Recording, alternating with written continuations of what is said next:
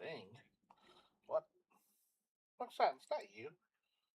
I was playing more Crunker. Oh. I haven't even finished setting up yet. That's hilarious. Oh my gosh, that's great.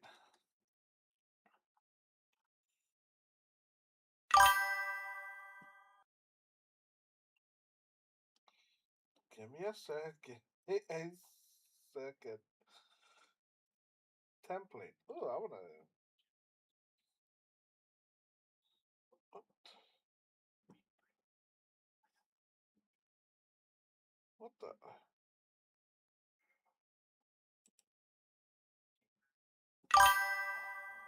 Hold on. A sec. I'm still trying to set this up. Uh,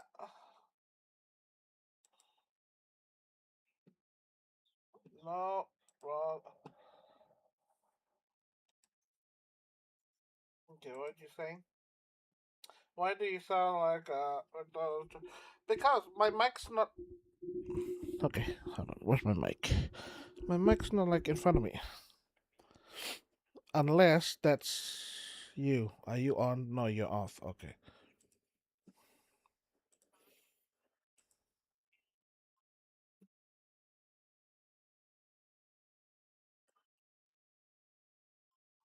Ah, there we go. You wanna send me uh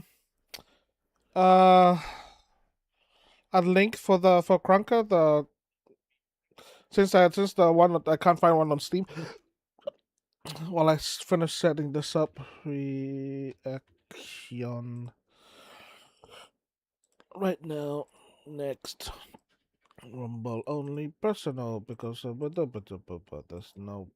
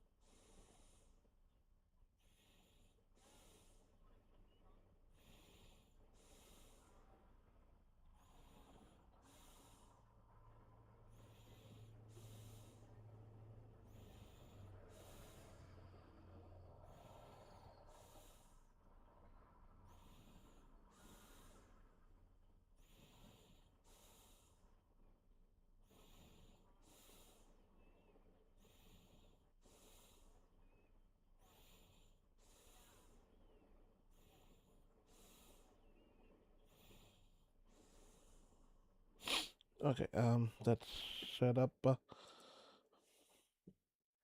Crunker. Oh wait.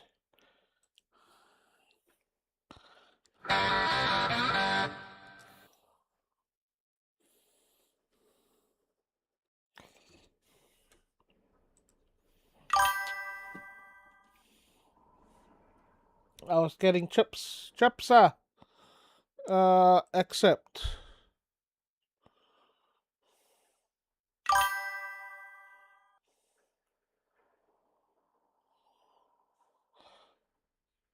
Chops. Sorry, chops. Chops.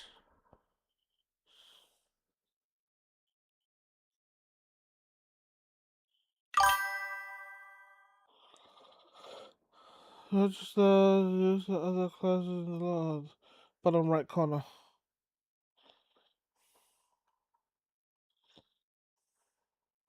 Ah, loadout. All right. Wait, I don't have sound. Give me a sec. I don't have sound in the game, so it's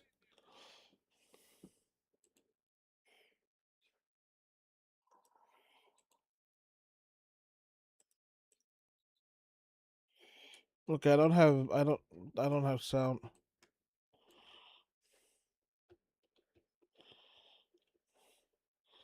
Uh, ooh.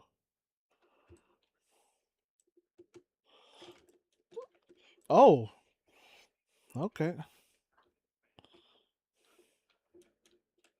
Okay, I can jump up on these.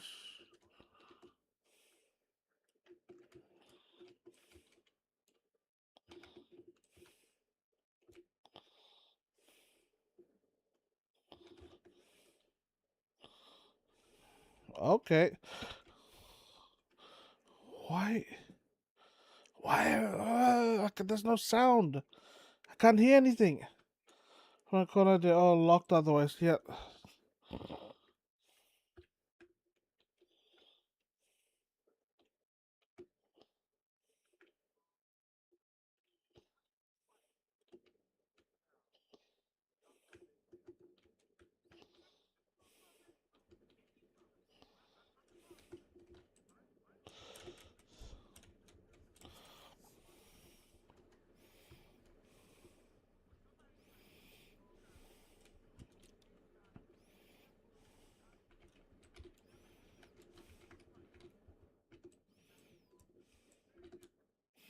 Wait. What's my teammate doing? And why there's still no sound? Register.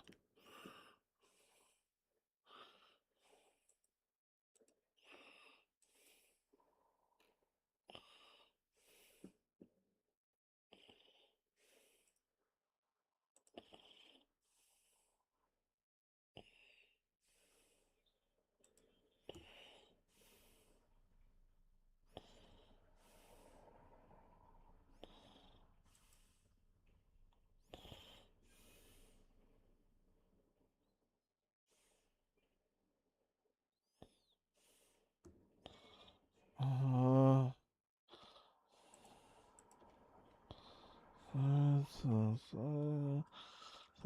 oh.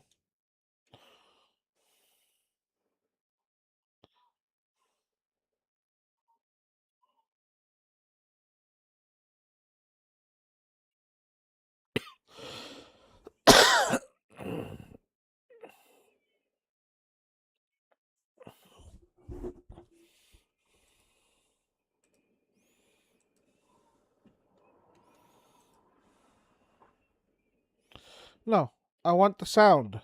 Give me the fucking sound.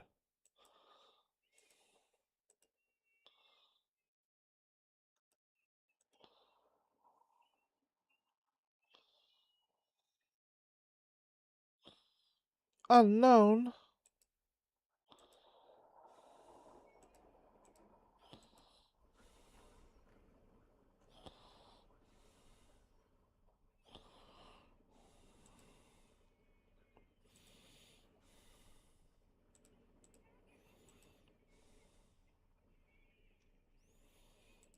I don't get it.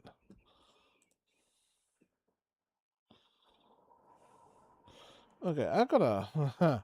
Huh? Yeah, my sound is working.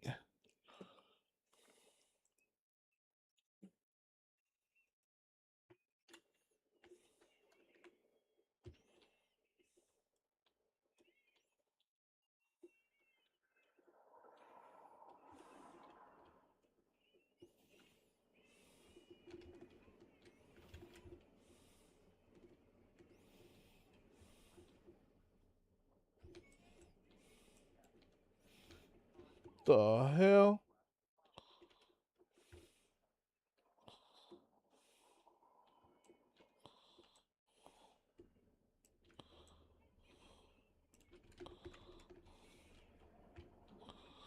Oh. Like how I was doing the Superman? Still, Roxanne, do you know I don't have sound? Stay away from me to fix it.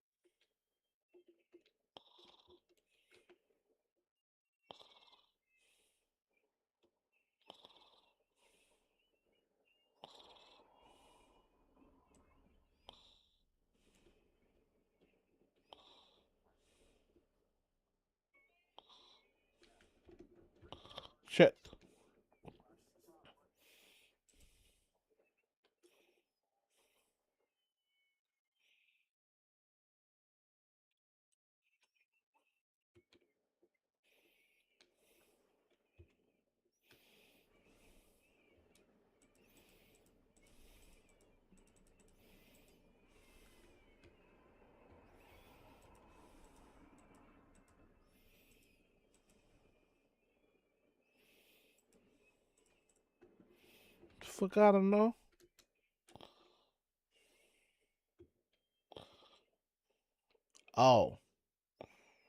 Oh, that jump pad needs some work.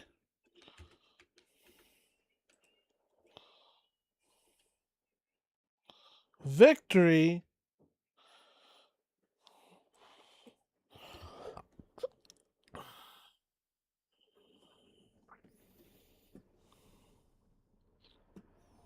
I don't have sound. Where is it? Give me some sound.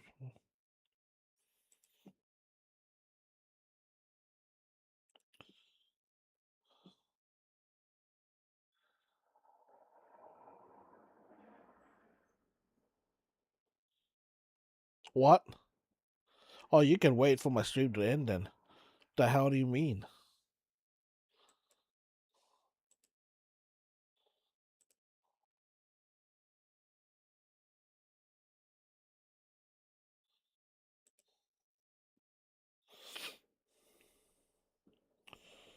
So annoying.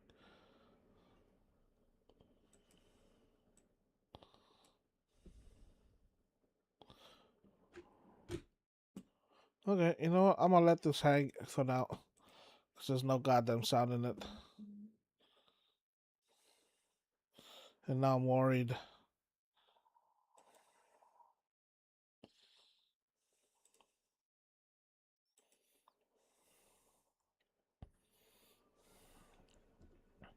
Whoa,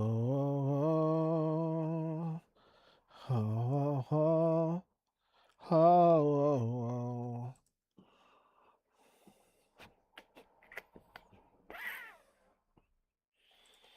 okay.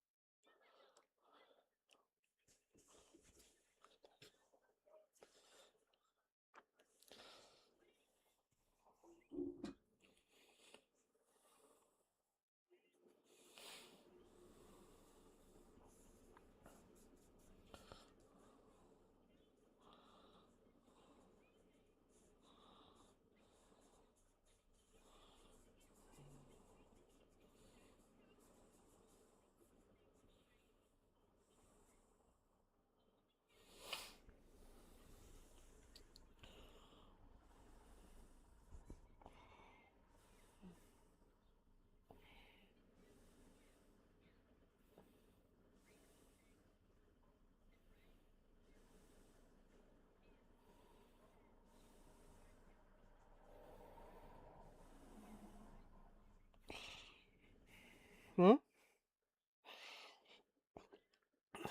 Intergenerating.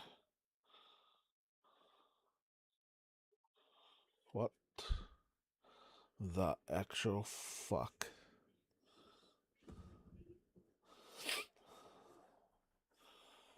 Okay, while you do that.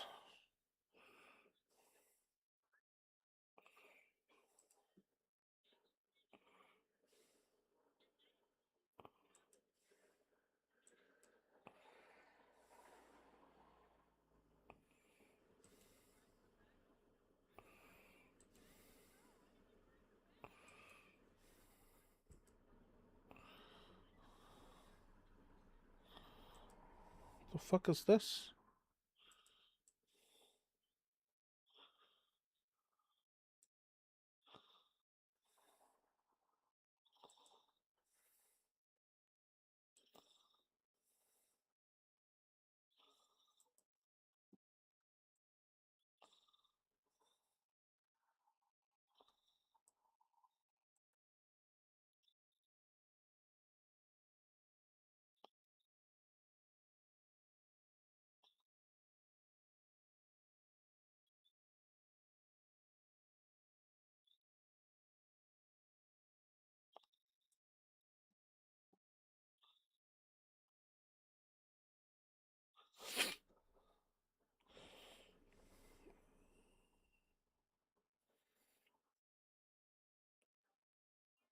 Crunker.io.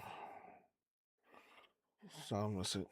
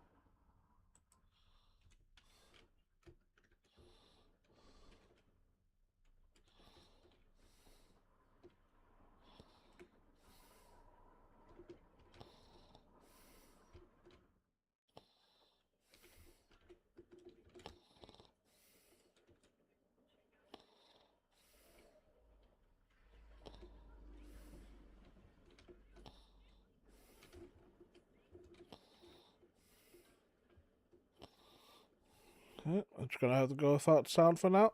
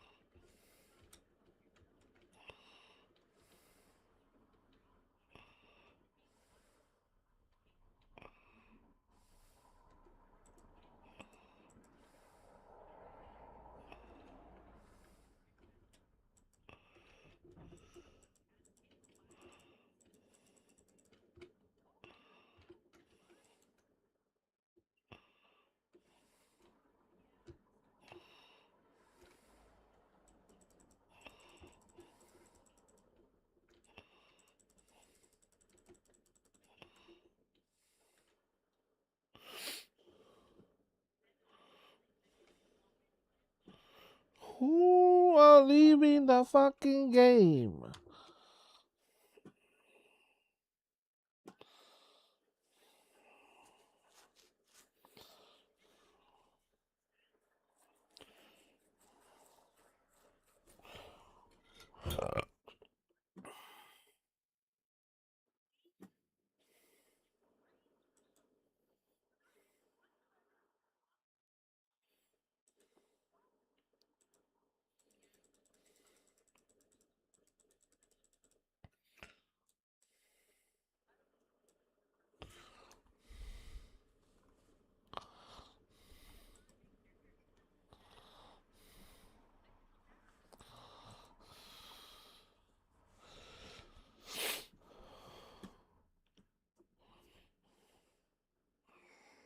Yeah, no sound.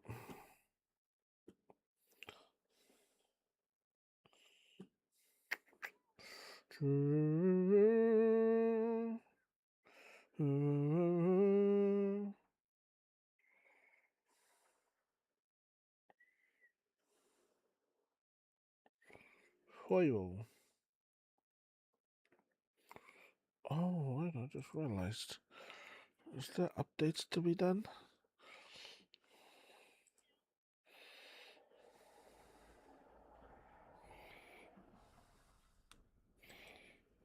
Let's.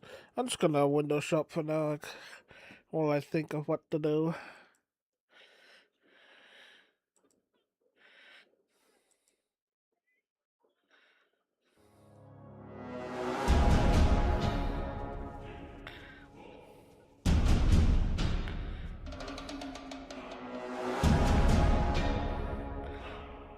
Is this what I've seen people play? You play the dinosaur? I think it is. Oh.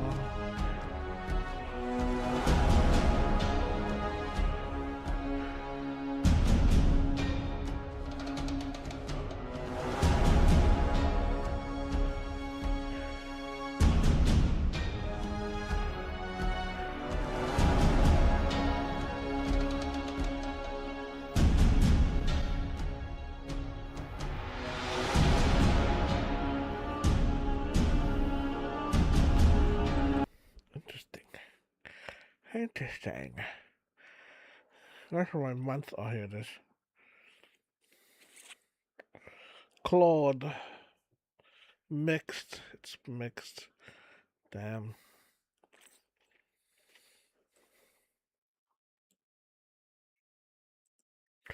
Ho ho ho. Ho ho ho ho. Ho ho ho ho.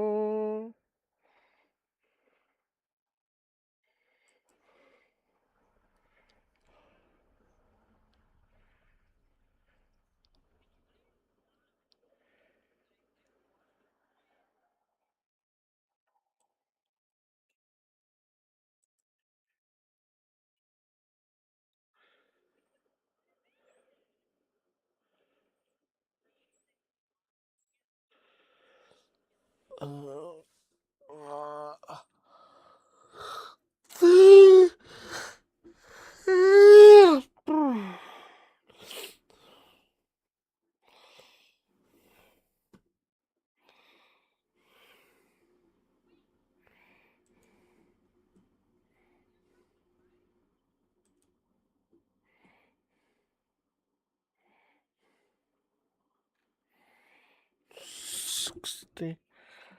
Oh.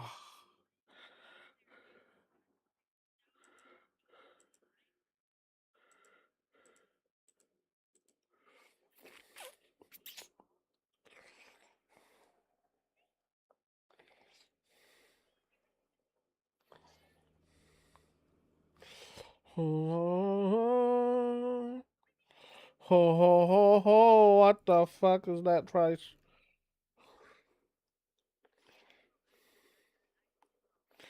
Ho ho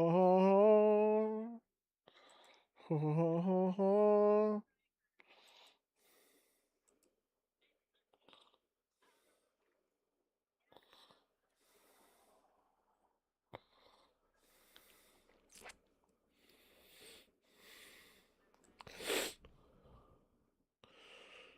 Ho ho ho.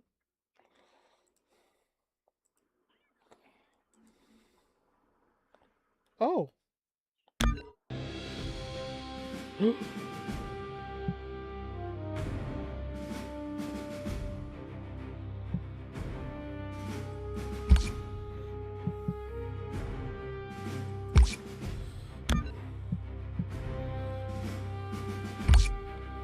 No, I'm not gonna do that one. That's my offline one. Let's go 3.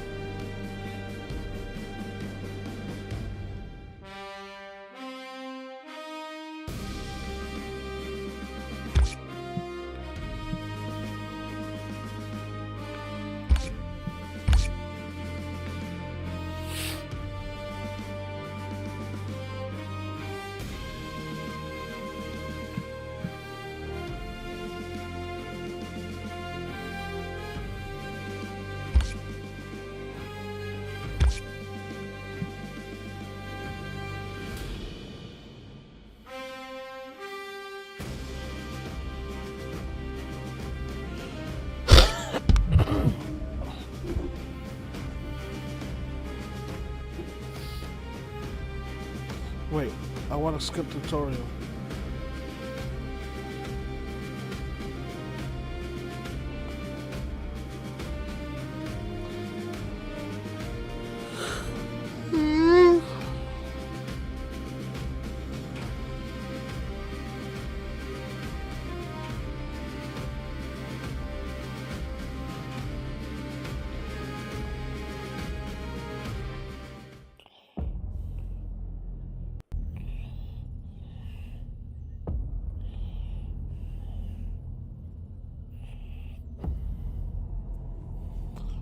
One bin.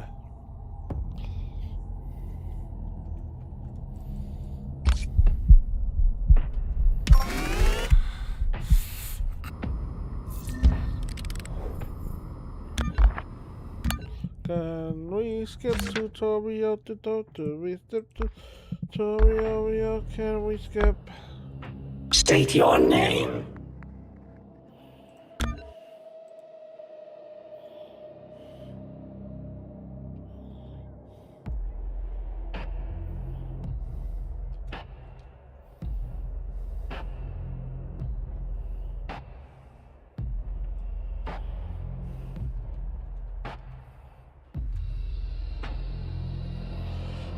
Region 1.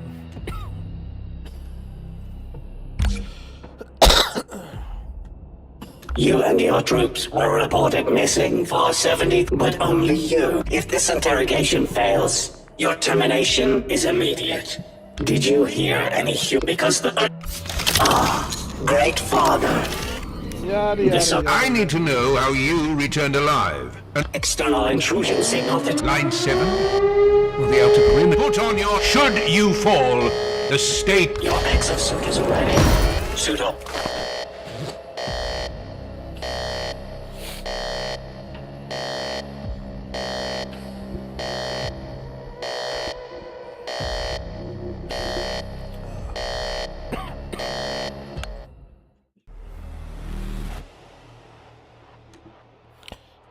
Intruder.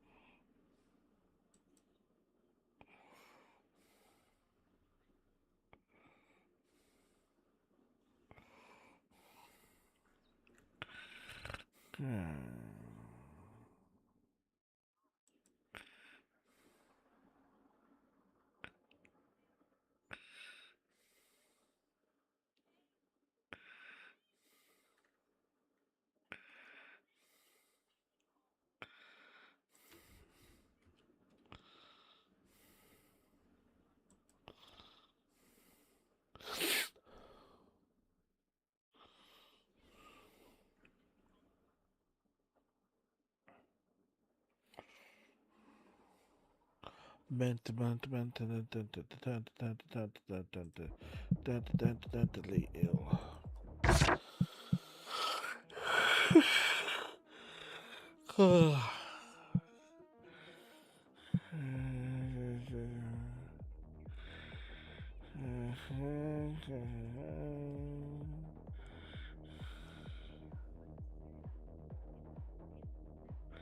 Rate of rotation.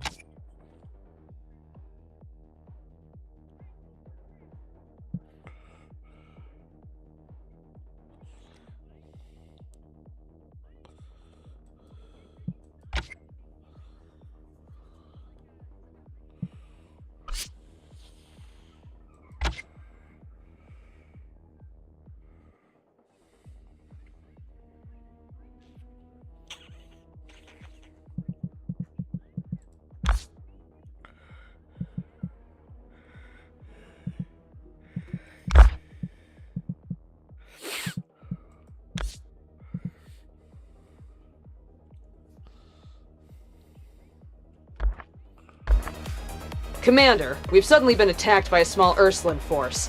They're packing heavy firepower. Was it Father himself who sent you? We've heard all about your flawless record against the Ursuline. It's an honor to fight by your side. Get in close, Commander. Melee kills always drop ammo, plus extra health shards, and a better shot at potions and grenades. Aim! Fire! Reload! Commander, I bet that's second nature to you. Commander, those red glowing spots are enemy weak points. Aim there for more effective attacks.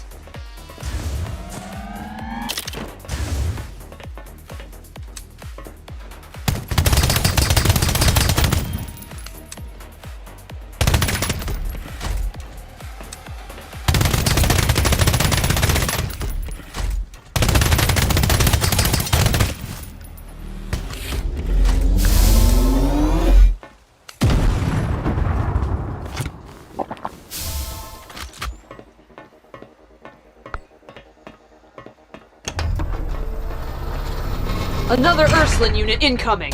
Stay sharp, Commander.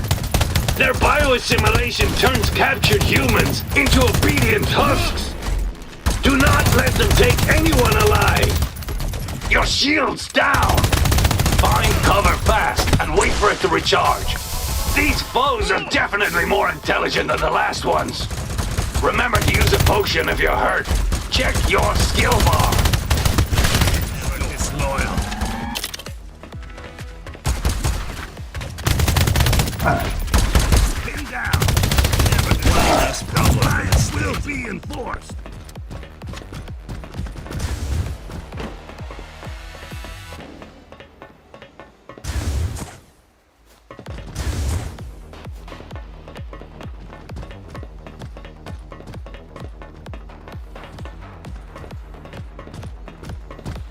I don't know why it feels so weird.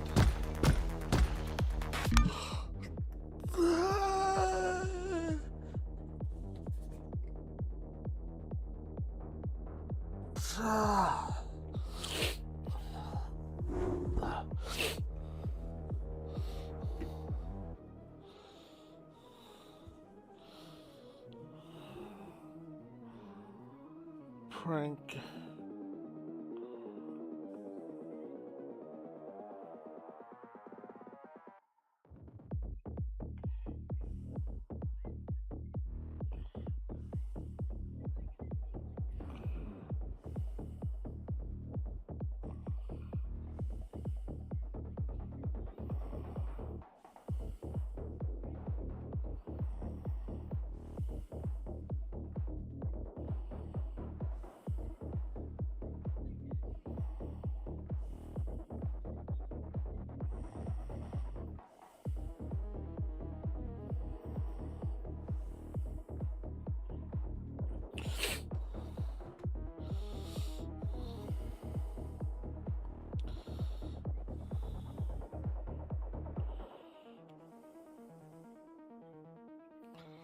Mm-hmm.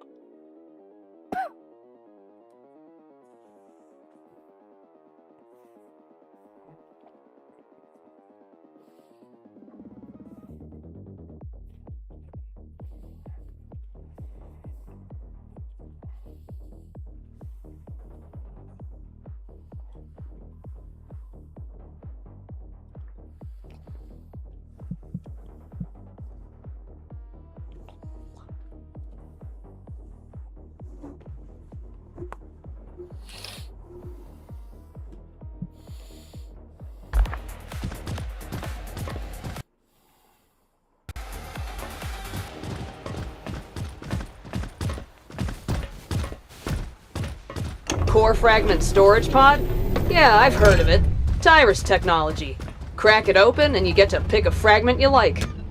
Core fragments can enhance a combatant's abilities in many ways. They're rare and highly valuable. Choose and combine them, based on your fighting style, Commander. They'll take your combat performance to the next level.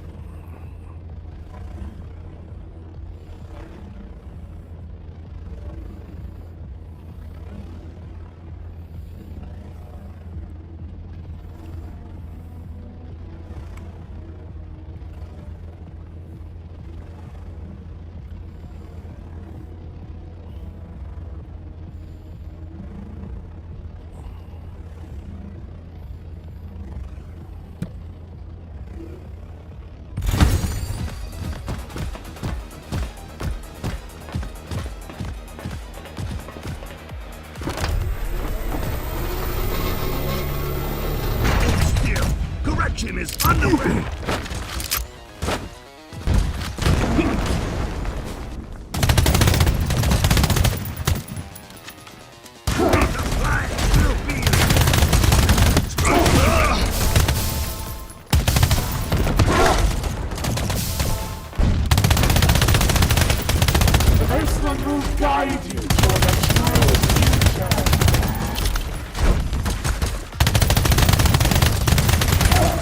Correction complete.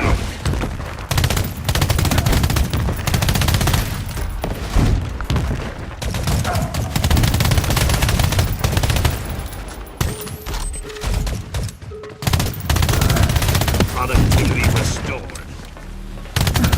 Humans, stop your pointless resistance and become part of our great civilization.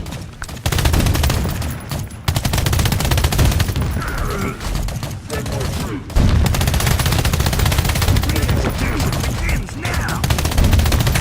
One less problem for the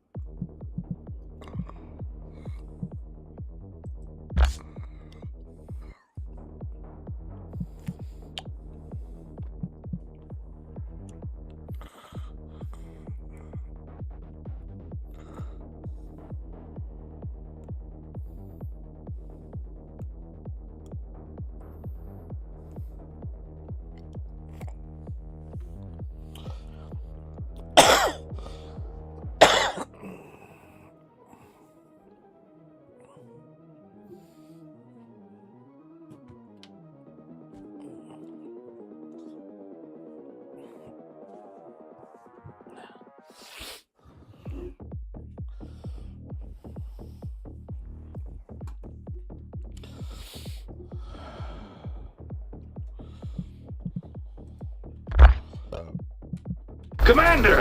Enemy main force ahead! There's too many of them! Our planetary defense network is still incomplete, but we do have one prototype ready.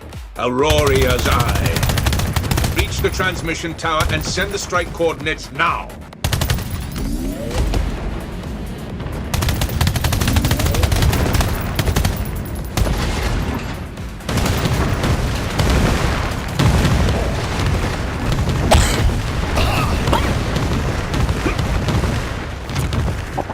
Do not mistake survival for obedience. Your objective is the terminal. Move! Now!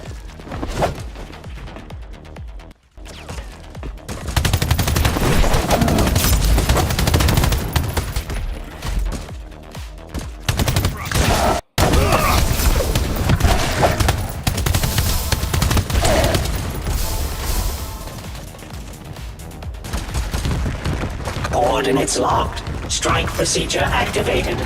Energy output rising. Auroria's Eye. Strike imminent. Commander, look to the sky. Is that an eye?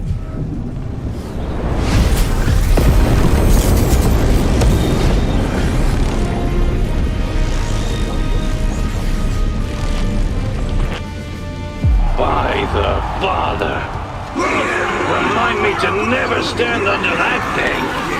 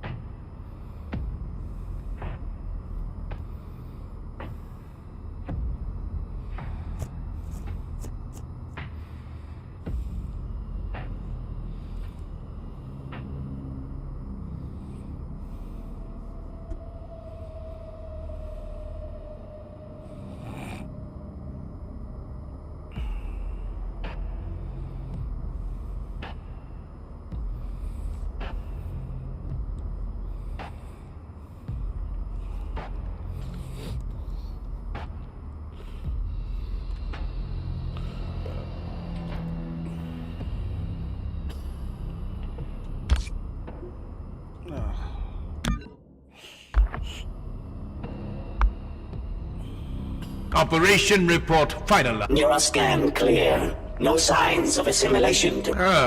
Your aim did not wait. Well, then, your loyalty will be put to proper use.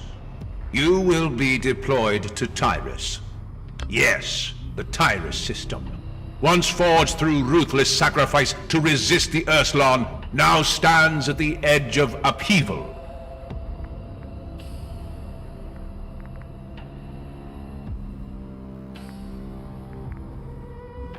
Its ruler was Auroria the Proto. If the Urslon continue their advance unchecked, given you claim loyalty to this... Understood, Father. Shut up, old man.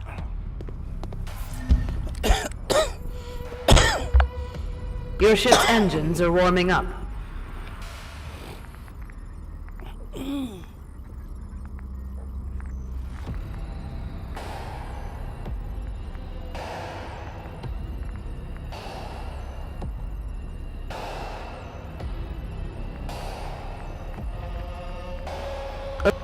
Once you pass through the wormhole, you'll reach Elysia, the first sector.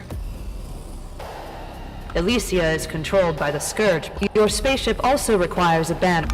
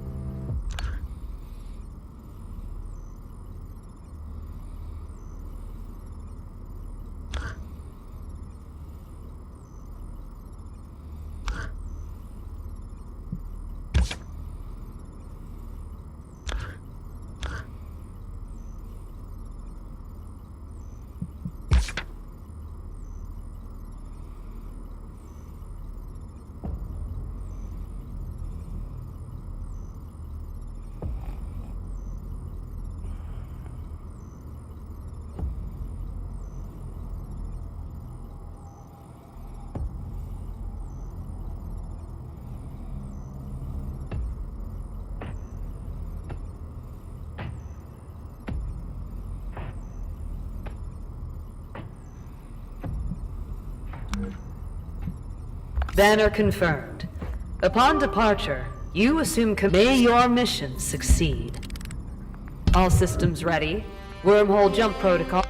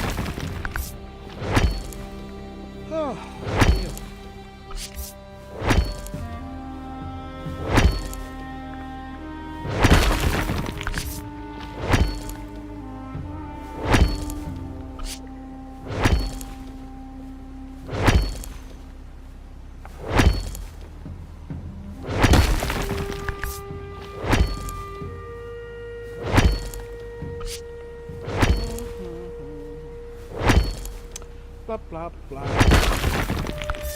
Blah blah blah blah. Blah blah blah.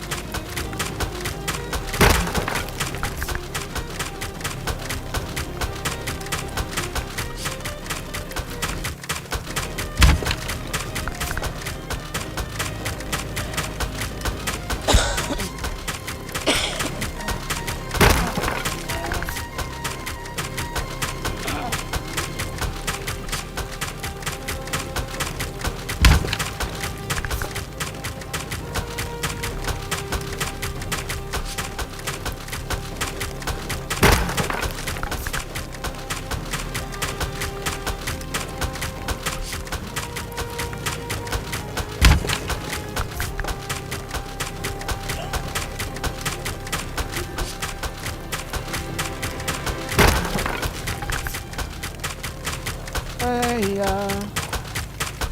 Yeah, yeah, yeah.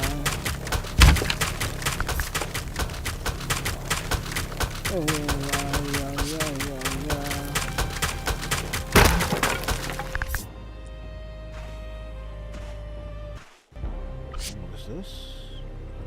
The ground. In the ground. By the ground.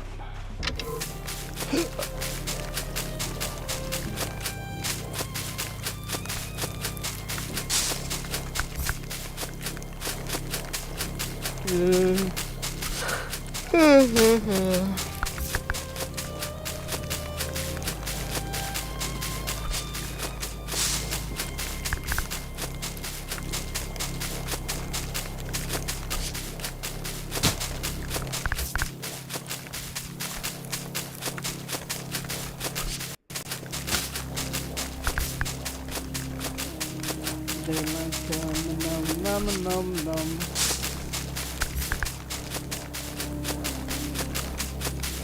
Hey, yo. Yeah, yeah, yeah.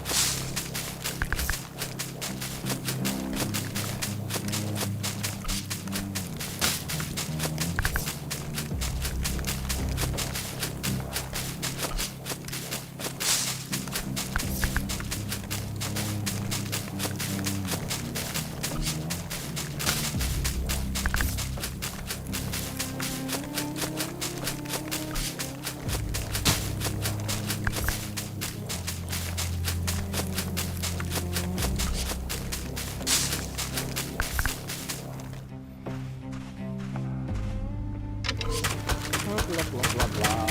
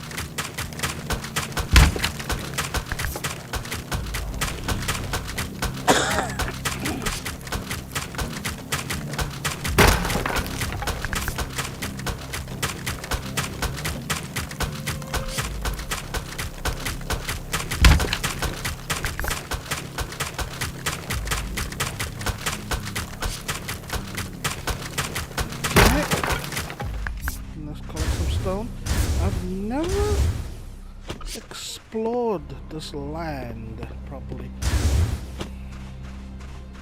It's very boring looking land, except for the tentacles on the horizon. But I want to grab a few extra things of my own before getting slaves, I mean workers under my belt.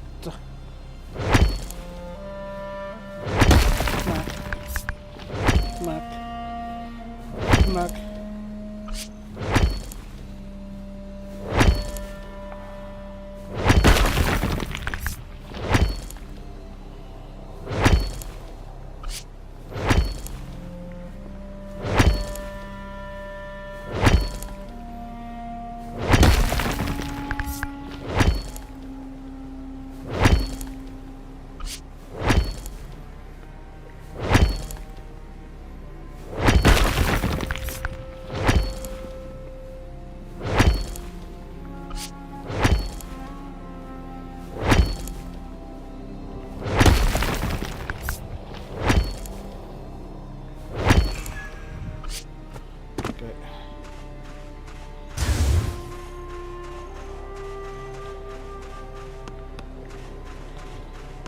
So, how far can I go from the base? And would the build button disappear and I can, I mean, I don't have any guns at the moment, so.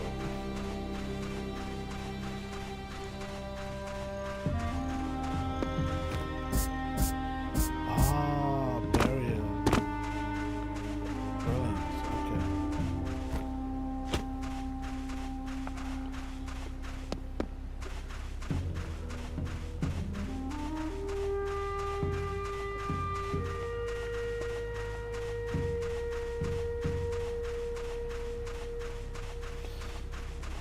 And this is the frontier base, so it's not going to be a long-term thing, but I do want to make it efficient.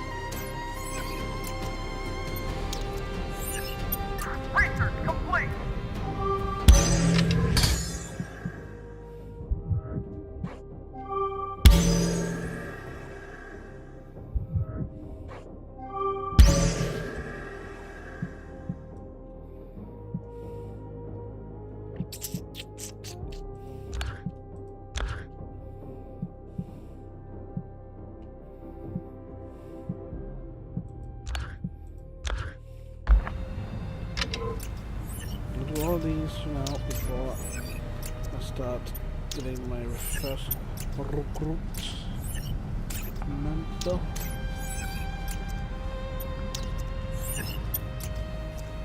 Ow. Ow.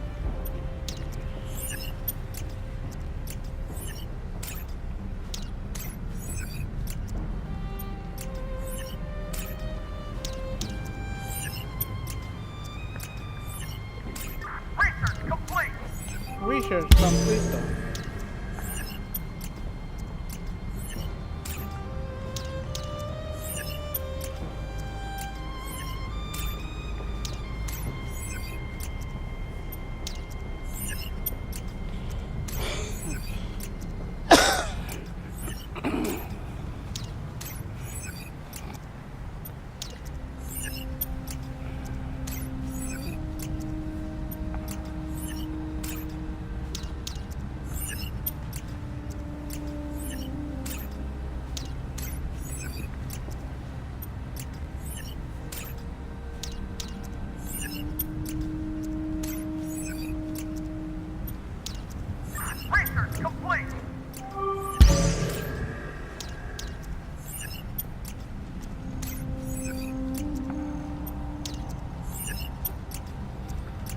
Mission complete though.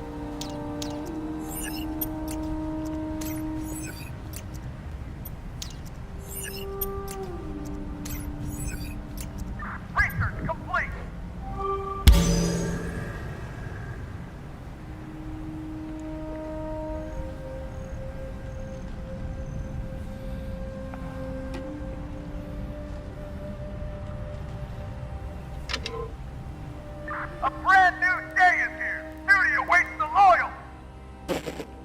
Shut up.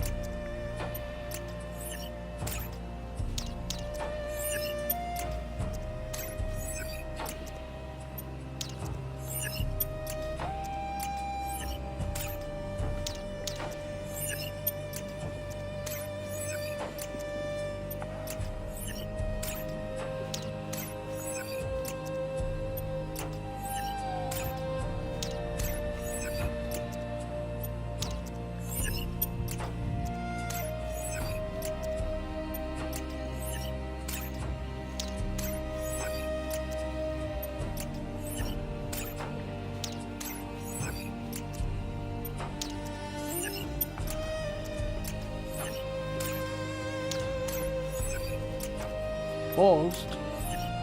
Paused. What's paused?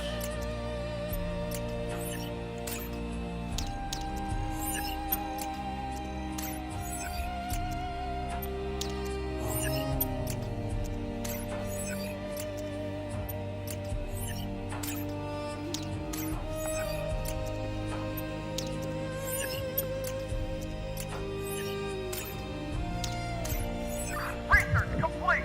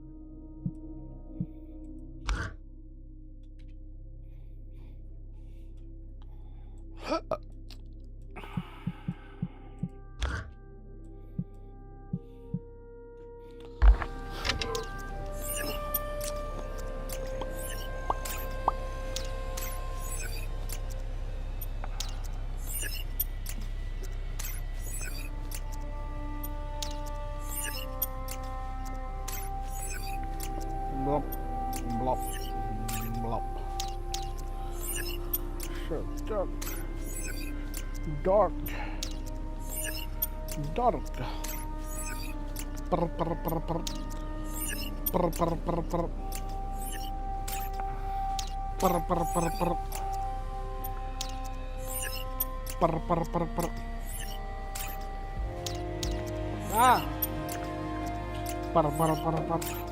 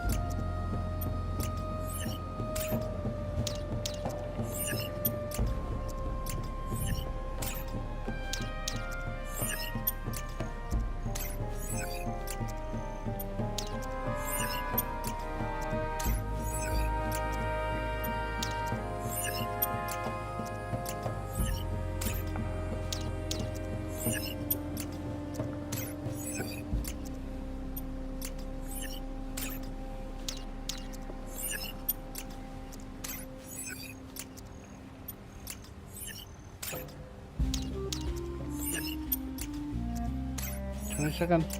20 seconds. 20 seconds.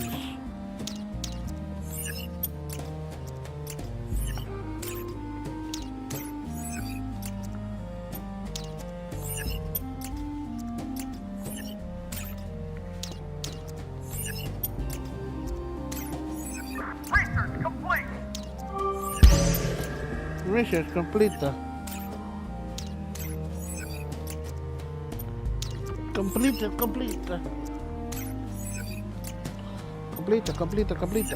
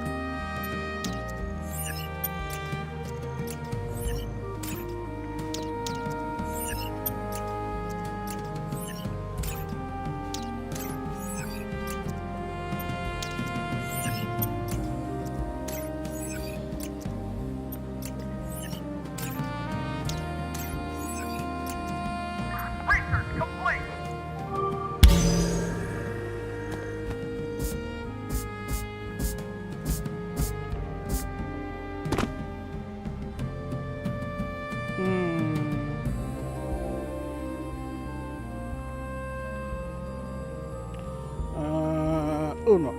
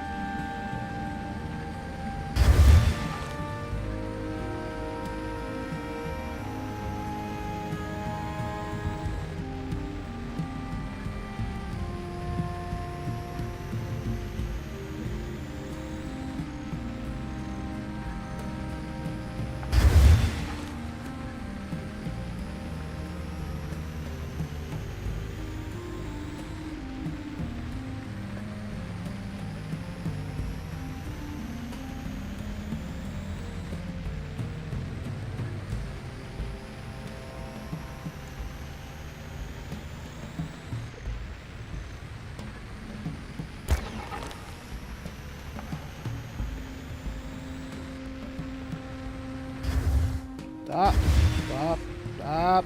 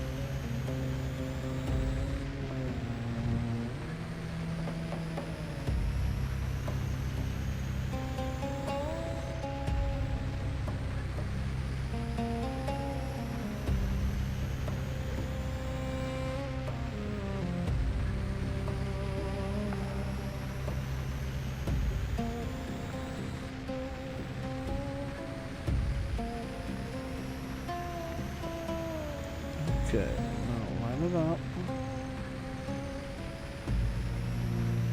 Structure complete.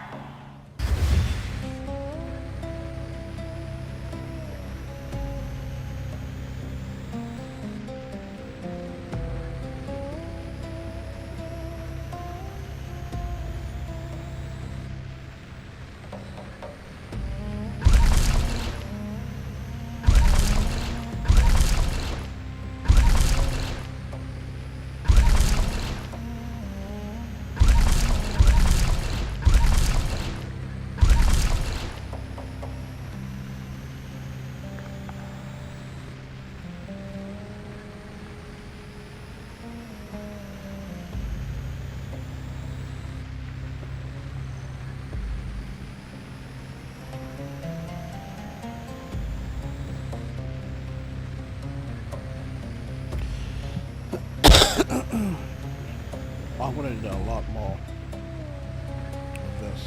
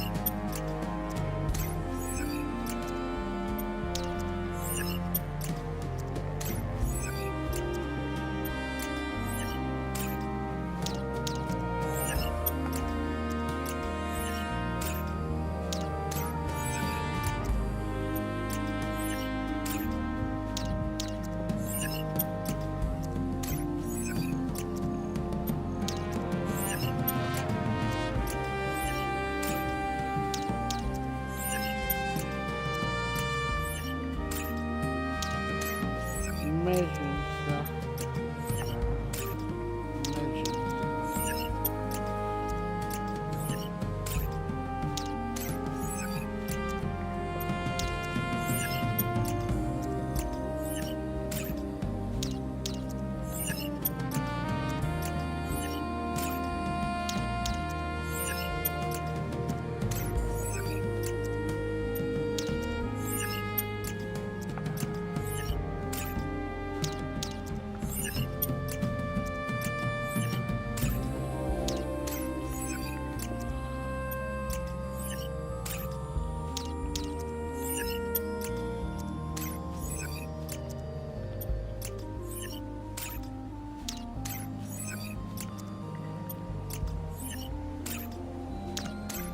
Research complete.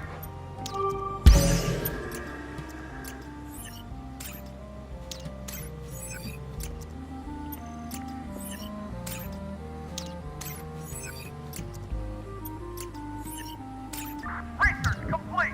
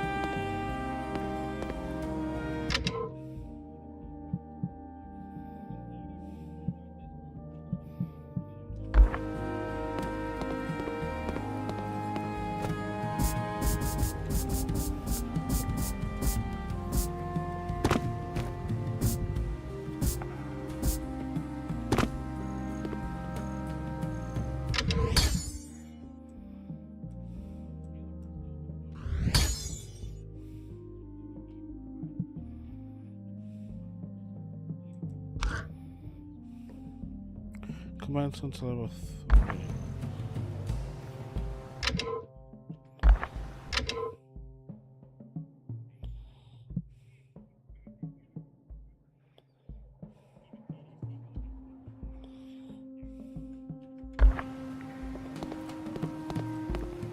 Okay.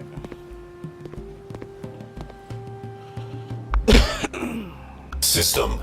Reboot. Rebooting. A20. Report synchronized. Not long core the Scourgeborn of Elysia have likely been infiltrated by the... I have been constructing the frontline base. I did everything I could to but now...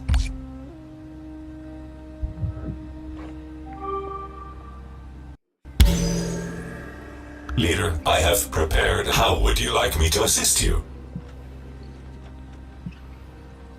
Understood, leader.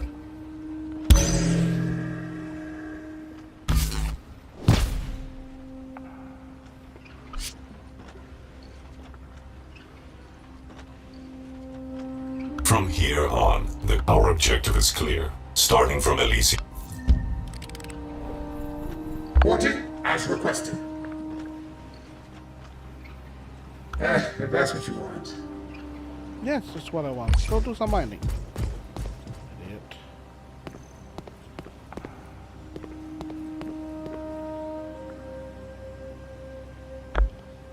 Surveillance in progress.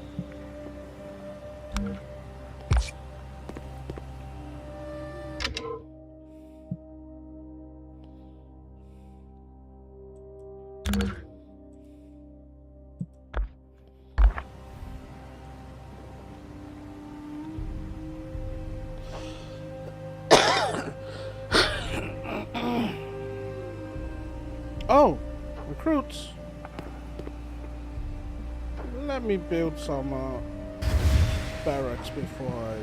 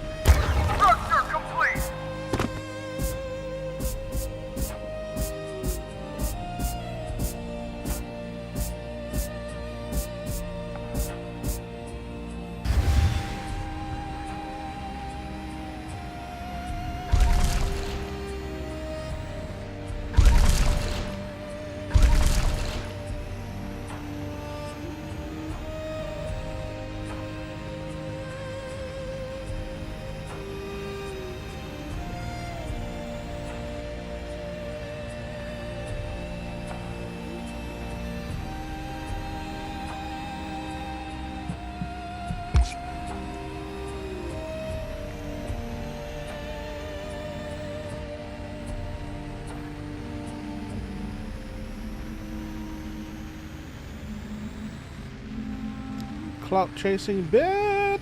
I mean, no, you stupid.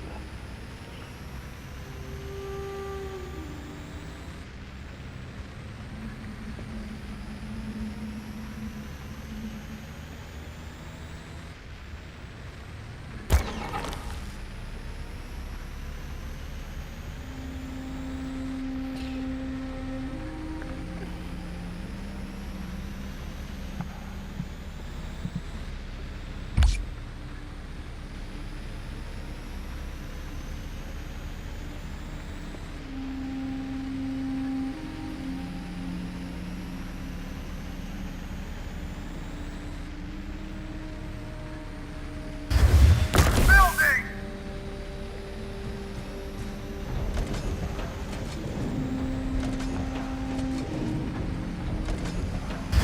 Building!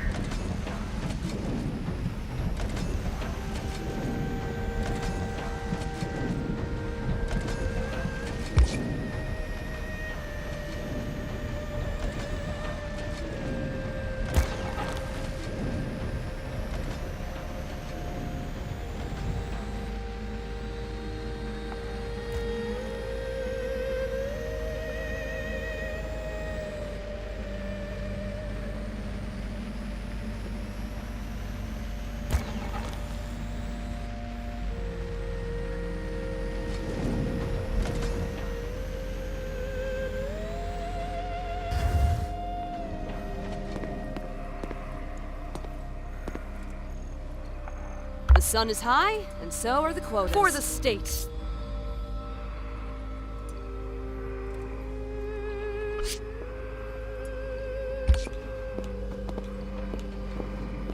Standing by for your decision. I will not disappoint you. How may I serve this afternoon? Your command is my purpose.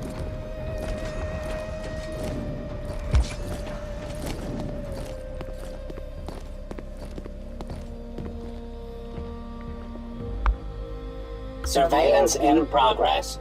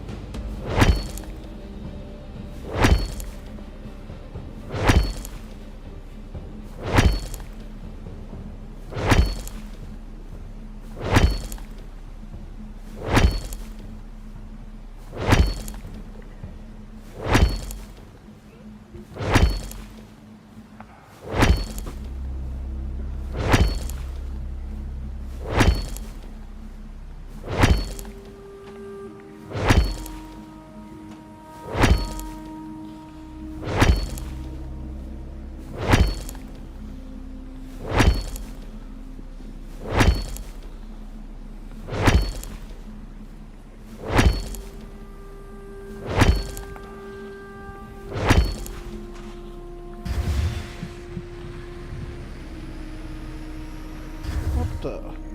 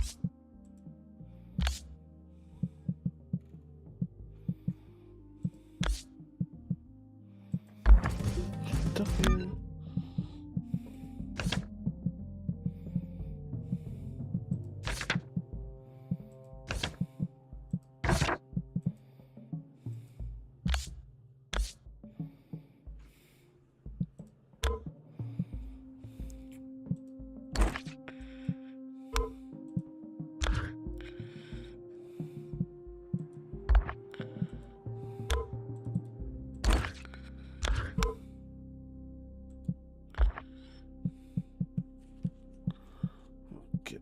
Dugga.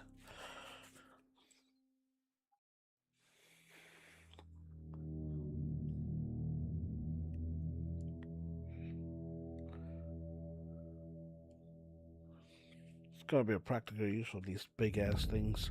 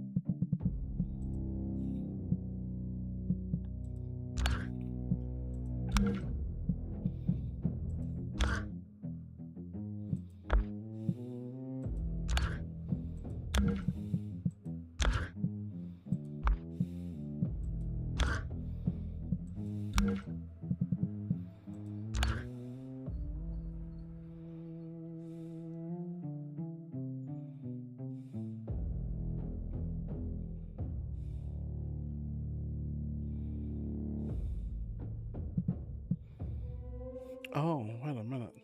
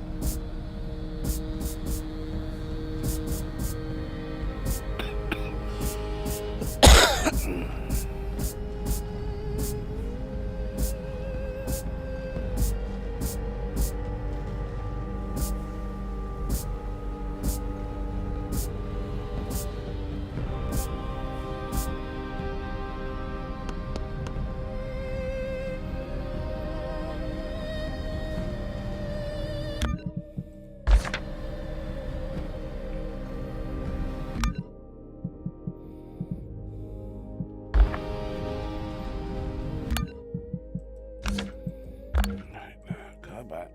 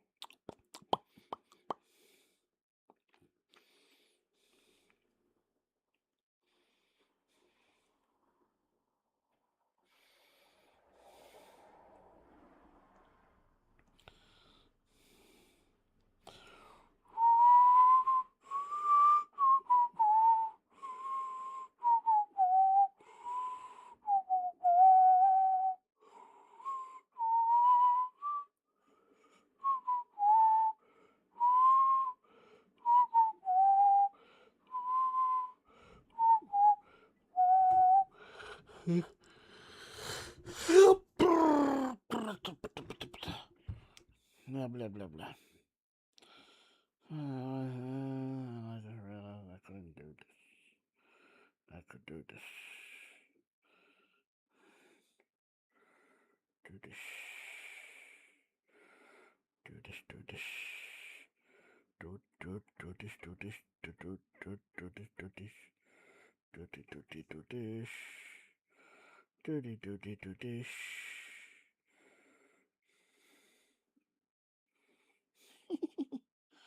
What you're doing? Character.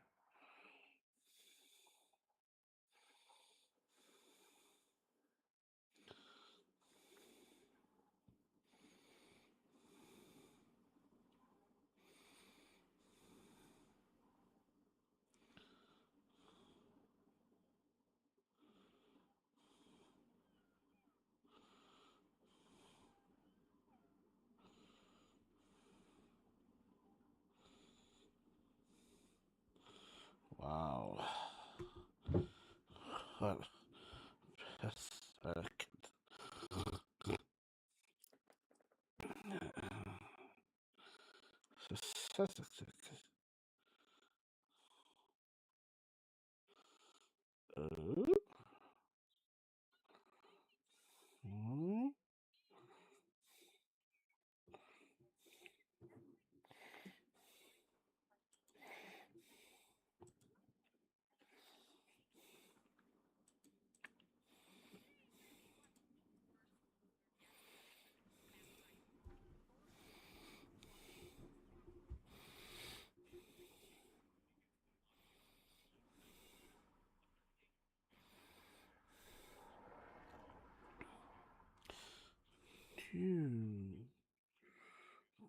Cuppa.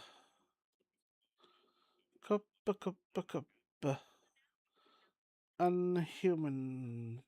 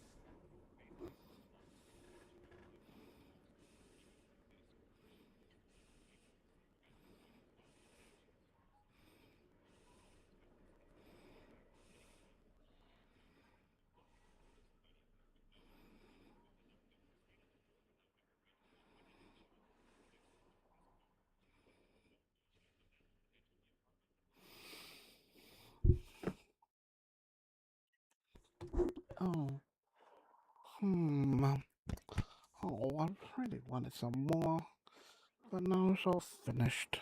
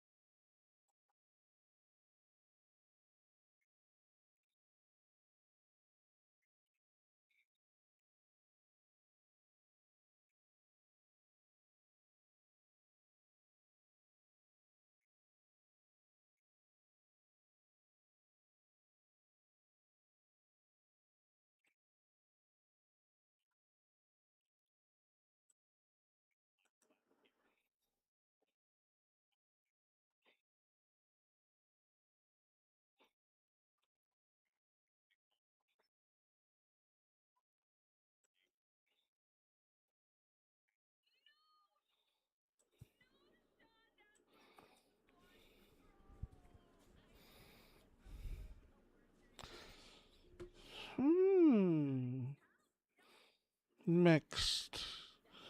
That's a little disappointing. I was interested there.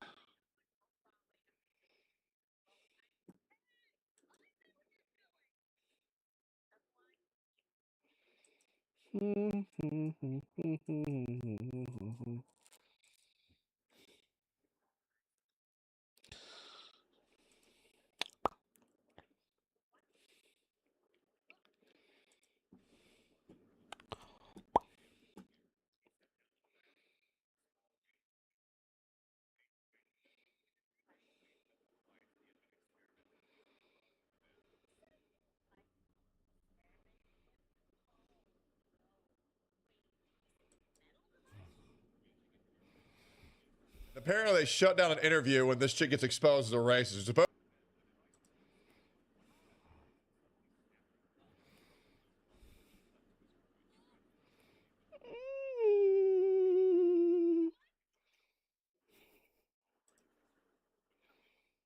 Good.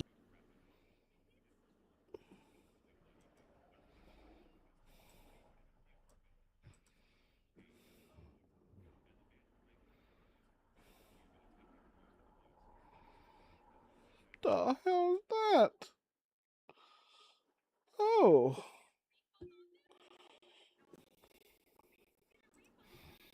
Okay, so. Everybody?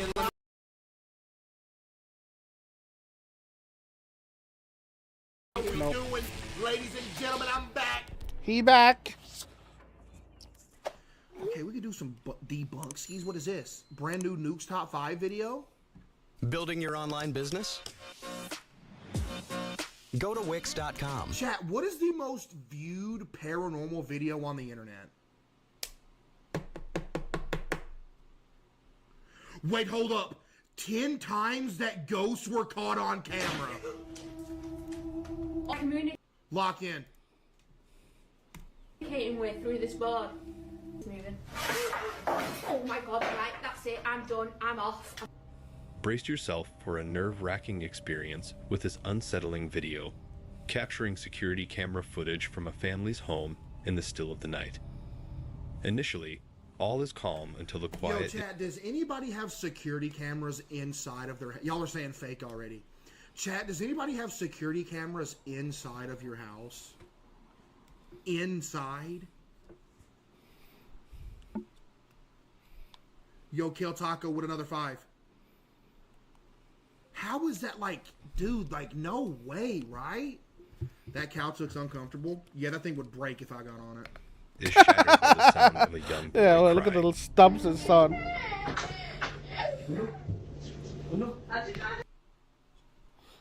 He hates ones with the kids in that.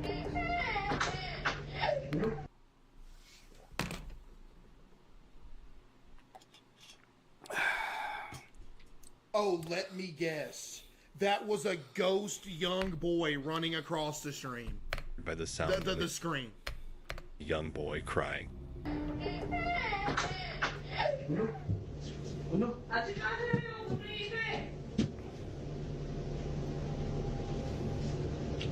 Good. What is he doing? He's mistaken Ghost Boy for his son.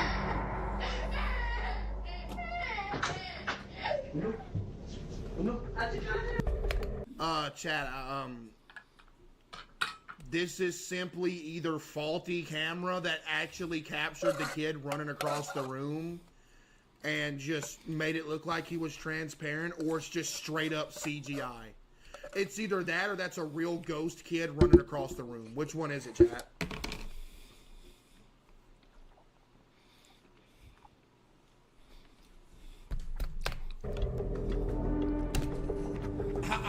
I mean, come on, man. The father hurries to check, only to discover a chilling twist. The cries do not belong to his son. Instead, they seem to be coming from a supposed paranormal presence.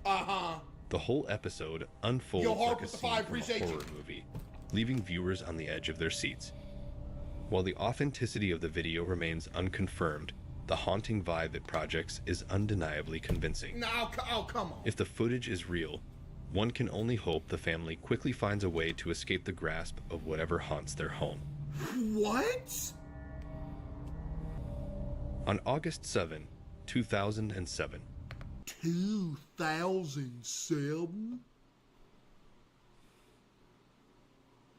Yo, Diabetes with the 5 gift, appreciate you. A mysterious video appeared on a YouTube channel named Fallen Raman, quickly attracting viewers. The uploader described a haunting scenario in the video description. My roommate and I were constantly hearing strange noises from the last bedroom at night. To uncover what was happening, we decided to set up our webcam to record everything while we slept. Okay. Here's what we discovered. End quote.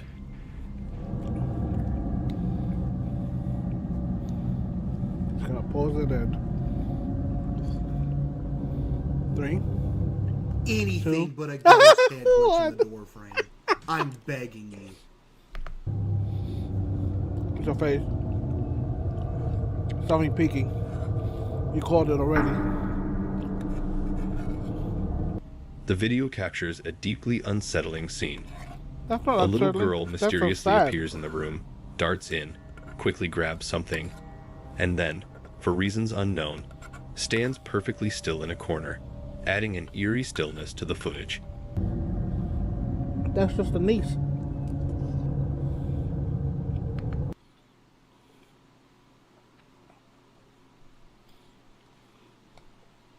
Yo, Green with the 5.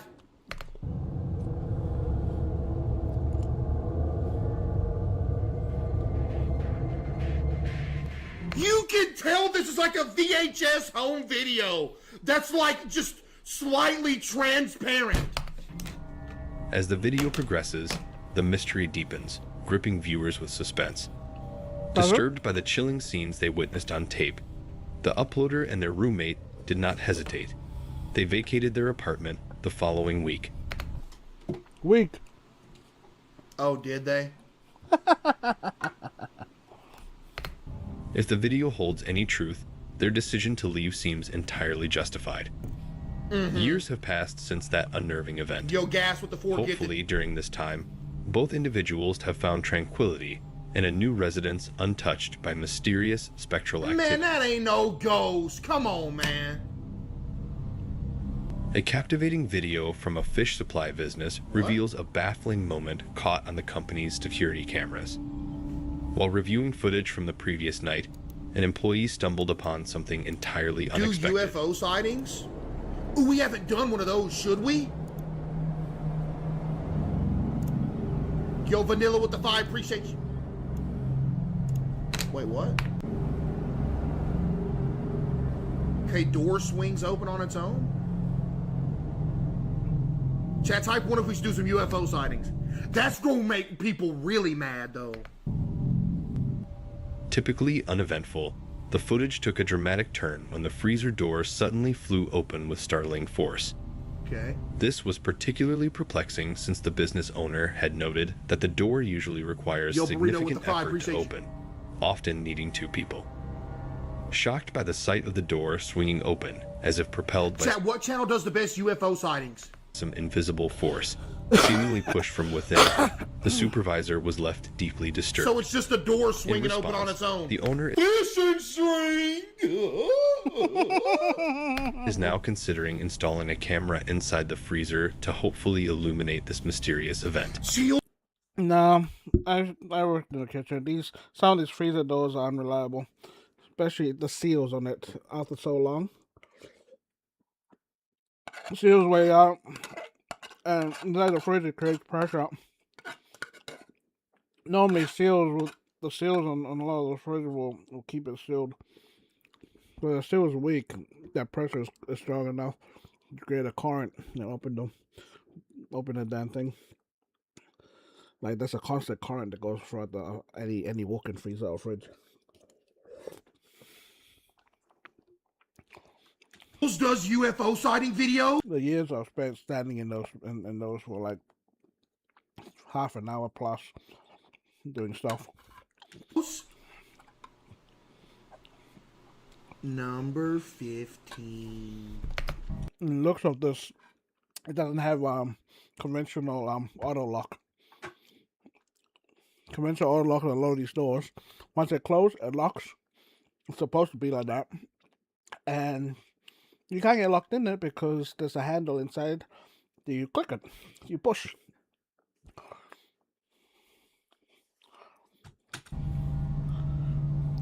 So this is On a mysteriously quiet That evening, was it right there? a woman entered an abandoned house rumored among locals to be haunted. Recognized for her ability to communicate with Dude, it's always the locals.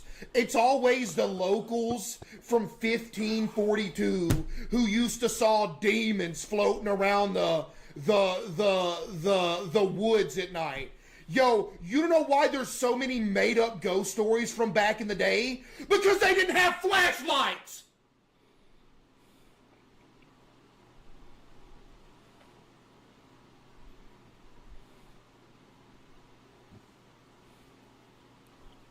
No, dog, you saw a demon floating. You ain't got a flashlight to look at it. the supernatural. She was sought out by the property owners, who hoped she could not only make contact with the spirits, but also convince them to leave. Okay. As darkness deepened, she set up her Ouija board, preparing to start the Oh, I recognize this lady. A Ouija board, huh? session. What began as a routine investigation Was this recorded on a 2007 iPod Nano? Like, what is this? It's on a quickly potato can. escalated into a deeply unsettling It experience. Am I dealing or am I speaking with the devil? But I've seen the original video. It's not this blurry. So why would what? How come this is blurry? The original video of this lady is not this blurry at all. It's like clear as fuck. Right now, through this Ouija board. It is not Brenda. You've just said it's Brenda. It's not Brenda, is it? Oh my god.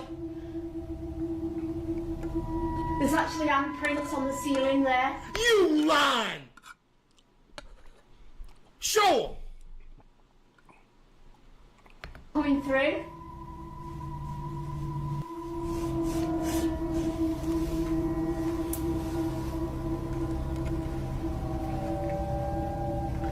Wow. Okay, you're acting. Okay. Right, guys. I'm absolutely crapping myself right now. You're what? Crapping yourself. What'd you say? I'm absolutely crapping myself right now.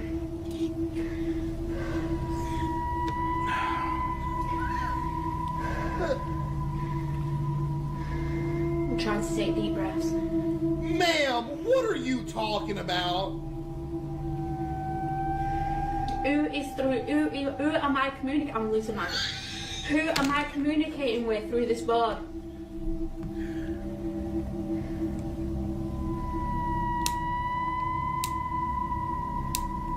Okay, inconvenient nosebleed. That's not paranormal. D. E. V. That's about devil, isn't it? My nose is bleeding right now. Oh my god. Okay. The demon it's trying to say. Oh, demon. I know I've got no tissue, but my nose is bleeding right now. Ma'am, come on. What is up with the emojis over here? That's the worst part about it. Body's moving. Oh my god, right, that's it. I'm done. I'm off. I'm sorry, guys. You're sorry? The body's moving. Say goodbye, Pablo. Right, that's it. I'm done. You cursed yourself. I'm sorry, guys. 300 She years of your sensed a bloodline. sinister presence Cursed. and started to search for clues to its identity. Suddenly, a loud crash echoed from above. Looking up, she saw what appeared to be large handprints pressed into the ceiling. Struggling to keep her composure, she took deep breaths, but panic set in when she noticed blood dripping from her nose. Her fear intensified as the planchette creeped across the Ouija board, ominously spelling out demon. No, Moments later, an unseen force hurled the board across the room. Realizing the danger she faced, Wait, can we see the board fly across the room? she knew she had to leave immediately. The house, steeped... Wait. Why is there a wide angle right here, but there's no wide angle shot of the board flying across the room? Where's that at? ominously spelling out room. The house secrets. Check out this eerie video posted by Reddit user Cam Sunkist. While waiting for Sunkist? Check out this eerie video posted by Reddit user Cam Sunkist. Yo! While waiting for his pizza delivery at home, Who is it? he I don't know encountered who something Sunkist is. unusual. His security camera captured a mysterious, raspy voice. Give it a listen. It's quite unsettling.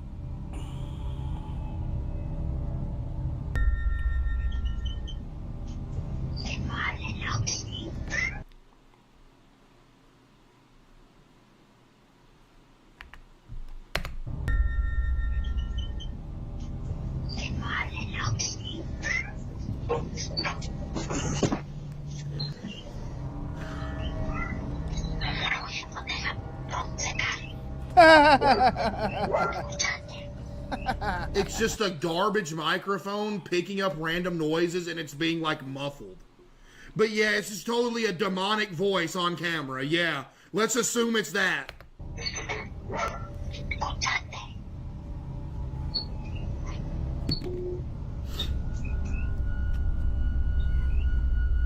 It's difficult to discern exactly what's being said, but some viewers believe it closely resembles Spanish.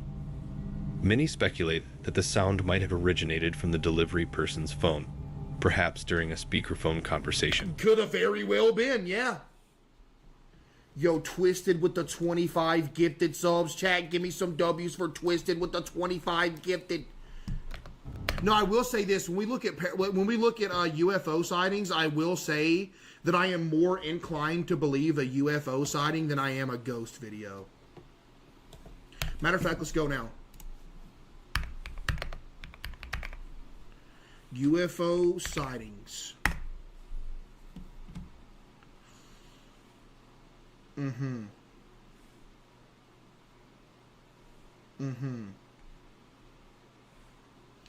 The 10 scary UFO sighting that cleared all doubts? Clear all doubts. Wow, that is cult. Look for the Twisted Tea Party Pack with the limited edition Rocket Pop flavor. Twisted Tea. Keep it twisted. Chat, y'all are saying fake already. We're in an ad, dude. We're all mechanics. DI.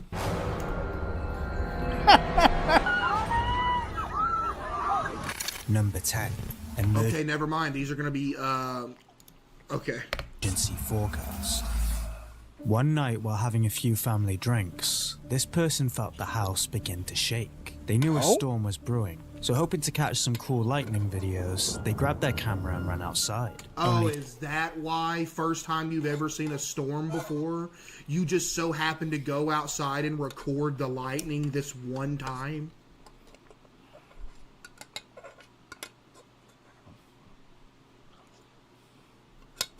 To realize that this wasn't like any lightning they'd ever seen before. What the hell do you mean? That's literally lightning, if that's what we're talking about here. It's either that or the airplane that flew across the screen. Probably gonna say the airplane.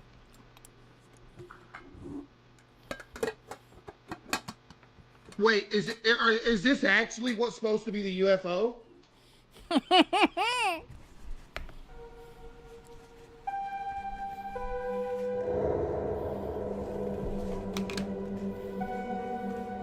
That's lens flare. That was literally lens flare. After this post popped off on Reddit, a user posted their footage of the same storm exactly 15 minutes after the original video was taken, stating, "For anyone curious, here is footage I took of one of the pictured thunderheads in OP's video." Thunderhead? Exactly 15 minutes later and much closer. I grew up in Tornado Alley in Missouri. I've seen some impressive lightning storms, but the level of lightning I saw that night was pretty high up there in my experience. Okay.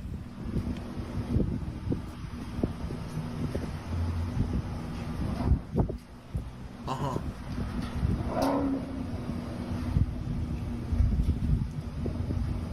Uh-huh. Uh-huh. Uh-huh.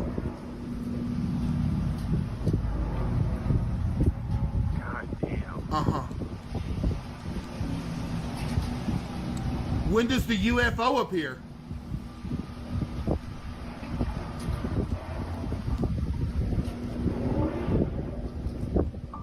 Creepy as hell, but it doesn't explain the strange little traveling ball of light mincing through the clouds in OP's video. Some people... It's a face?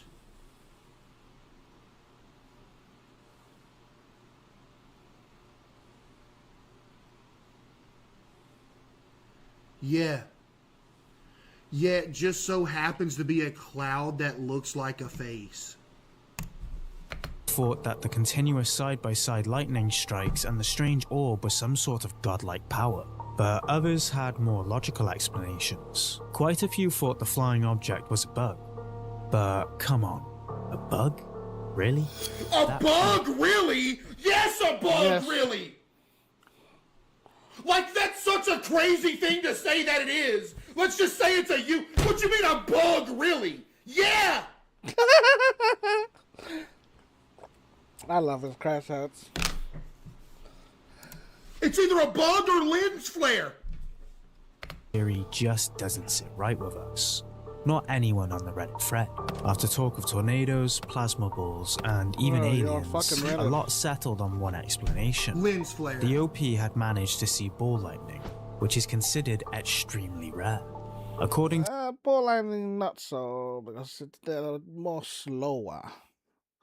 To scientists, there is not much research available on ball lightning, but it has been routinely described by people throughout history, dating back to the ancient Greeks. From what scientists do know, ball lightning is a phenomenon seen by around 5% of the Earth's population, and it often appears during thunderstorms in quick succession to normal lightning strikes. And it doesn't have to be connected to another microwave bolt. Because of this, a lot of Redditors urged OP to send their footage to meteorologists and the likes to see if they could deduce what it was. It's a microwave. But we are pretty much in the dark until we get any updates on the post. Still, if you want to know our thoughts on this one, from all the ball lightning videos we've seen so far, there wasn't a single one showing it move that fast, especially that high in the sky. What do you think though? Did any of the Redditors hit the nail on the head? Did nobody say, Chad, did that not look like a or lens is this flare to raw you? UFO footage? Let us know. Number 9.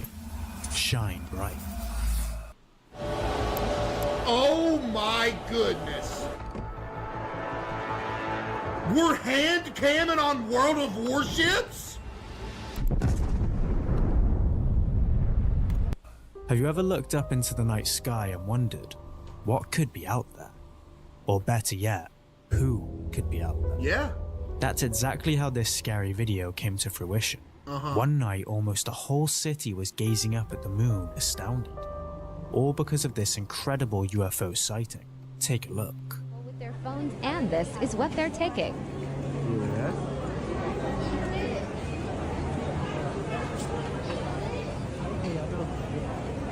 What? Is it the moon?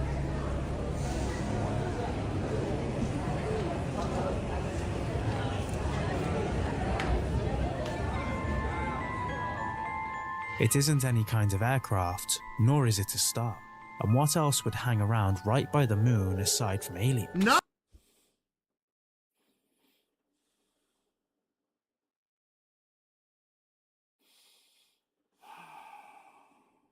You know the moon doesn't actually emit light on its own, right? Are these people stupid?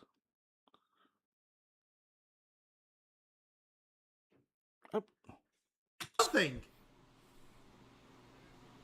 Oh, my sister's home. I'm gonna have a quick break. I wanna see what she brought. She always brings something home.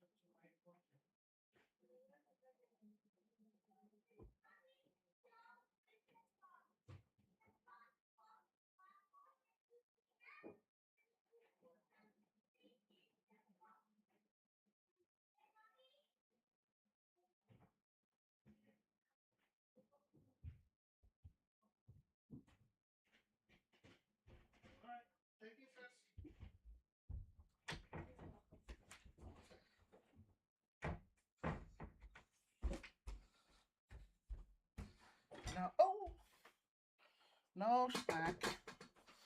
Just my noisy nephews.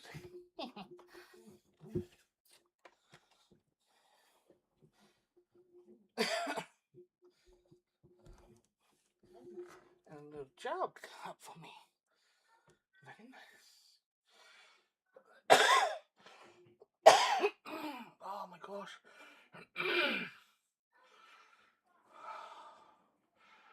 Oh my gosh. All the coughing.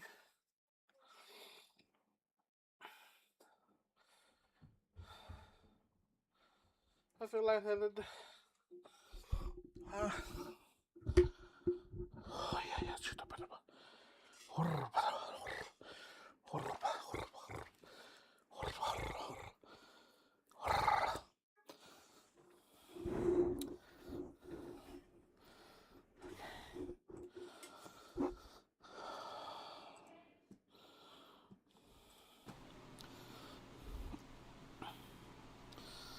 Aliens, queso. That looks like an eclipse almost. Well, some assume this could be one of the planets in our solar system, and while that isn't at all a far-fetched theory, just imagine witnessing something like this with your own eyes in real time. I would think that, oh man, the moon looks weird tonight. Huh, okay. And I'd never think about it again.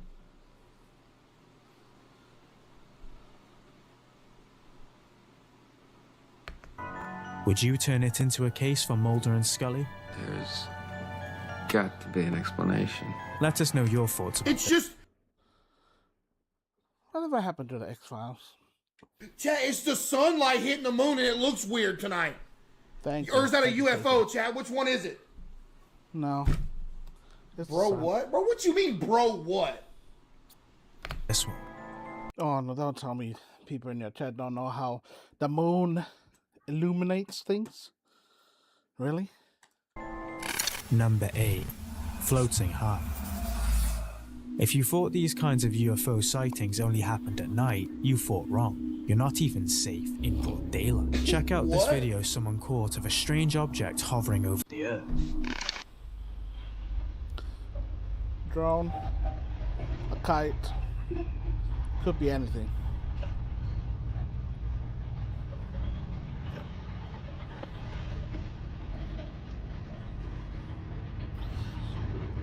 Something adrift on the wind.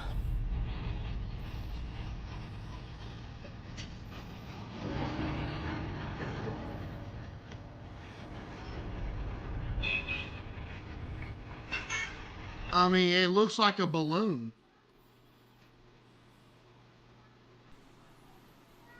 Or a drone. Or a kite. Or one of those balloons that they tie to a string and let it go like 1,000 feet into the air so it looks like a real airplane, but it's actually not. Chat, y'all ever seen those? Yo, Sean with the 5, appreciate you.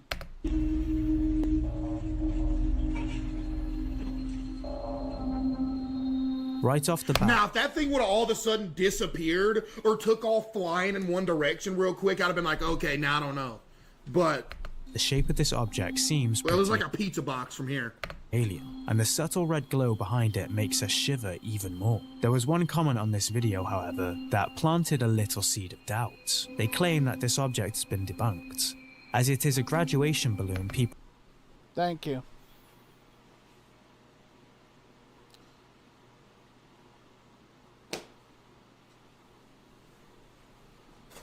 Exactly.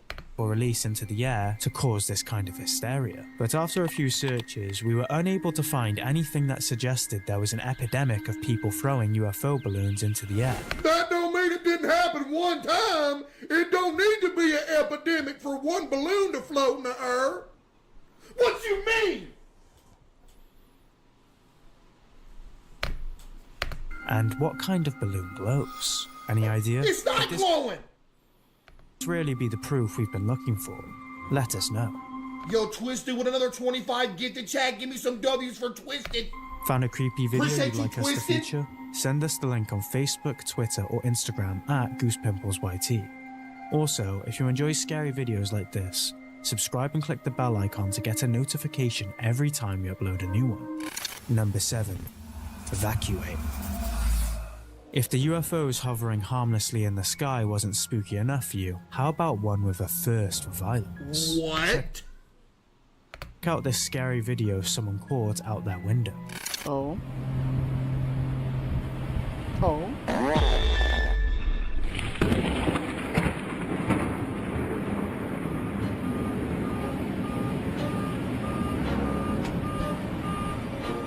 Looks like Scotty isn't just beaming people up anymore. He's beating them up too. Fuck, this guy's a retard.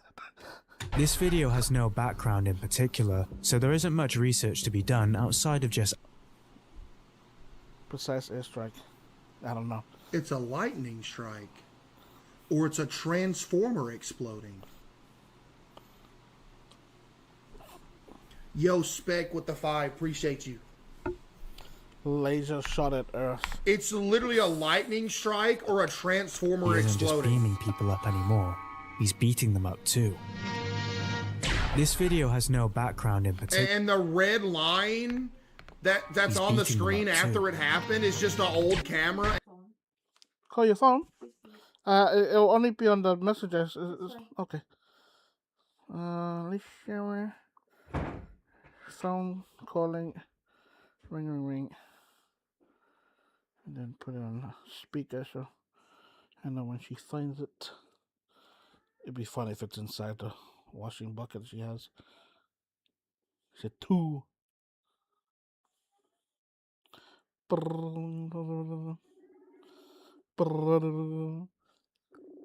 And when it happened, it burned it into the camera's lens, so it looks like there's something red there, but there's actually not. Has no background in particular, so there isn't much research to be done outside of just analysing the contents of the video. It might be an edited clip of a lightning strike, which would make sense considering the thunderclap you hear as the video ends. Yeah, exactly.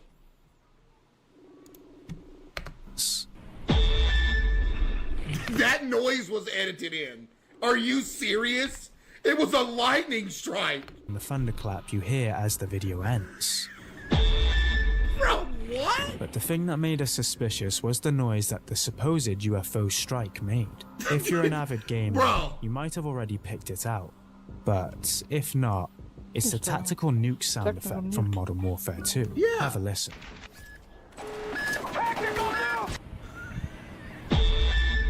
Yeah, that's exactly what it is. Not to say this isn't raw UFO. I want to play some proper COD. No, this rubbish new shit that's fucking ass. Footage that's just been spiced up by a little bit of video editing. But its Cloverfield vibes make you scratch your head a little. If it's edited a little bit, it's completely fake at that point. Sorry. Doesn't it? Number 6. Dementors. What? Did he just say Dementors? Are we good?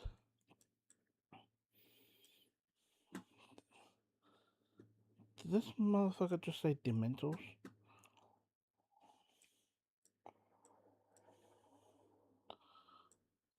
This bastard actually said Dementors.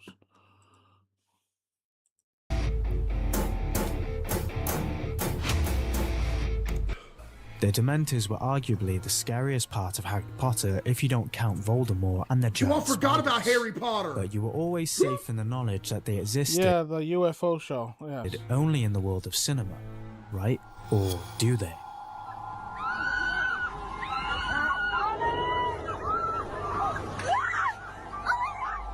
Ariel! Flying black voids. of Okay, so the noise was edited in the background and nobody else is looking at what's up here. I mean, the police is there, so I think someone's getting arrested. A bunch of existed Nevros. only in the world of cinema, right? Or do they? The screaming noise is completely from a different video. Ariel! And why would some random guy randomly scream Ariel like somebody's getting killed? Come on, man. Flying black voids. And you film the police and notice that the police are just not looking at it. Ariel! Flying black voids of tentacles tend to not be on the list of Tentacles. things we want to see on our early evening walk. There seemed to be a lot of commotion and not a whole lot of understanding of what these things were. We can't think of anything that can go airborne and be this shape at the same time. Other than a balloon, a kite. Weird nightmarish alien creatures. Chat, what we playing first? I love the reaction. It's like, yeah, fuck. That's some bullshit. Chat what we did. Yeah, that's hilarious. Ha ha ha ha ha. Ha ha ha ha. Ha. Ha.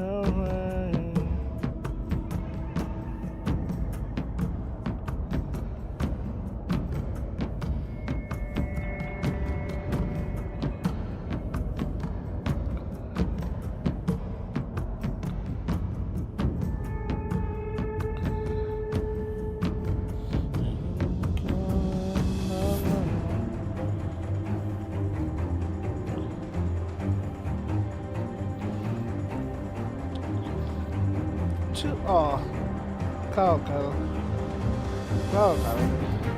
Why? Why is it 2 hours?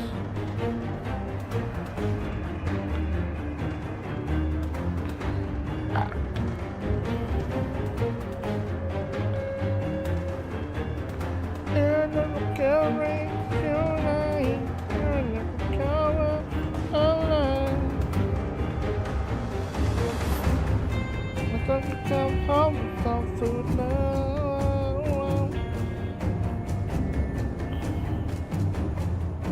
Oh, I just realized that is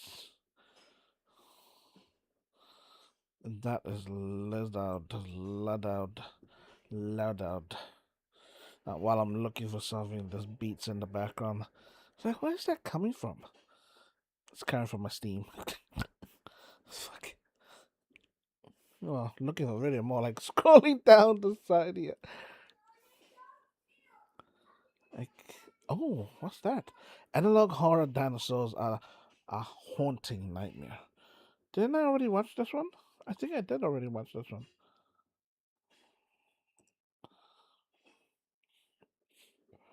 The haunting nightmare. I have. Okay, so let's find something on this. What do you call this side? Oh, what are you? On the side. That bear got a dick for a nose. They can use mimicry.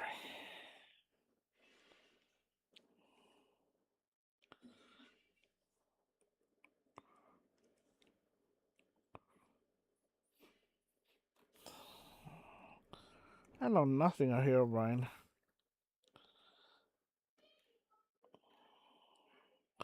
Even if I kill me tonight, even if I come alive. Incidente del Gelato Soros.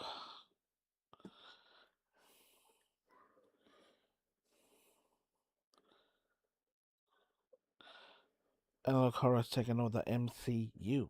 Oh. Dinosaurs have escaped. Please run. Analog Horror Collection. 2 hours. Queso reacts to scary animal encounters. Oh, damn it. How the hell did bear get in the house? GG! Well, I react to Queso reacting. Oh my god! Oh yeah, we saw that one a while back. Tiger Shark!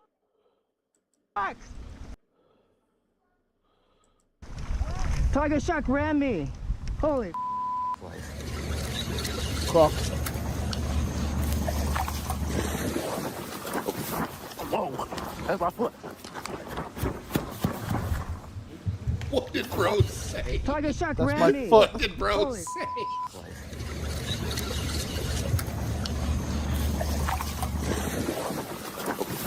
Whoa, that's my foot. Did he say that's my foot? Hey, bro kept the fish though. Well, the funny thing is, like, it looks like, why would you fish there? Because it looks like gator territory. Kind of murky water a gator would definitely be a tiny one. But... That's my foot. Did he say that's my foot? Hey, bro kept the fish though. Oh my.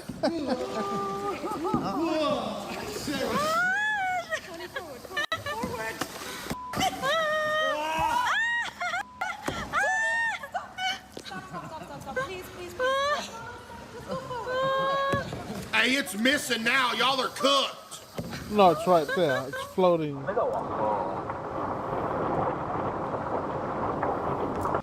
Time to guess the animal, chat. Wolf. Have I or seen bear. this one? One of the two. Bear. Black bear. No. Oh, we did see this one. Never Oh, mind. That wasn't no. even impressive. That ain't a black bear. That's a... Yeah, that's the windshield wiper. That was a damn... I ain't gonna lie, this one funny. I've seen that. He cute. He is. He's very cute. Petty. Kitty. Kitty. As if they think I'm trying to eat him, and if you cop a mouthful of that, you're going to second guess eating it. He's getting on the roof, Dad. Oh, sorry. How can you be so casual with it? How? Did you get that? How? Yeah. That's the first time I've actually been bitten on the face. What could this possibly have to do with an animal?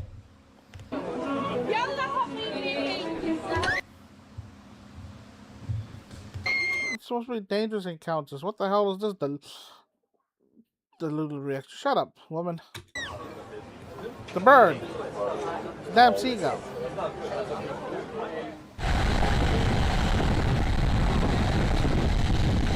Wow. Great. Oh, dear. What was that, a pterodactyl? No, that was a deer. Oh, it was a deer. Oh, dear. Or doe. My dog's asleep. If she wakes up, she's gonna attack you. She's dead. If she wakes up, she's gonna attack you. You need to get out of the shade. Would it be okay if we said a quick? My dog, she's right behind you. She's right behind you. Hey, big dog, you got an ample warning. I'm not gonna lie. Private domicile. Why would you go through the damn These gate? missionaries knocked on the wrong door. Hey, you got a warning. I don't like moments. Those are definitely moments. I fucking hate moments. Motherfucking yeah, nah, I hate moments. Not gonna lie, as soon as he said that, I'm out of there. Bro got a UFO in his backyard. It's a night light. What It's is a that? torchlight. Oh, that's a light.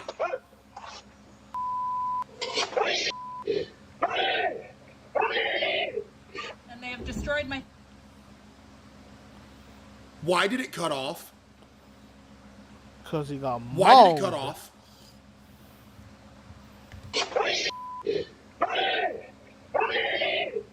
And they have just...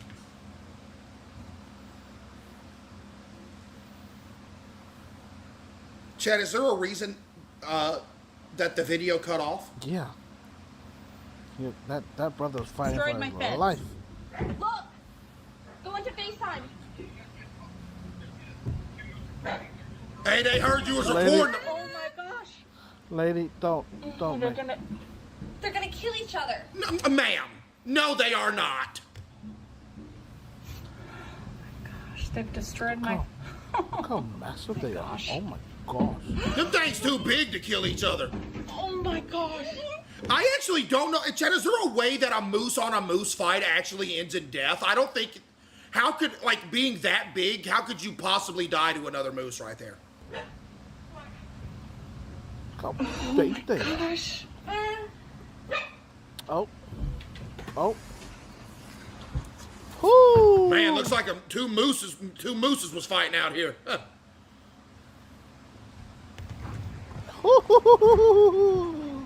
Archie, no.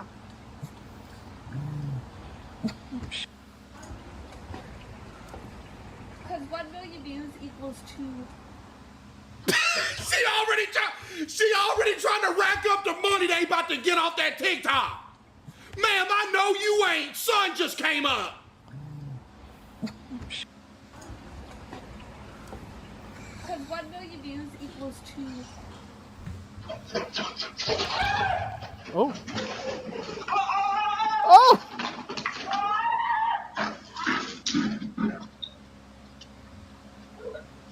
Okay. I think he made it because we didn't hear any more screaming. Hey. Either that or it was a one shot. There has been 2 videos now where I am not sure what the end result was. Yeah. Okay, that's the second one. Oh, oh.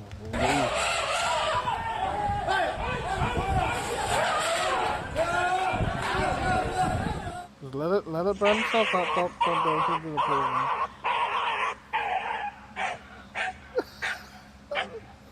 Lip is like, what the hell kind of noise is this?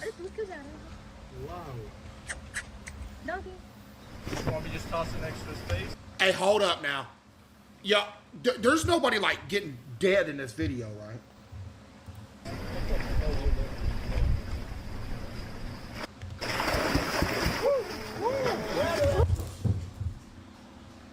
You are an imbecile. You are an imbecile. Why are you laughing? Oh, daddy's there. His daddy's there. Fucking idiot. By the way, what does Elvis have to do with... Oh, that's the name of the alligator. Oh, okay. Well, that's cool. I didn't even notice that gator didn't even bother the chicken. It's like there's no way you're laughing. Nervous laughter. Yeah, I told you guys it might be his last appearance. I almost watched somebody die. Ain't that right, Phil? Bro, go home. Like, go home. I love his reactions. Oh, man. Shock. Oh, they're getting dragged.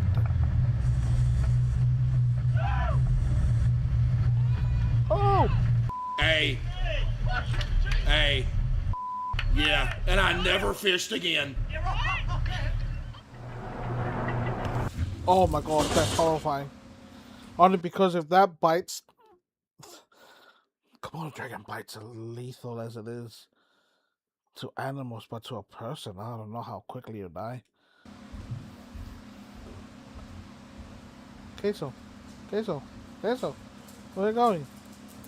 Snack break. That's a nice kitchen. That is a nice kitchen.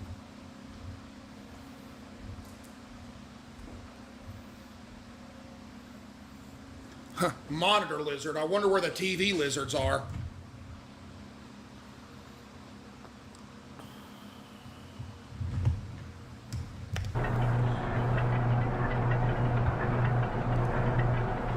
Luckily, this one left pretty quickly. Do those eat people alive too? Dude, where do y'all live at?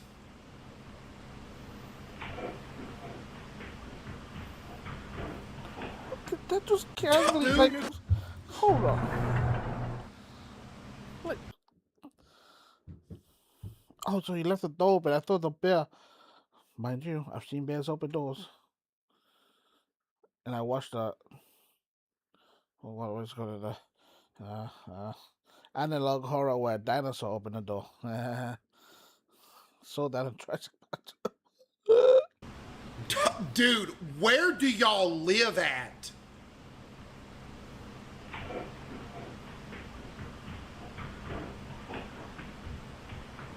By the way, oh, the pads are complete. You can't hear them in the woods, but you can hear them on hardwood floor. That's so cute.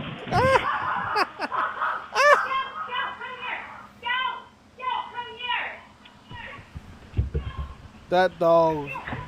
That dog is too brave. Goober. That dog is too brave. Oh yeah, we saw this one too. Do got aura, Loki. No, no, no, no, no, no.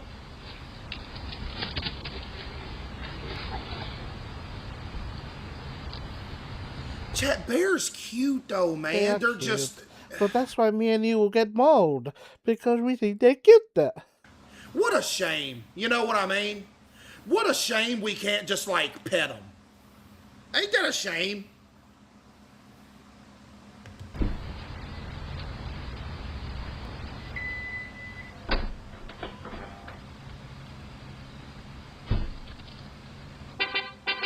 Wait, there's two? No, that's the little one. Oh.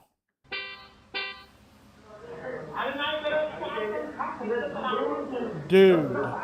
Okay, the quality of this video is a little too low for me. Am I about to watch somebody die? No, you're not. You're about to watch it. Why is he closing the door behind him? You're about to watch an idiot. It's gonna rush him. Ah!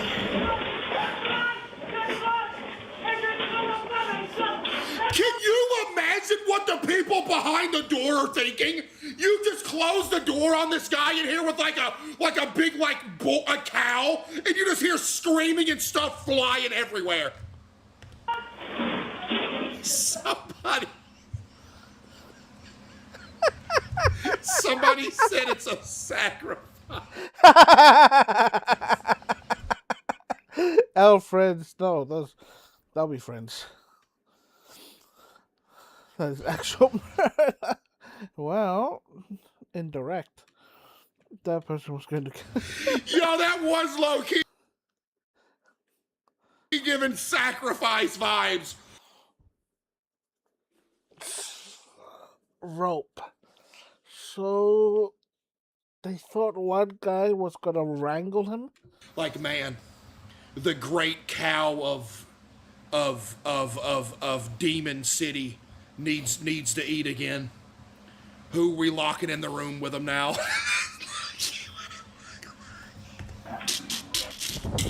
Oh, hi, look! See, he looking for somebody. Oh no! Oh, dude got lucky. so lucky. You got so lucky. That bull slippery. Oh my! If that thing wouldn't have slipped, dude would have been. How is this guy gonna do that damn twig? Toast. They couldn't stop this huge animal, so they had to wait for reinforcements to arrive. Welcome to the GG. buffalo. Oh, leave the buffalo alone. Dog, he don't need no leaves. Buffalo He's alone. already got grass. He don't need you giving him some. He can find that anywhere. Stupid idiots. So you just gonna make him... Get him! You idiot. Buddy. Get him! You idiot. Buddy, you need new friends. No, that's the right action. I would say I'll encourage the animal too. If one of my friends are being an idiot.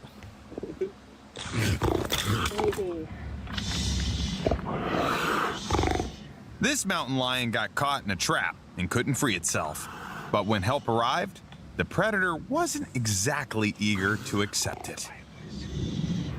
Be quiet. Be quiet.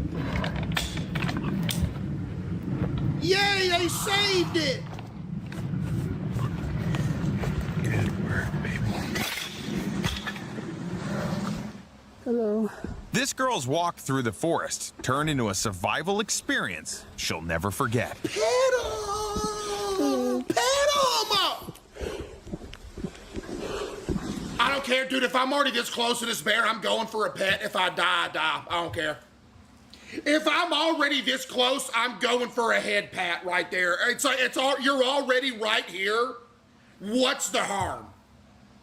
You're literally within arm's reach. I'm going for a head pat right here. Because I'm probably cooked anyway. Might as well. Hello. Hello.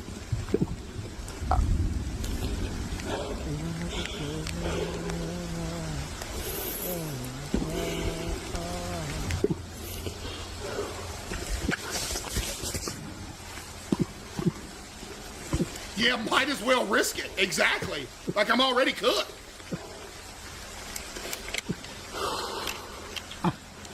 No. That's no listener. Oh, that kitty's not gonna get caught. Cat's reflection. That is one thing about cats. Reaction. Unless it's a giant snake like a constrictor snake, cats actually solo most snakes. It's actually kind of crazy. No joke. Oh, feeding time for Mr. Whale. I got that on video. Holy. Big dog, I don't think you're reeling that thing in. Not gonna lie. Cut your line. What the? Cut your goddamn line. Leave the world be. You got your fish on? At your feet. Oh my God! Oh God! Smack him. No, that's scary. That's scary as Florida. Florida. Definitely Florida. What else would you see a man just casually place his hand on the damn gator's mouth like that? Why are you laughing?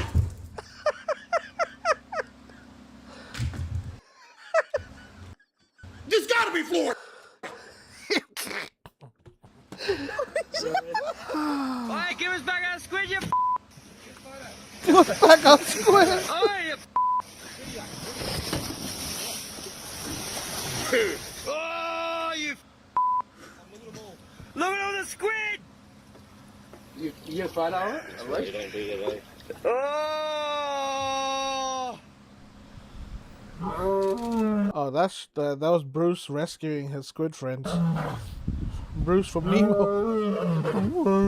Put your goddamn window up before it snaps. See, like right there. Do you think you're getting away with a little pet, like a little pet, one little, right there? Can you think you can get away with that fast enough?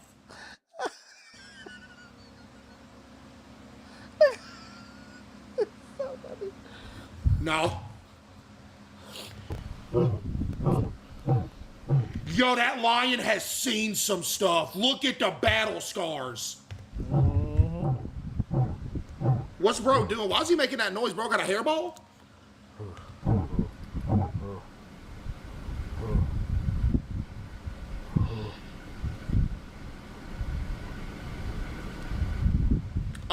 he called it. Oh, okay. Oh.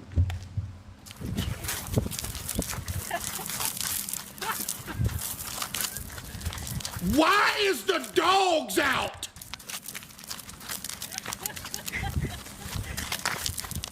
Are you on Mars? What am I watching? What is this? Australia, mate. He's in Australia. Oh, it's Australia. Okay, never mind. He's in Australia, mate. He's in Australia. Ma'am, consider yourself lucky. You just got a perfect reason to call into work. What you talking about? Oh no! It's a baby bear. Ma'am, there's a bear behind your car. Oh, there's a bear in the car. Oh, okay.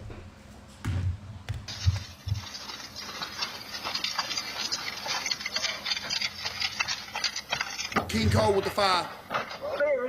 Oh, I bet she ain't leaving her window down anymore. When this guy went out for a run, he had no idea it was going to be much shorter than usual.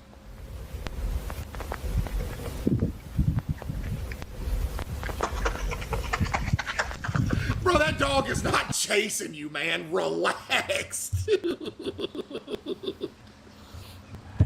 Bro, that dog is not chasing you, man. He just running.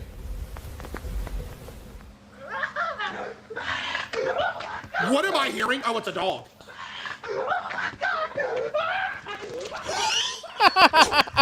Yo! Bro is scooting!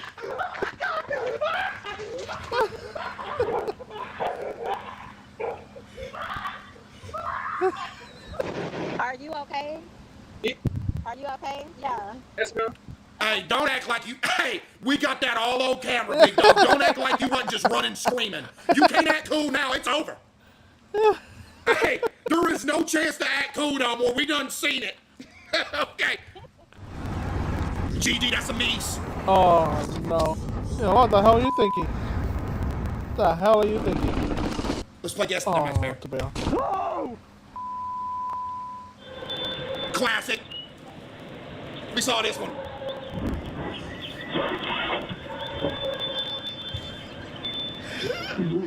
Hey! Oh, piggy! What's the pig doing?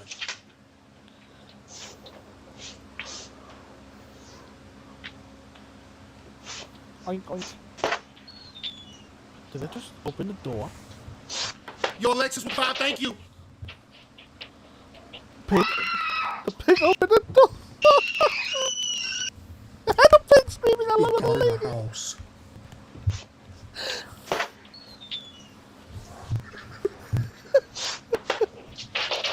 It's not that scary. I promise you, if you were just in your house and you looked up and you see a giant boar or a pig, you're going to be screaming a little bit. I'm not going to lie. It's this.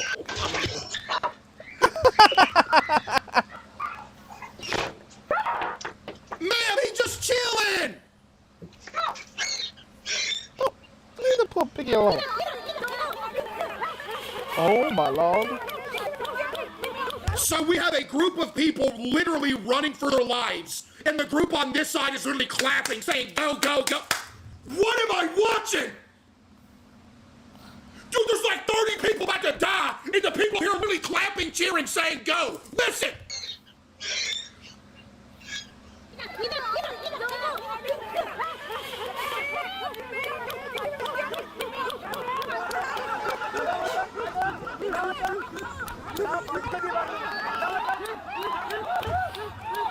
Chat, that just puts in perspective how unbelievably huge elephants are, man. That thing is taller than that box truck. I know that's not the biggest box truck ever, but still, dude.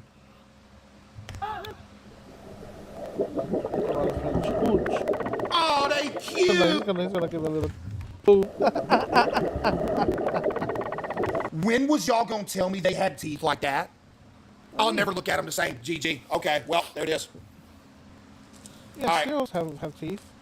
I will never look at these the same way ever again now. I had no idea they had them chompers on them like that.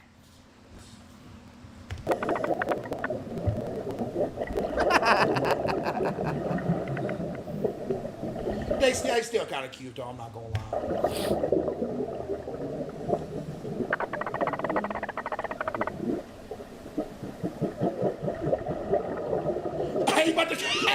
Hey, he about to cut his hair off.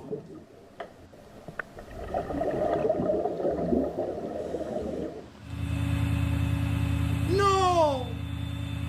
Oh, bear, please get down from there. Big dog, you ain't getting that bear off that pole right there. Save with the 5W, save with the 5. Oh, get down before you get electrocuted.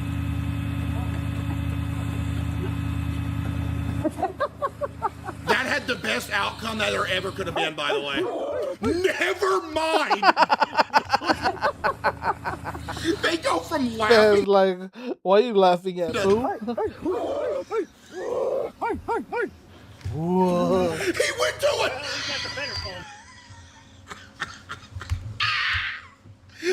Hey! Hey! Bro, went to another one. Well, at least that's a better pole to climb, but maybe if we just let him fall down. He gone. By the way, where are they at? You got it? Oh my God. Nuh-uh. Okay, we're good. The He's kiddo, good. the The kiddo's dog just was watching not harmed for at the all. dog. We're just watching out for it. Not harmed at all. We're good. I actually thought. Oh my God. Yeah, recording it's crazy. I'm not gonna lie. I'm pushing somebody in there to get that dog out of there. I'm not diving in there, but whoever's closest to me, you getting thrown in. That dog's getting out of there, big dog.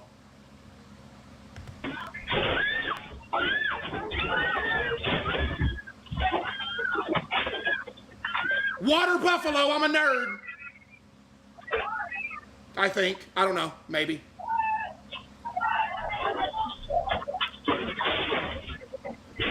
Oh, darn it. He's eating a plastic water bottle. Oh! That's why feeding elephants on safari is a bad idea. Don't you say that. Plastic water bottle. That's why feeding elephants on safari is a bad idea. It's a good idea. If this giant doesn't get what it wants, tourists could find themselves in trouble. He's friendly. Yes.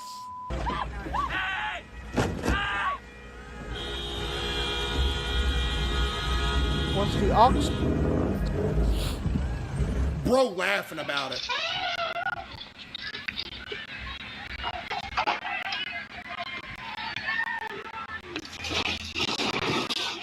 Bro, they just be running through whatever. That is insane.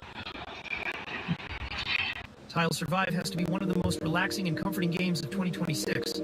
There's no pressure. These are these ads I be telling y'all about. Oh.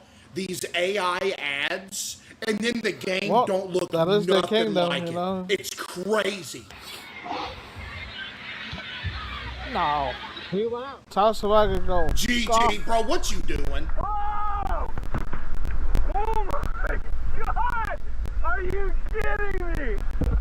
Where are you at? You will never kill me. Why are you laughing? You're in danger. Okay, this is emergency.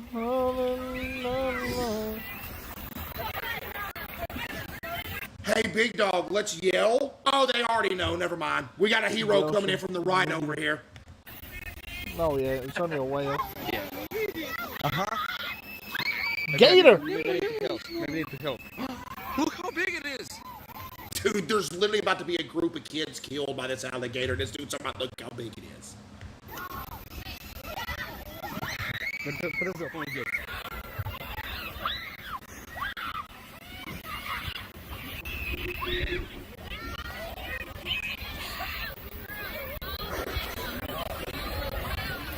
Here comes Mama to the rescue. Oh, it's a deer! Sacrificial swap. Oh! What could this possibly have to do with an animal?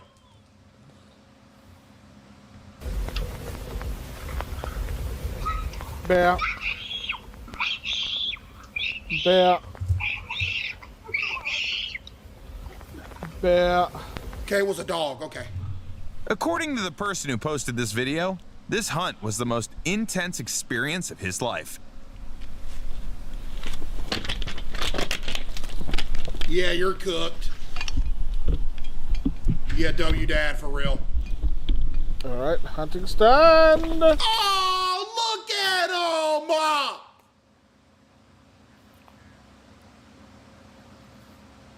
Look at him!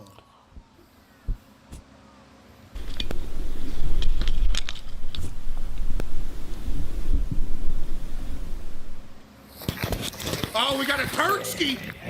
Oh my God! What is that?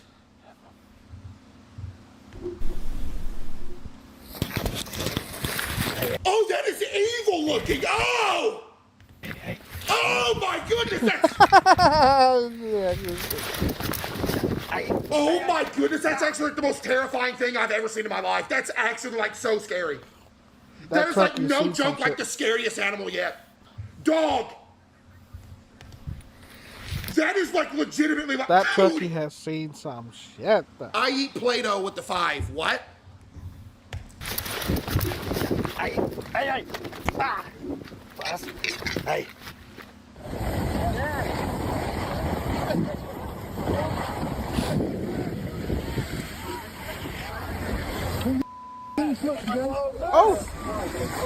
Oh, people get out of the way. People, get out of the way. So you know what I noticed about mooses? It looks like they run differently than like a deer. It seems like meese run with like all 4 legs doing something different, while like a deer or something, they do like some trot action.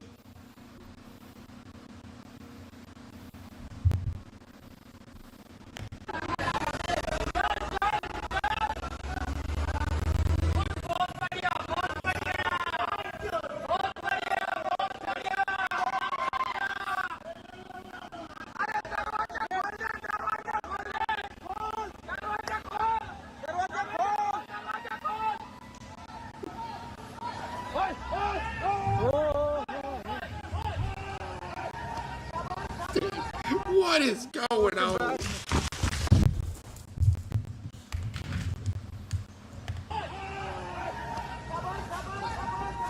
Welcome back.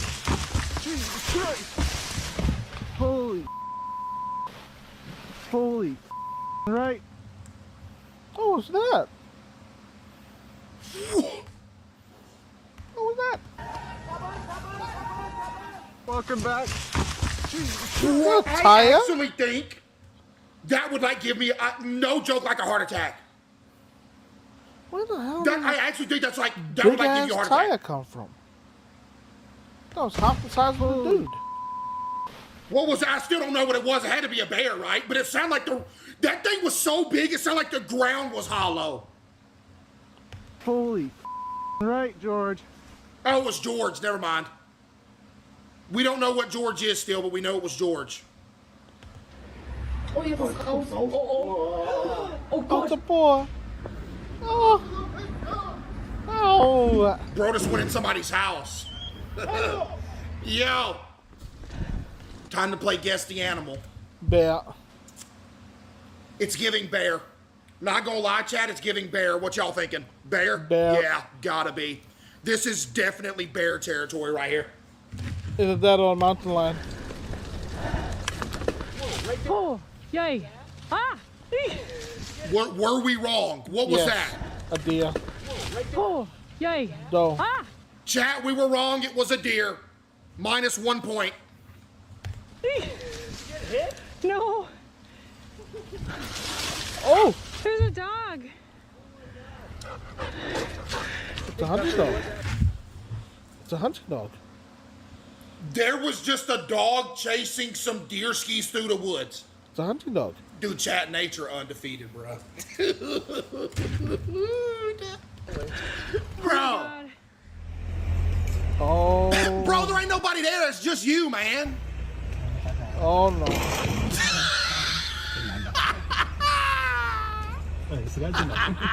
Bro, think he fighting somebody.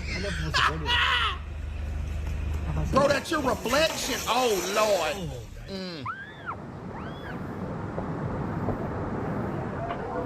damn monkey. What are you yelling at? What are you screaming at?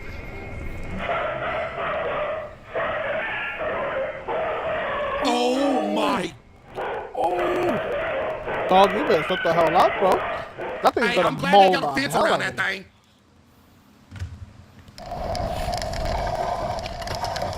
Ooh.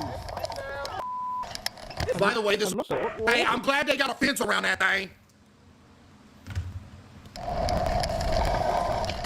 Oh dear. Ooh. By the way, this looks like the best bike riding route I've ever seen in my life. Like, this is actually the pinnacle of where you would want to ride a bike at. This is the most magical thing I've actually ever seen. Wow. Dog. GG. Oh my. He was absolutely terrified. Yeah, I not would be knowing too. what this huge moose might do. But it still turned into an unforgettable experience. Oh, feed him.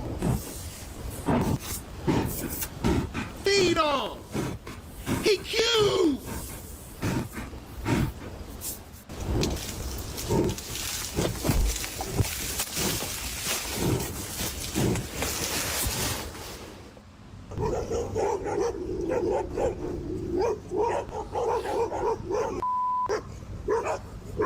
Bro, smart, not gonna lie.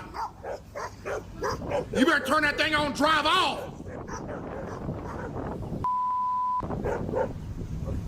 Alright, see, at this point, anger's taking over me, and one of these got to get snapped up.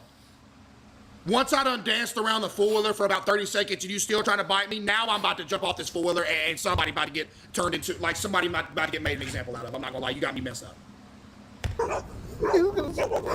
You still trying to eat me after this long? Oh.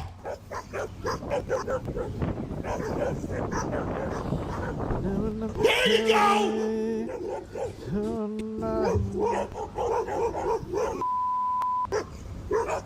Yo, W Shooter coming out the house with the broomstick, though. Never mind, I got in the house. Oh, Lord. Okay, we're good. Oh, it's a snap. Oh no, watch out, man.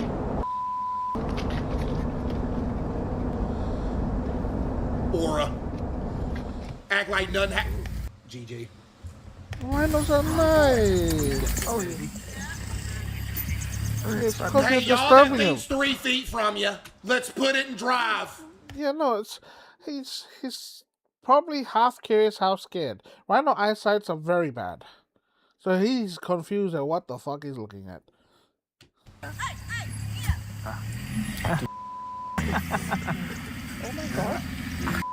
Like you probably think it's another rhino competing for his territory. Oh my god. I mean, oh my god! You're in his lane.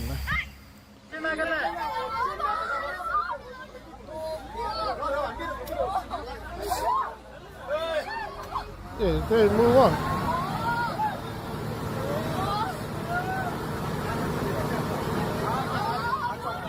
Y'all bet they screaming at the cars in front of them like, get up. Wait.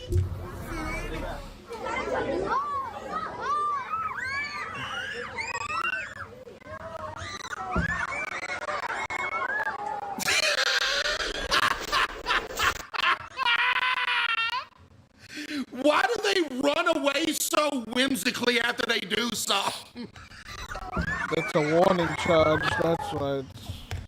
They run like, do you know what that reminds me of? That reminds me of, what's his name from Cloudy with a Chance of Meatballs? The one we just saw. Flint Lockwood run. Where they run, but their head don't move.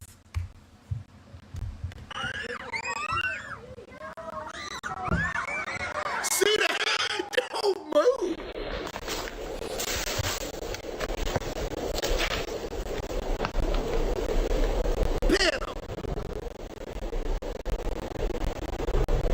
That is some big moves. IQ.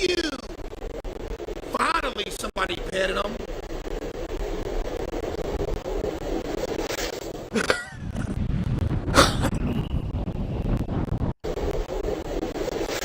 Ow!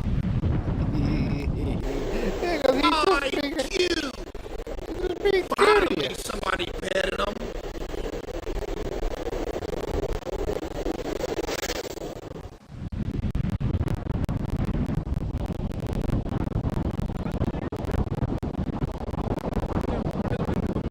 Where are we at, JJ?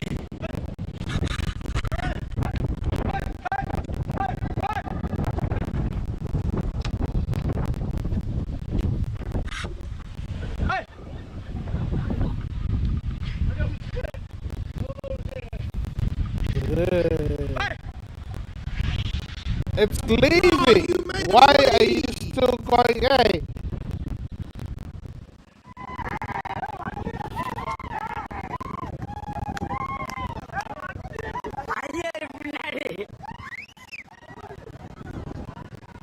They were lucky it only hit the motorcycle.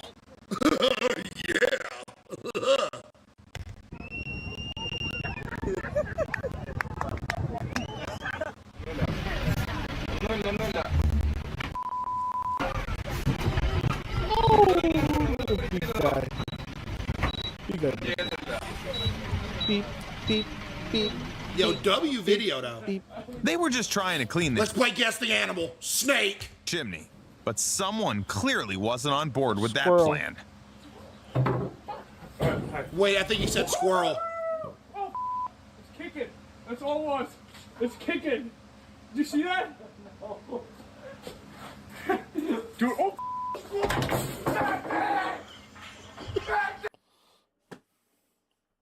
It's a squirrel, man. Why is they panicking? That's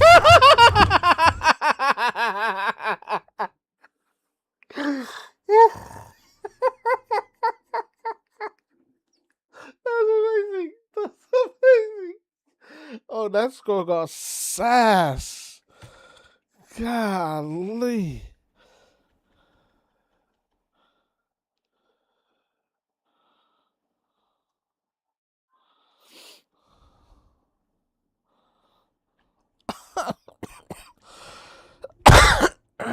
Oh, straight at the camera, dude. That's hilarious.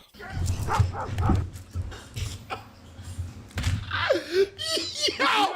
He jumped at the... Dude, oh.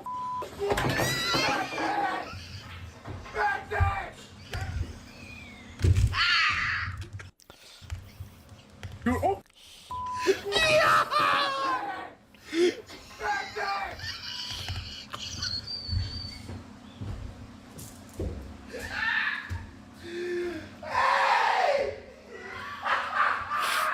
Bro, that is cinema! Bro, that is actually straight cinema, dude!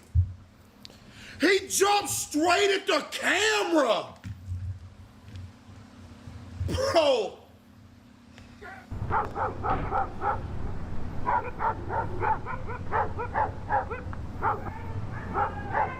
Did you ring it? Why are you in my yard? Are you kidding? Ring my bell! Ring it! Another idiot who thinks he can enter someone's property through the gate. Why do you think they have a gate closed and it's that tall, you dumbass?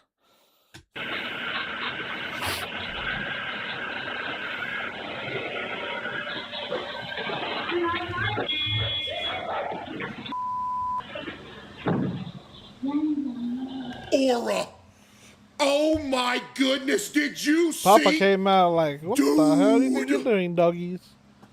Doogie doogie. They're like, oh man, it's him. And he just, oh my goodness, that's so tough. They're like, no, I think it's him. That is so tough. Oh my goodness, that's tough. What did, whoa, bro.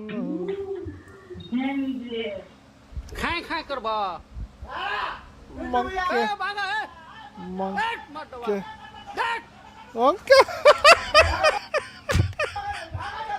Bro, what?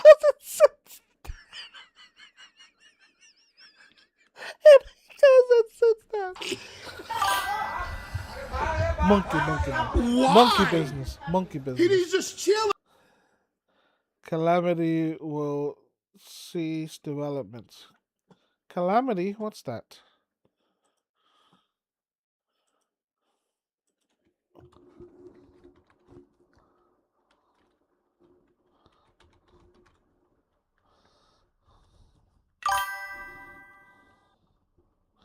I don't know why. Oh, again, what are you talking about?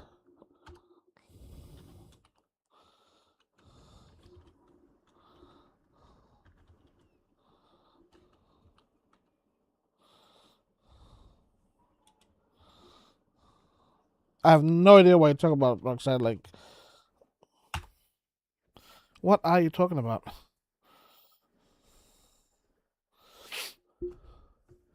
Talking about Terra? Terraria? Calamity? That? Hello? You're just gonna come in, drop that, and then it's like, oh, what the hell?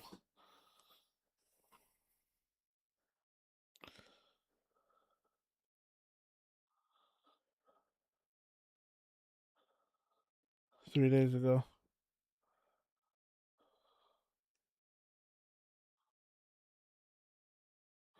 It's a great mod, though. What the hell?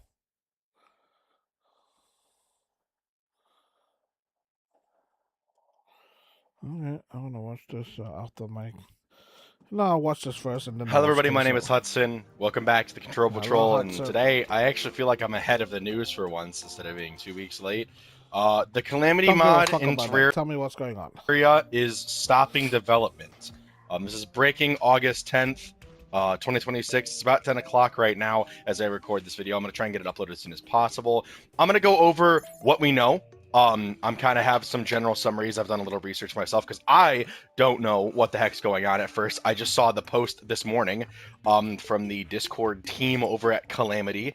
I'll go ahead and read that for you guys now, what it says. So it says it's from the Calamity mod developers. Hey everybody, we've been having a lot of internal discussion. After much debate, we've come to announce a very, very difficult decision. We will unfortunately be ceasing all development of Calamity. There's a few reasons we've decided to do this, but for one simple reason that stands far above the rest, we are sure most of you are aware of the trouble past of Calamity's development. At this point, many of us have first felt personally betrayed time and time again. One that's blocked by something. We've been promised something better that never ended up coming. We're just tired at this point, and almost all passion we've had for the mod has been soured.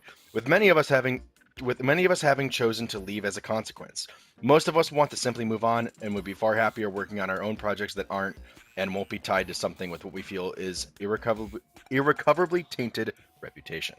Yeah, so what this means is Calamity isn't going to disappear. It's still going to be available. But it pretty much means that there's going to be no new content. Nothing else will be added. There's no massive future content, which a lot of people were expecting. Pretty much what has happened is the original lead, and again, this is all just stuff that I've read and kind of gone through. I don't know how accurate all of this is, so take this, essentially with a grain of salt, but this is the best story that I have. Is that the original lead, his name was FabSol, and it was a huge problem. He was the lead developer.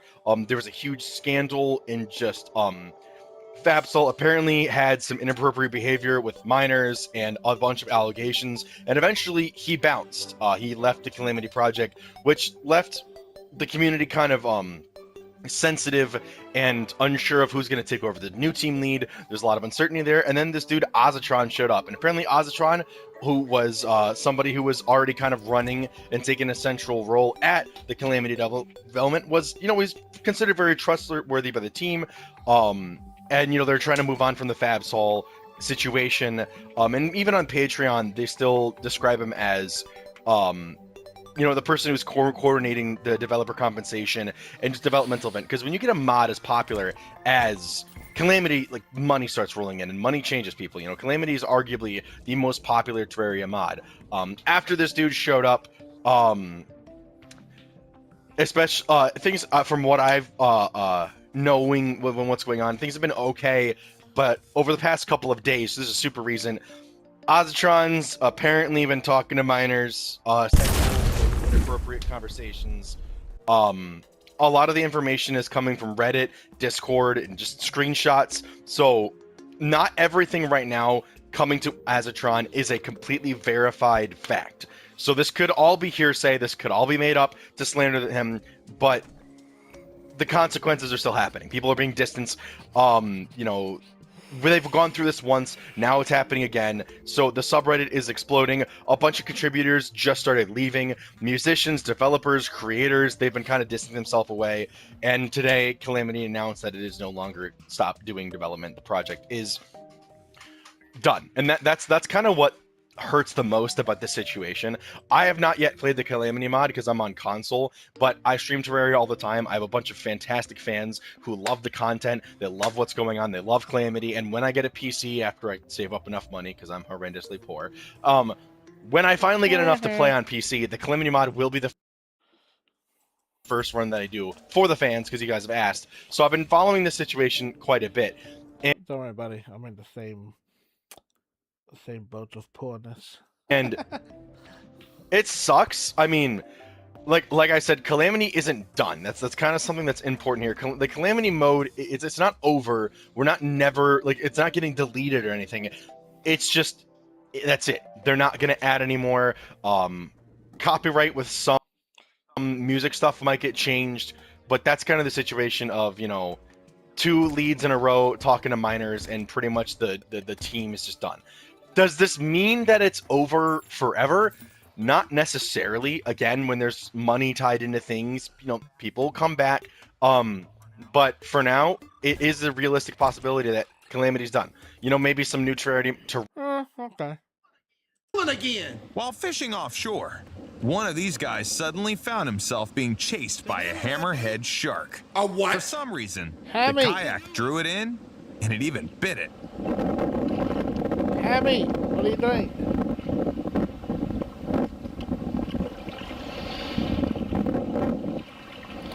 Don't be a dick, hammerhead. Wide-eyed motherfucker. I don't know. No, he's not 10. How do you know how old he is? What do you mean he's not 10? How do you know? Did he tell you his age? I don't know. How big? No, he's not 10. How do you? Oh, it's oh. Size. Not the age. Size. Man, I really am just, Yeah. What? A leopard snuck into this neighborhood, causing panic among the residents. But thanks to a clever strategy, they managed to trap the animal.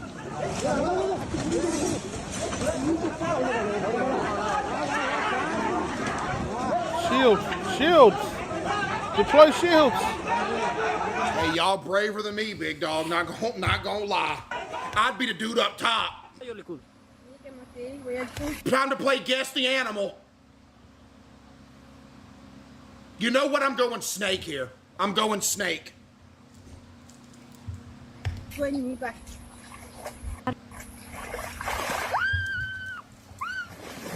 What the? Corre, Man, you're going the wrong way, crazy boy, in the water. It swims quicker than you stupid. Cocodrilo, corre.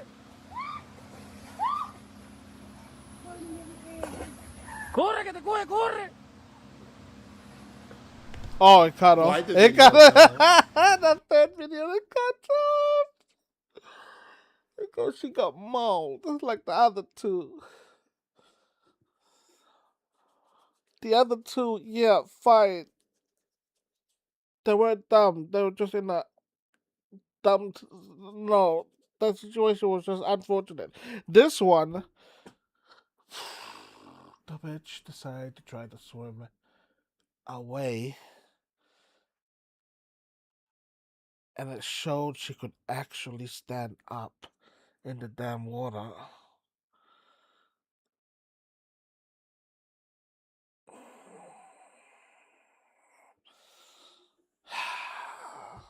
First two people, it's a lot of instance, what else can he do? One couldn't literally outrun a bear that's blocked his any way to go anywhere. The other one was running from a bear, but you can't really, again, also outrun a bear that big chasing your ass. This one. Oof.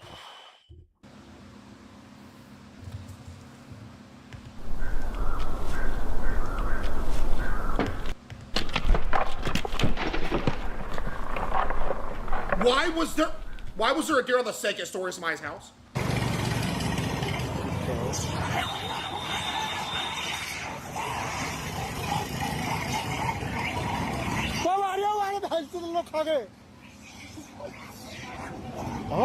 Oh! What kind of animal is that? That is Aura! Squirrel.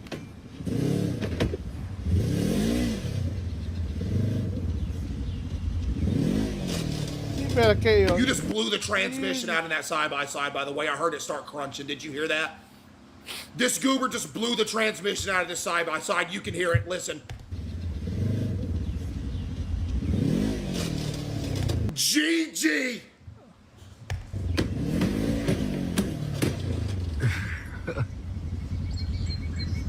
Goodness gracious.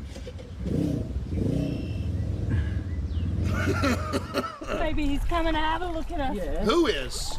Look at him, he's right here. Who? Oh my God. Jay!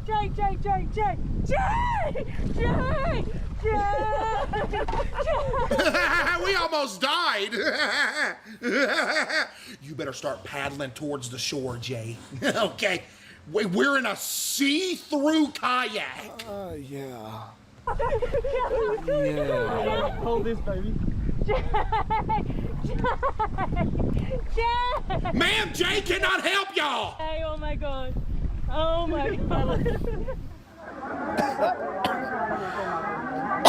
All it takes is one monkey to cause total mayhem. Monkey business.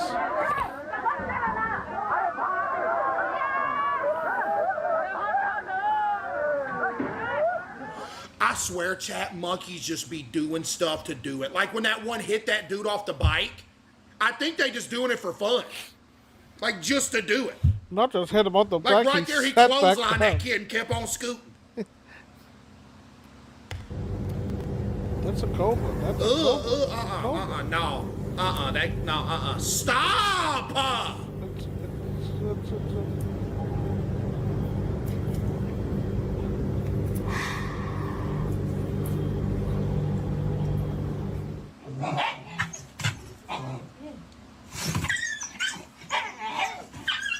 Ma'am, can you step in? Oh, my dog. I would have drop kicked that monkey out the wall. Maybe they're just playing.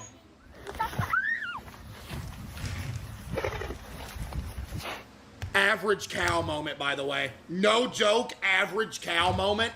If you go to feed some cows, the cows literally just run in and try to take the food from you. We have a cow named Agnes be doing the same thing, except she got giant horns.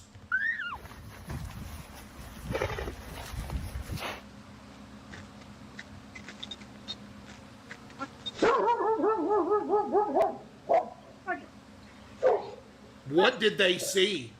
Come on. Rocky. Come on. It's gotta be like a bear or a moose.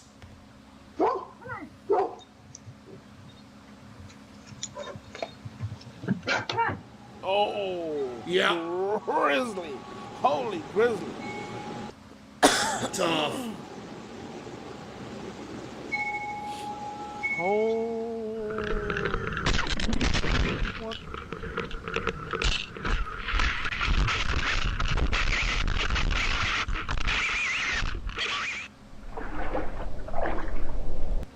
Where are we at? Ty.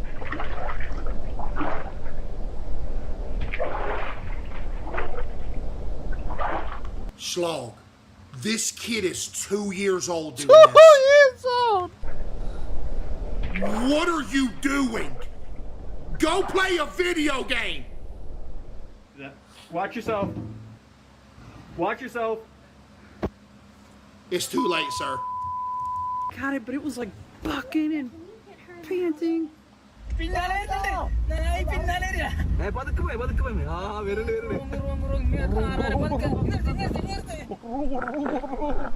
Time to play Guess the Animal. Bird. snake.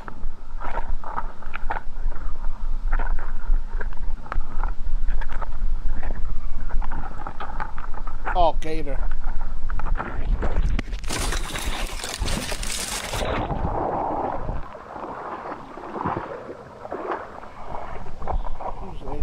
I never saw an animal. What? What? What? Me neither. Me neither. Me neither. Did y'all see anything?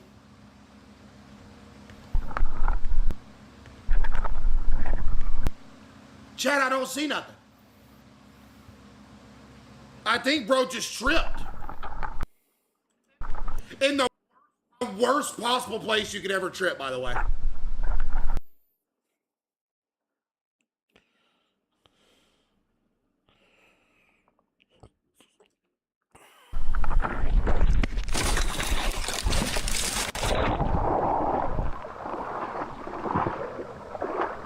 Oh, the fish on the line?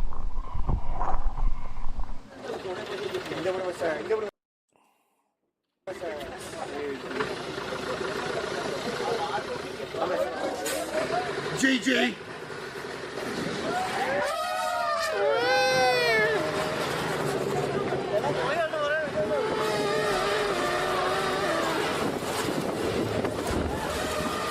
You know what's crazy? Like growing up watching cartoons, it almost sounded like that noise that they made were like cartoonish and fake. Them things actually make that noise in real life.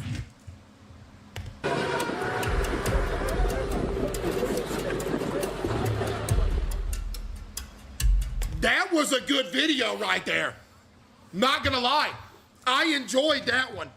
Chat, I swear those nature videos, bro, with them animals just be like, bro, them things are straight cinema.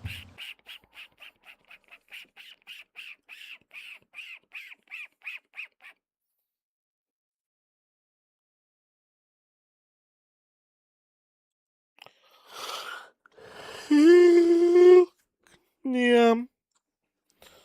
Yeah. The infinite IKEA. Infinite IKEA. Infinite IKEA.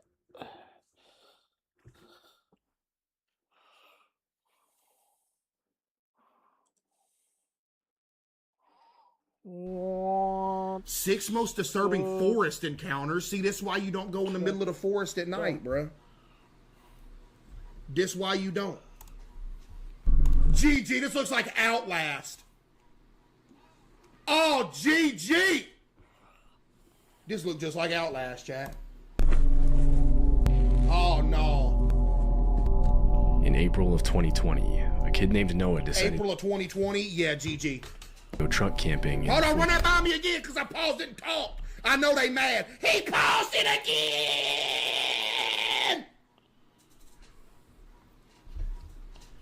Yo, 2+ with the 5, thank you. In April of 2020, a kid named Noah decided to go truck camping in the forests of Sun River, Oregon. He was driving down the road when he thought he found a good spot and drove deep into the forest with his truck. Wow! His first night there, he was woken up to sounds outside. As he continued listening, he realized they were footprints. You out in the middle of the woods at 2:30 in the morning, man. And the pattern Truck assumed it was a person. He grabbed his nearby GoPro and started filming. So I've seen this. I think I've seen this sleeping in the back of my truck right now. This is not the normal Queso channel that I normally watch. No. No.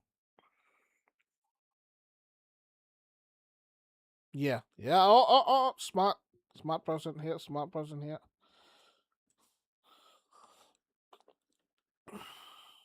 Okay, so.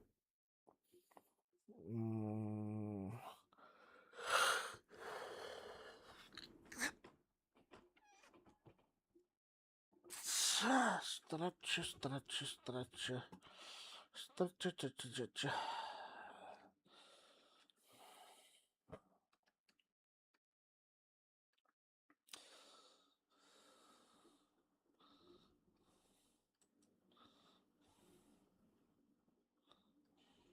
was good, chat. I ain't even late. 1 to 10. How we doing, ladies and gentlemen? I'm back. We back. Yo. What's good, world? What's good, what's good, moms? What's good, what's good, ladies and gentlemen? I had to return once more. Yet again, once more. Gray hoodie. I repeat, gray hoodie. Yo, Amber. Yo, Ashley. Big Hey. Tristan, Car, Bacon, Lynn, Star, Mr. Cairo, Dairy, BB, Sola, Darlin, Strawberry, Bunny, Phoenix, Judy, AK, W Subbers, man. Appreciate y'all. Appreciate it.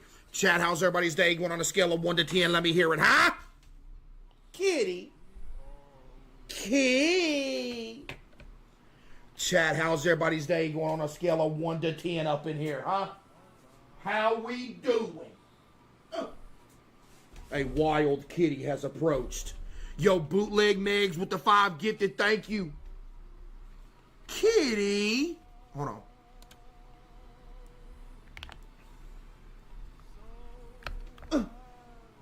Kitty. You doing? Oh. Kitty.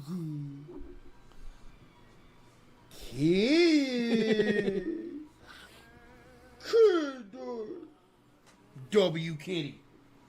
She be chillin'. Chat, do you be chillin'? I'm locked outside my house. Help. Oh man, you really need some help. Buddy, it's cold outside too. Hey, it might be GG. So here's what you need to do, right? Find the nearest tree. Get like a dry branch. Break it in half and just start hitting it together until it creates a spark or something. And do it over some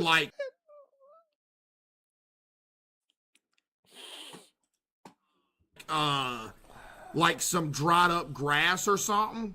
Yo, 39 months from we. Yo, WE with the 39 months. Lord have mercy. New Poppy Playtime trailer. Nuh-uh. You lying up in here. Don't lie to me. Is there a new one for real? Hold on. Hold on. Has someone told a lie? I have a feeling that someone has told a lie. No. Now, who did it?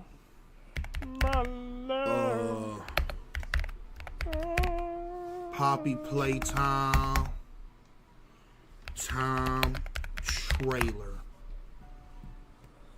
Yo, there is another one. Oh my goodness. What? There's a new one.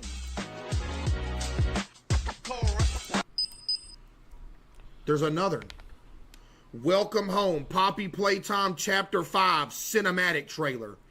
1.1 million in 11 hours. Man, they got some motion, buddy. Let me tell you. Golly. GG. Lock in. Oh. What's that? It's Wendy's again. It's time to come home. It's time to come home. No, it ain't. Wow, this look good. Not gonna lie, they got this looking clean. We're It's always been W.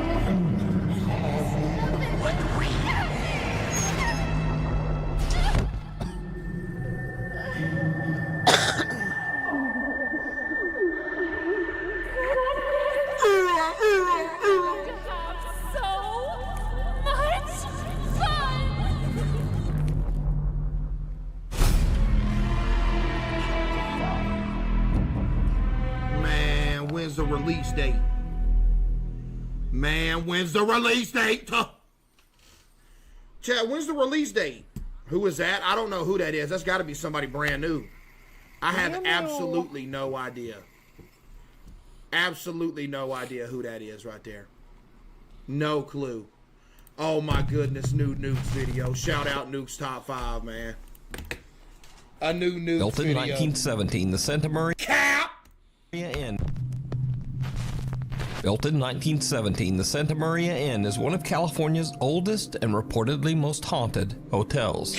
Guests and staff have been reporting strange activity here for decades. Objects moving on their own, unexplained voices and footsteps echoing through the halls, and doors opening and closing for no reason. So, Martha and her husband are staying at the Santa Maria Inn with their border collie, Oreo. No, they ain't. They're walking down a hallway when their dog starts acting a bit strange. Oh, here we go with the dog action again. No! Doggy! He's looking at the bench. Oreo's freaking out, guys. And there's somebody sitting there. The bench. He doesn't want to go by it. Yeah, let's make the assumption that my dog sees a ghost sitting on an old haunted bench rather than making my assumption that my dog's just dumb because it's a dog. Hey. Like Big Dog. My dog can see extraterrestrial ghost beings and it's scared of it, or the dog's just a goober.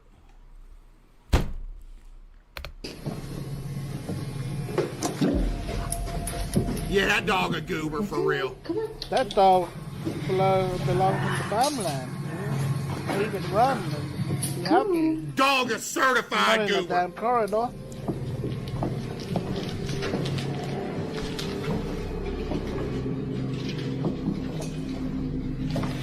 Man, y'all need to quit scaring that The dog. dog Oreo freaks out and wants nothing to do with the bench in the hotel's hallway. He jumps back, growls, and flat out refuses to go near it. But that's not all that happens in this video. Man! Because it's what they hear on the recording later that makes their skin crawl. Oh no, don't do this. Don't do this. This little light of mine has been dark for quite some. Bro, y'all are so bored. What did he say? On playback, as Oreo is running away from the bench, a chilling, disembodied voice whispers, "Come back, come back."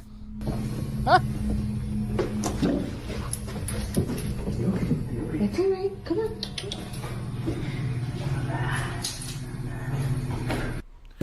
That's the dude whispering to the dog, bruh.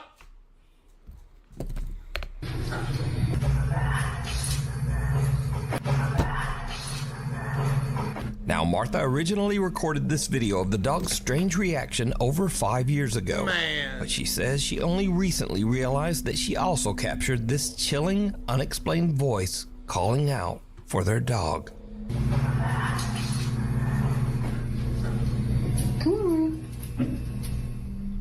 Unseen attack. A new attraction in town is sure to leave even some skeptics a little spooked. The Savannah Paranormal Museum is now open down on West Boundaries. Yikes. The Savannah Paranormal Museum in downtown Savannah, Georgia is dedicated to the city's long haunted history and all things paranormal. Man. The museum also houses a large collection of supposedly haunted artifacts and dolls from around the world. And many believe these very items have actually led to the building itself being haunted. Man, come on, man.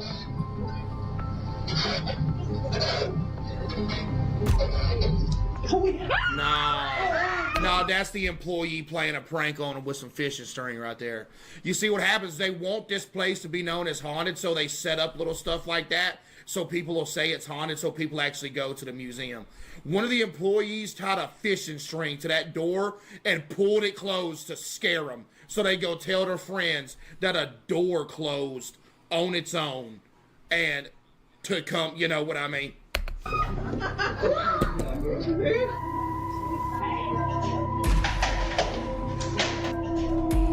Hey, tell me I'm wrong, Chad. Come on. I didn't do that.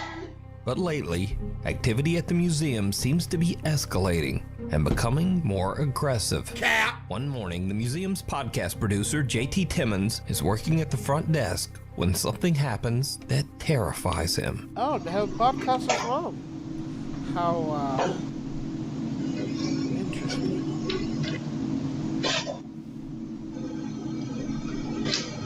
Cat.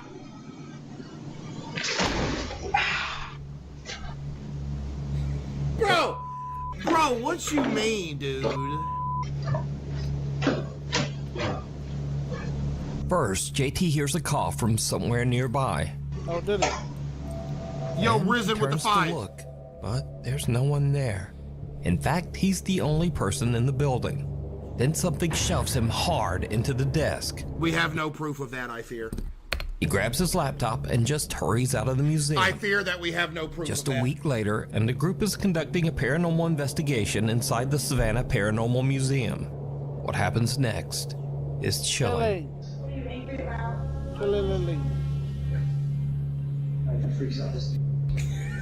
Dude. Dude, Chad.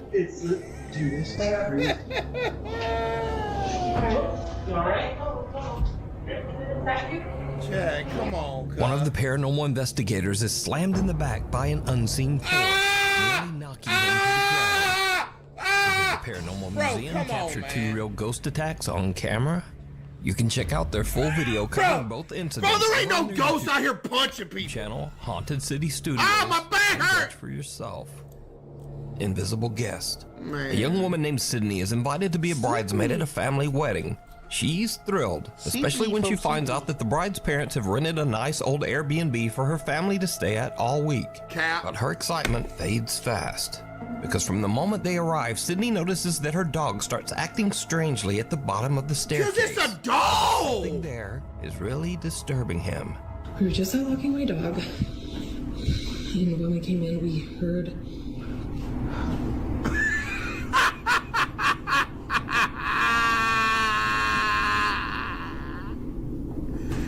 Bro, just standing there. No, I like Rottweilers. They're so cute. And they're very slummy. Ma'am, what's the problem?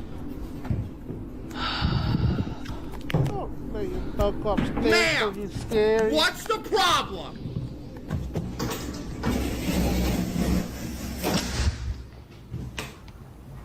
Yeah, the balloon's moved. You just closed the window. Balloonies. Balloonies.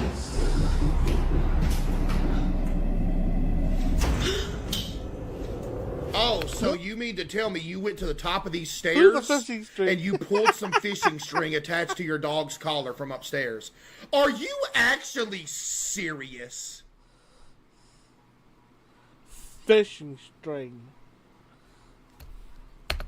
Some unseen force seems to suddenly pull the dog's leash upward before it falls back around the dog's neck. The clip alone is creepy enough. Why that dog just standing there like that? Did you tell that dog to stay there so you could do this? If you listen closely, right before the leash seems to be yanked upward, you can hear what sounds like footsteps running up the old wooden staircase. Don't tell me to listen up. Sydney has no idea what could have made the dog's leash fly upward like that. I have an idea. I just said it. Okay, so this is the leash.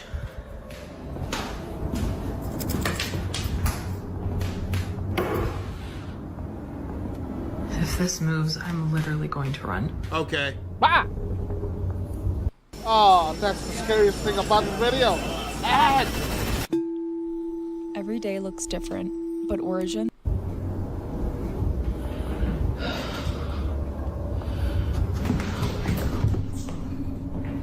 There she goes again. Being a dog.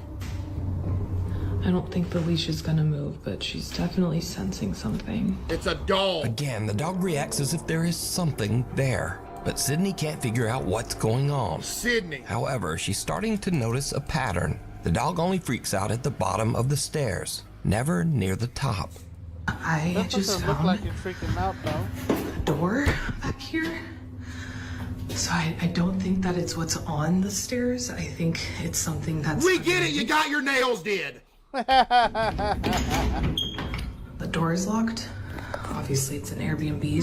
Man, come on, bro. They lock a lot of the doors up. As she looks around, she realizes that there's a locked door. This is the video so she can flex. She got her nails done. Sydney and her sister decide to investigate the strange door, and what they find is absolutely chilling. So this is the... Oh my goodness, we see your nails.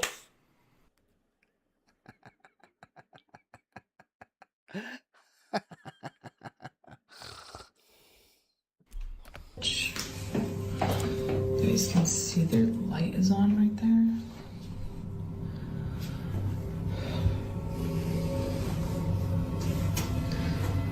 I wonder if it's...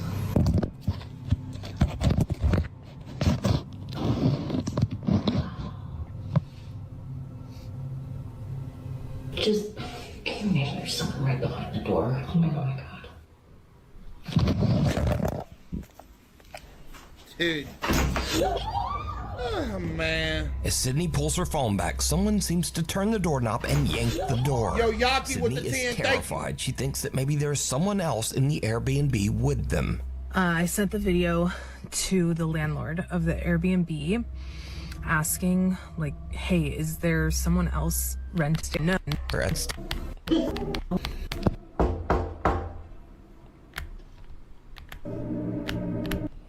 Nothing happened. Sydney, you need to go to bed.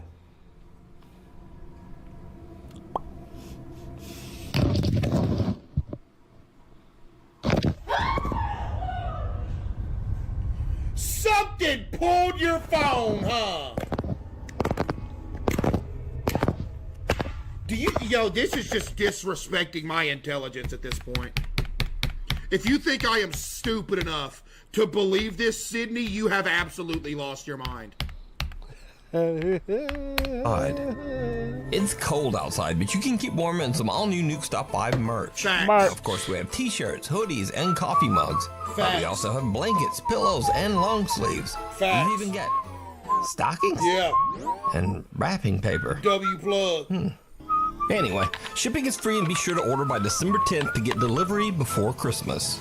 Go to nukestop5.com to shop now. Yeah. Or, you know, like whenever you feel like it. Maybe after the video. Hitcher. What was that, sir? That's not human! That's not human! So this next audio clip was actually sent to me months ago, and I ignored it. I figured it was another fake, over-the-top 911 creature encounter story. And after it kept getting sent in to me over and over, I finally decided to look into it. And it turns out this is a real 911 call.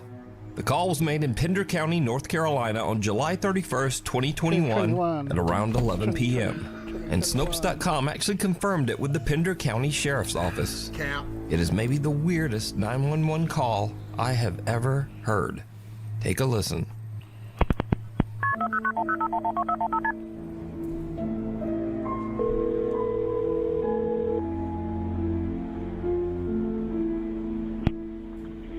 Pender County 911, what's the address of your emergency? I'm driving on 210. I just crossed the Black River, and I thought I saw a guy standing on the side of the road bleeding. Okay, where are you at, sir? He just said it. On 210, I just crossed the Black River. I'm heading towards 53E. I just passed Patriots Watch. Okay, so you're over near Morse Creek? Black River, White River, Yellow River. Yes. Okay. Red River. And did you saw a man standing on the side of the road? Yo, she sound like my granny talking. That's how my granny. What was that, sir? That's not human! That's not human! Sir, are you okay, sir? There's something in the back of my truck!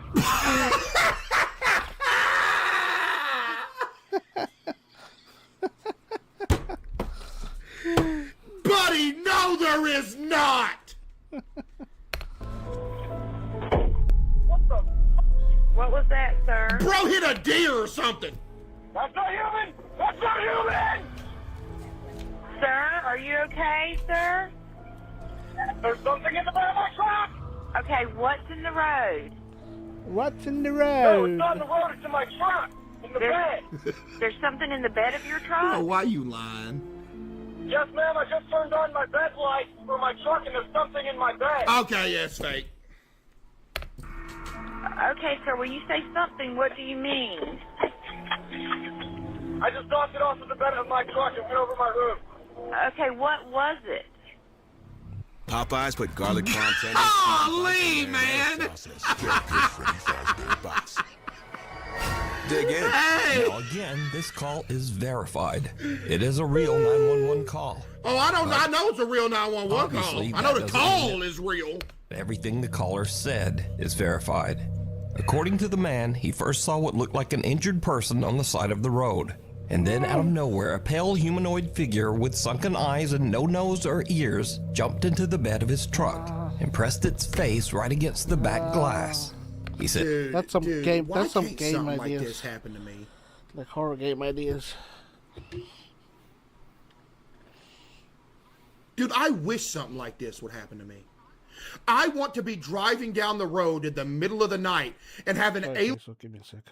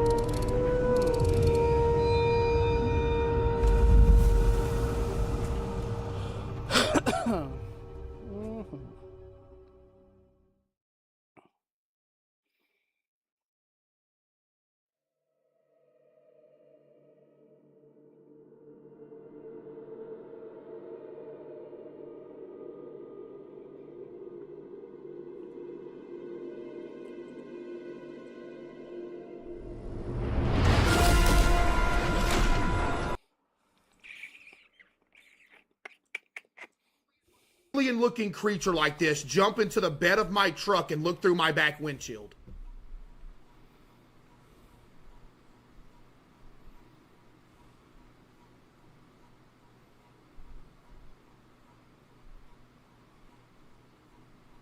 Why exactly? So I could confirm that something like this actually isn't just made up.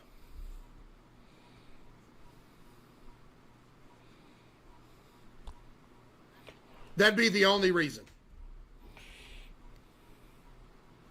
Are you stupid? No. You want to know why I'm not? Because some humanoid, pale gray alien figure is not going to jump into my bed of my truck in the middle of the night while I'm driving down the road. You want to know why?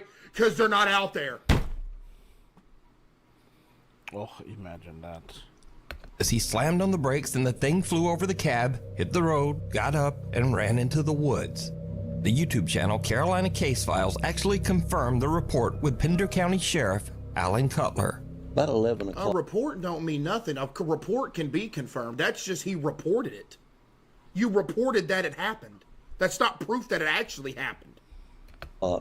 PM that evening, a call came into our 911 dispatch of an individual standing on the side of the road. Dude. And it appeared to be bleeding. Dude. Now, he stated he was traveling 55 or 60 mile an hour, so I can see how traveling at that speed in the dark, it would be difficult to exactly identify what he saw. But he stated that it looked like a human being standing there with streaks of blood coming down. It is very hard to listen to that call, to that 911 tape, without becoming somewhat unnerved. It actually bothered me the first time that I heard I'm it. about to go over there in a truck and just drive around that road. Obviously, there's no way to verify what the man saw. Exactly! But keep in mind, he stayed on the line with 911, pulled over, and actually met up with sheriff's deputies. And he wasn't arrested for making a false report or for being under the influence of anything. Okay. So what exactly happened out there? He made up a story.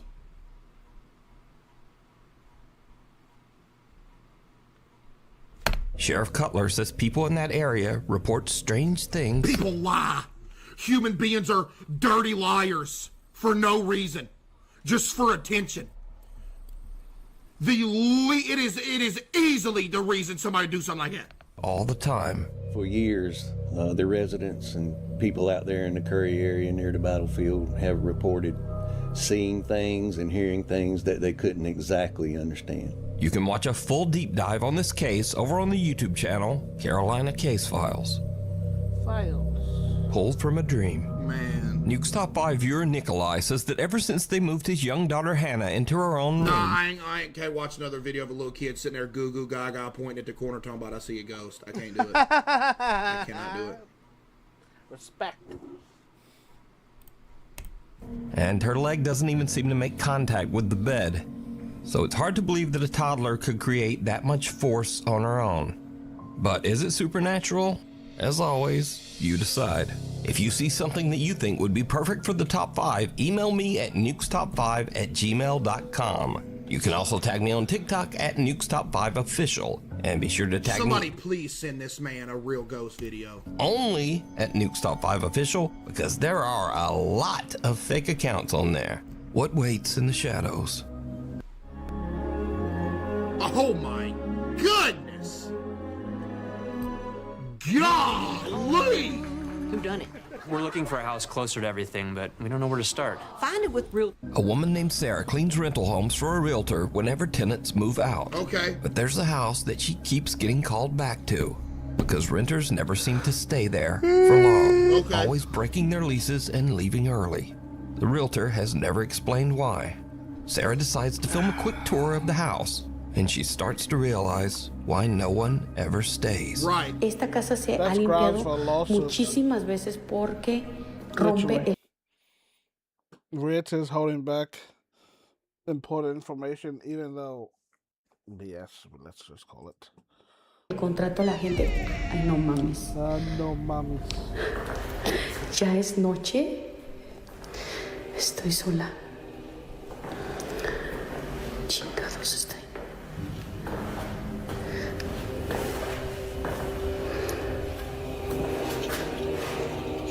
No hay nada. Me dio cosas a la pinche puerta. ¿Dónde está la luz acá? Oh no, you need to cut a light on. You're going to have to cut a light on. Thank you. Ok, ahorita les voy a enseñar. Esta es una recámara. Cámara. Se está poniendo ahorita tenso. Cámaro. Ahorita les voy a enseñar. No, there's something wrong with this house, though. I ain't saying it's haunted. This house just looked creepy. I couldn't live in here. Hey, ¿andan acá? Mamara. Mames. Espérenme. Iba a dejar grabando, pero la neta ya me está dando cosa. Se escucha el ruido por acá. No sé qué sea. El ruido por acá. No sé qué sea. Escuché mucho ruido. Tengo que ir a apagar la luz de allá. I'm seeing a whole bunch of nothing! The door to the toilet opens on its own, but Sarah shrugs it off. Then a creepy voice can be heard mumbling something indistinct. Again, somewhere in seems to peek out at her and then duck back inside. But in the dark, even Sarah doesn't see it. And just to confirm that this isn't pareidolia or just something already in the room, earlier in this video, Sarah filmed into the same room, and there was nothing there. Oh, somebody was in that house. A few moments later, another door opens on its own, and Sarah has had about enough of the creepy house. She just heads for the door. But did Sarah capture a haunted house It's that just a renters shadow. just... I actually could. It could. Yeah, it could be. I can tell you what it's absolutely not. It's not a ghost. Like, let's get that out of the way. I can tell you what it absolutely is not. It is not a ghost. Not a ghost. It is anything but that. But a ghost. A shadow. Somebody just sitting in there. Hey. Squad a ghost. Won't stay in? Let me know Squad what a you ghost. think.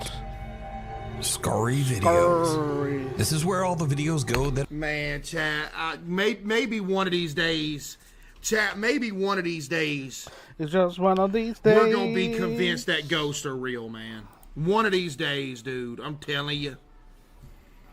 I'm telling you.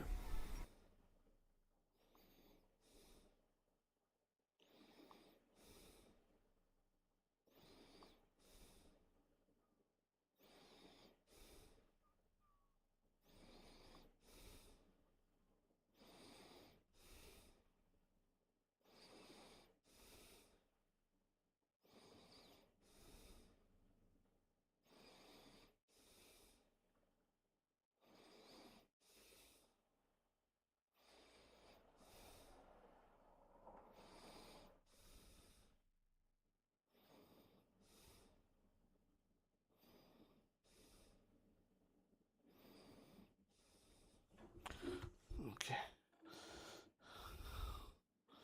Call of Duty is terrifying. Huh? Debunk.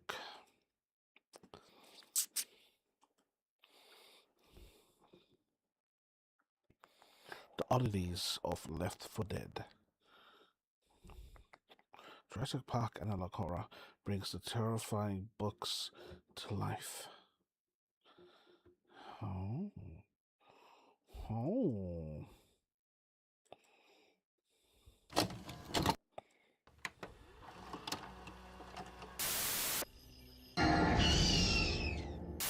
It's wearing off! Robbie, get out of there.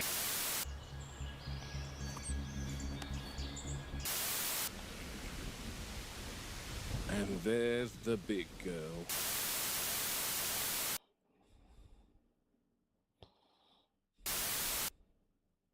Well, looks like we are back in the helicopter on our way to Jurassic Park.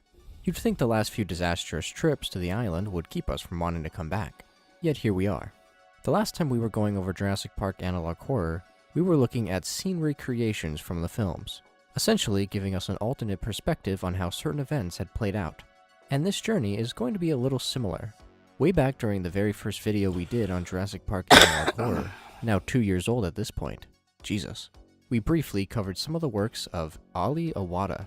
This channel had some really neat animations taking place in the Jurassic Park universe, except it was doing what we had wanted the films to do since the very beginning, adapt the books more faithfully.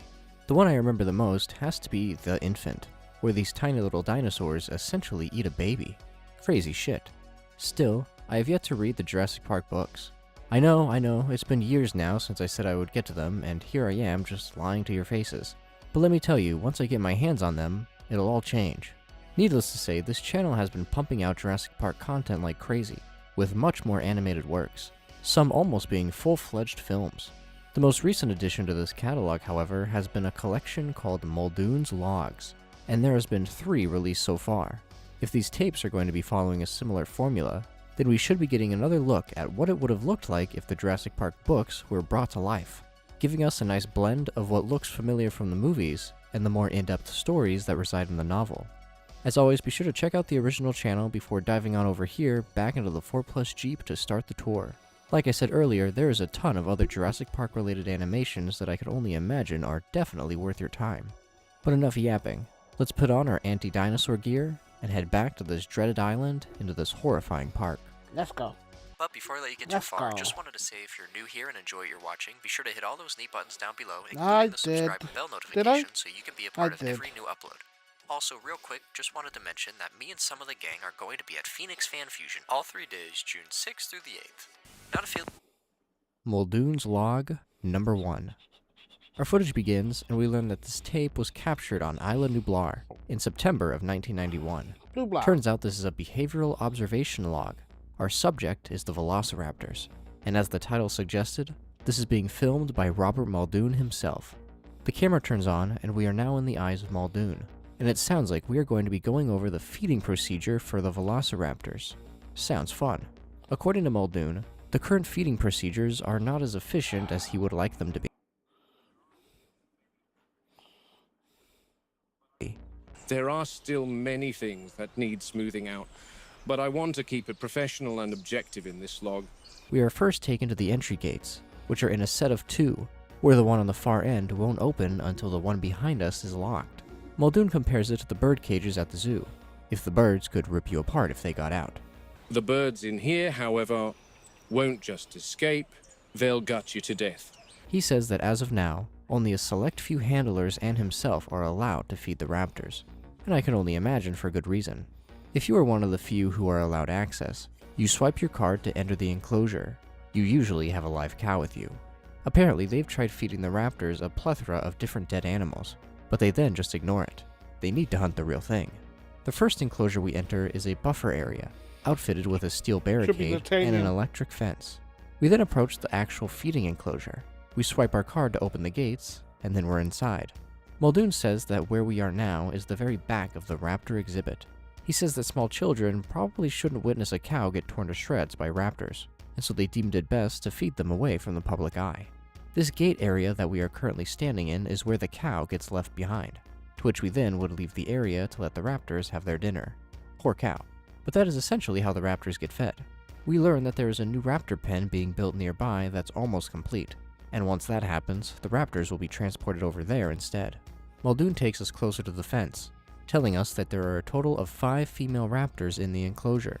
He says that they bred 8 of them, and then on the other island, Isla Sorna, they cloned 2 more. But apparently, one of them didn't survive the ride over. So according to Muldoon, that left one quote-unquote big one to be brought to this enclosure. Apparently, when the big one arrived, she killed half of the original group of raptors, and just 4 days ago killed another smaller raptor. So now Muldoon has a constant watch on the big one.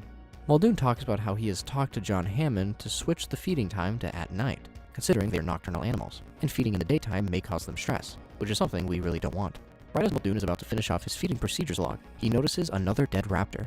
We then cut ahead a bit, and we see as the dead raptor is airlifted out of the enclosure and taken away. Muldoon theorizes that the big one is to blame for this. He just doesn't know how to prove it. The cameras weren't able to capture anything. While looking at the live footage of the pen, Muldoon notices that the 3 raptors are keeping busy, but the big one is nowhere to be found. However, we are now left with only 4 raptors, and we plan to visit the enclosure during the night to see if the group dynamic has changed. He's expecting the death of another raptor to shake things up a bit. Something that is really cool that we are getting to explore is the big one. It has been a while since I've seen the first Jurassic Park film, so I could be wrong here. But I don't ever remember one of the Velociraptors being labeled as the big one. But apparently that title belongs to the Velociraptor that kills Muldoon in the movie, and then goes on to hunt down the 2 kids, ultimately meeting its demise at the hands of the T-Rex. I can only imagine that the novelization went more in depth about this raptor, so it's really cool that we are able to see an introduction to this terrifying creature.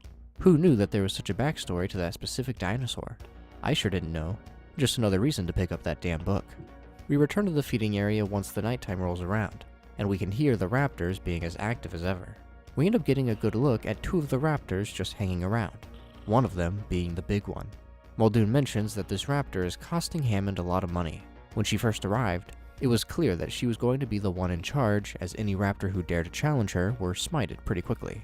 The big one begins to walk off while Muldoon carries on, but then we cut ahead a bit and can see all the raptors having a little meeting. Muldoon says that the big one is making plans for the other raptors. Muldoon is then interrupted during his narration as one of the raptors has started to head away from the group. They have been given some orders from the big one. We follow the This is such a cool perspective. I didn't actually put together who Muldoon was. So that's him. From the first ever Jurassic Park. That's so interesting.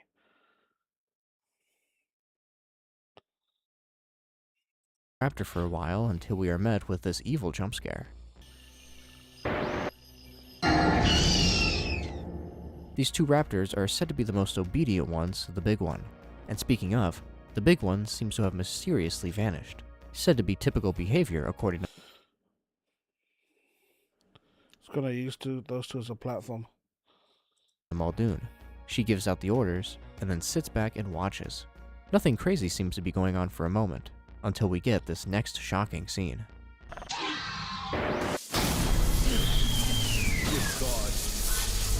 It looks like that raptor did not want to live anymore. Either that or the big one ordered it to test out the electric fence. And good to know that it works. We also learn that those two raptors were acting as a distraction. We have been outsmarted. We then cut to the next day. We zoom in on one of the raptors, and if I'm being honest, I thought they straight up killed it. But as it turns out, they are just tranquilizing them. They shoot the three of them down to check out the body of the electrified raptor, who is said to have flown 40 feet away from the fence after the blast, and tragically has died. And I gotta say, it's quite the brutal sight. My guess is the big one picked on her specifically to test another region of the electric fence. This is when Muldoon gives us some insight on his inner motivations, saying that he would feel sympathy for the raptor if he didn't have an obsessive need to destroy them before they figure out how to escape. He then tells us that the other sedated raptors are now being moved to another, more secluded area. However, that incident ended up causing yet another casualty, which the ending of this tape lets us know exactly what had happened. Unfortunately, that wasn't without another casualty.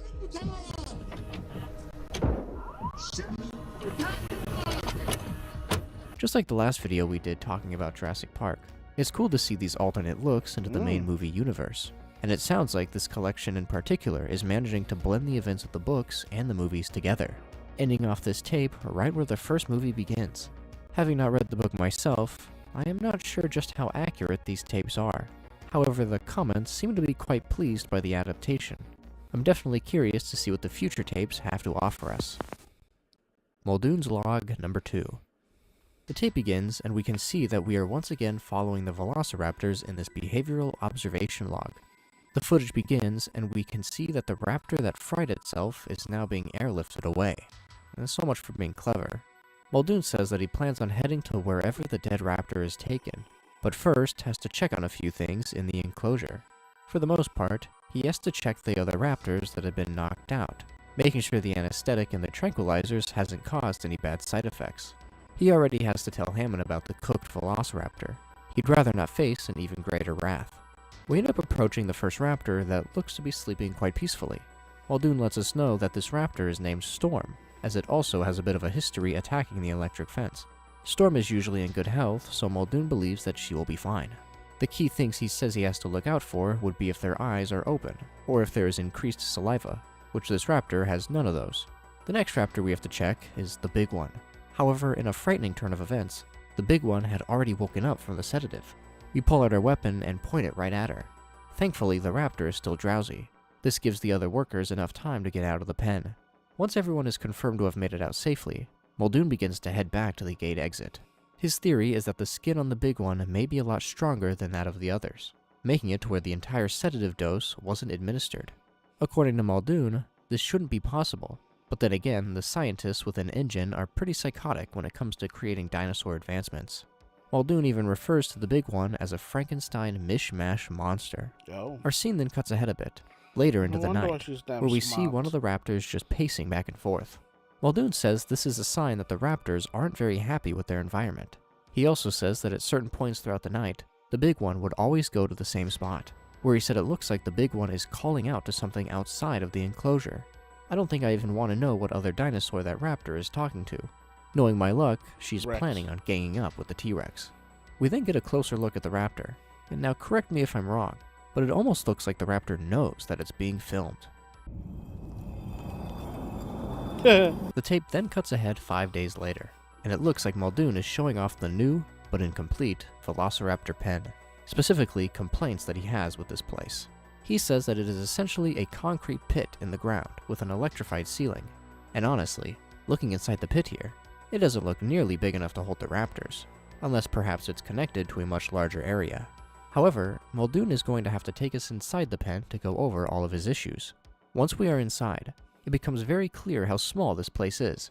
Even Muldoon makes mention of it. Constrained to living quarters not much larger than your average apartment in Leeds in the UK. His main worries is that these animals are pretty intelligent, so keeping them in such cramped spaces for too long may result in them showing disordered behaviors. Which disordered behaviors is the last thing you want to see a velociraptor have. Muldoon then starts to question why John even cleared for this pen to be in use anyways. This doesn't do very well when trying to show off raptors to the park goers, so he assumes that they must be off the tour. But then if they are off the tour, then why are they still being cloned?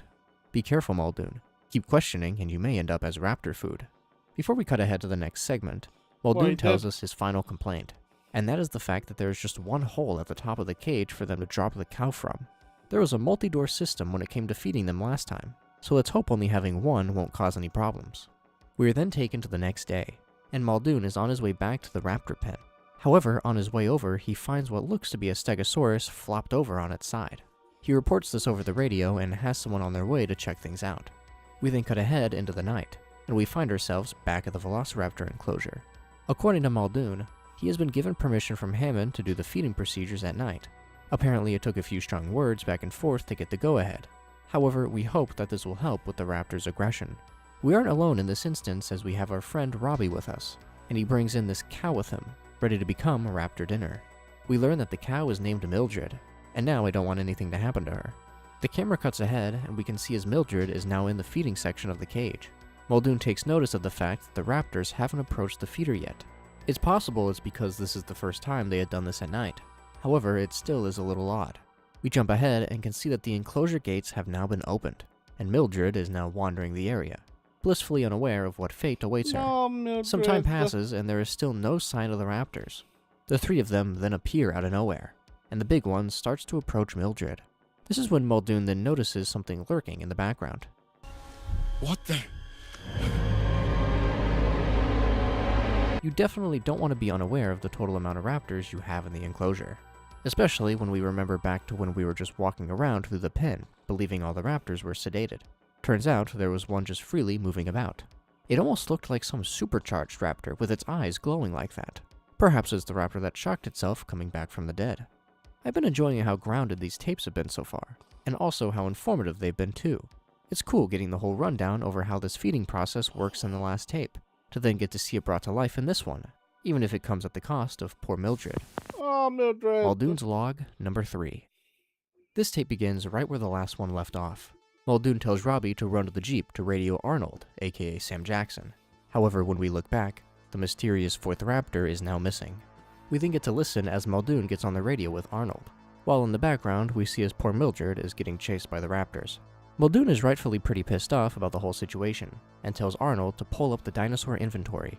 Interestingly enough, it's been recorded that they should have 4 raptors in the enclosure.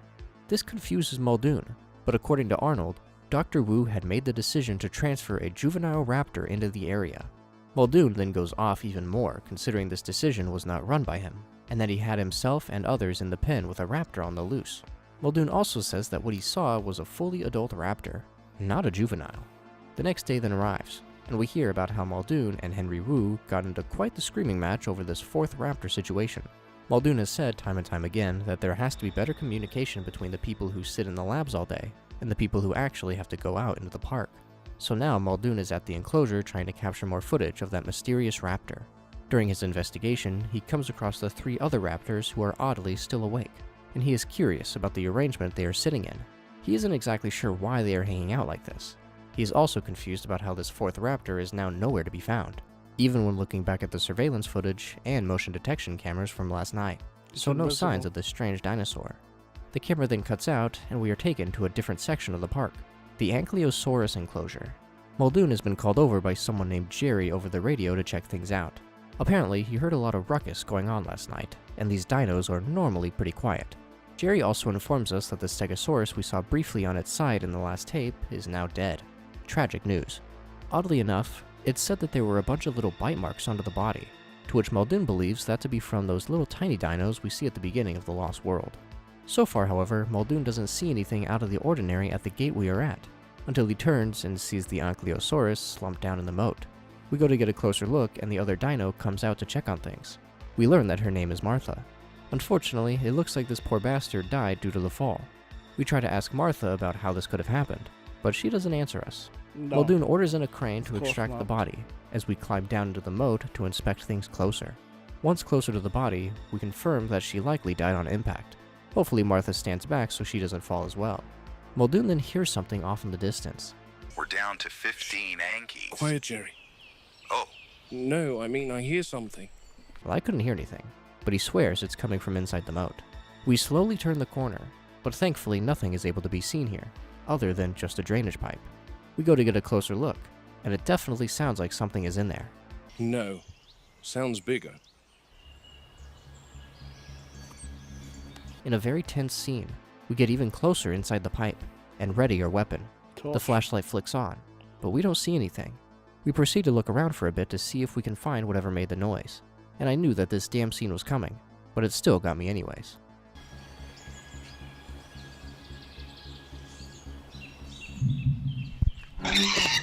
Christ. There's actually something in this scene that is very easy to miss. Son of a... As Muldoon walks closer to the drain pipe, we see the shadow of a raptor looming overhead. Seems like we may have found our culprit. We are then brought ahead of the crane, picking up the body out of the moat. We turn and can see that we are just hanging out with Martha. I guess she isn't all that dangerous. We then check out the security footage from the night before, to see how this fall had happened. Muldoon says that the dinosaur was running around like crazy, as if she was being attacked. She ends up at the edge of the moat and swings her tail as if attacking another dinosaur, but inevitably ends up slipping and falling in. We then cut ahead to later in the night, as Muldoon has been assigned to a perimeter check for the T-Rex paddock. Yeah, no thanks. I'll be turning in my 2 weeks now. Muldoon looks around and we can see all the construction happening on the main road. Apparently, the section is being expanded. We look up at the top of the electric fence and can see that the wire is flickering from the rain. It hasn't failed, but it's on track to. We then hear the T-Rex herself, and Muldoon begins to describe the presence of one, what it is like to be near one of the most terrifying creatures to ever exist. When a Rex moves, you don't hear quick steps, you hear mass settling, soil adjusting. Again, yeah, no thanks. Muldoon claims that the T-Rex seems a little restless tonight, which is never a good sign. This whole segment is quite intense.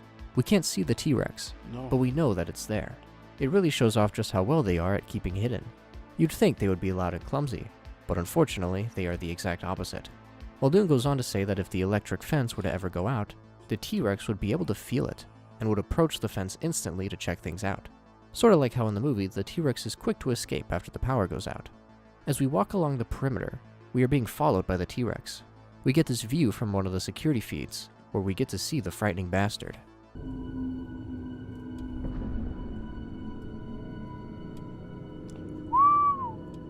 We end up seeing yet another cow in the T-Rex enclosure, and apparently this cow has been here since the afternoon. I wonder what is causing the delay. However, we then see the T-Rex sneaking up from behind. And there's the big girl. Muldoon goes on to describe how the T-Rex won't go in for the kill until it knows for sure that it will succeed without injury. And that's when we see that this cow may have the worst luck imaginable. Until she's decided that it's safe to do so. Oh! Well, look who it is. What's worse than one T-Rex? 2 of them. Well, that was certainly an entertaining and intense handful of tapes. Again, it was very nice to be brought back into the world of Jurassic Park. This time heavily focusing on the first movie as we follow Muldoon in his logs, documenting the behind-the-scenes happenings at the park, as well as his personal issues he has with how it's run. This whole series proved that I need to get into reading the books as soon as possible. I would be super curious to learn more about the infamous raptor known as the Big One, or the existence of this second T-Rex. I said it earlier, but I really like how grounded these tapes were. They essentially were just training tapes for new employees, going over the feeding procedures and just following Muldoon around on his daily duties.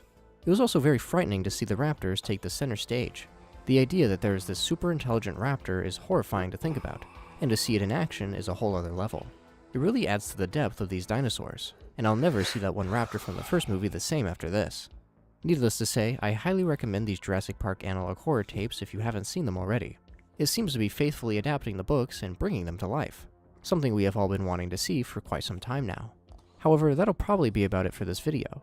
As always, be sure to head down into the description below to check out the original series to support the creator, and be sure to keep on leaving me recommendations down below, whether it be in the YouTube comments or the community Discord. But if you'll excuse me, I need to go and cancel my application for Jurassic Park.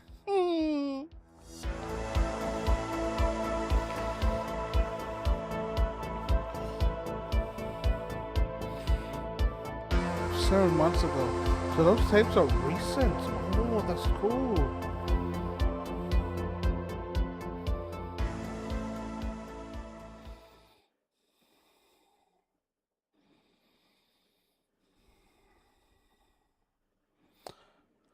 Ali Awada. That's for me.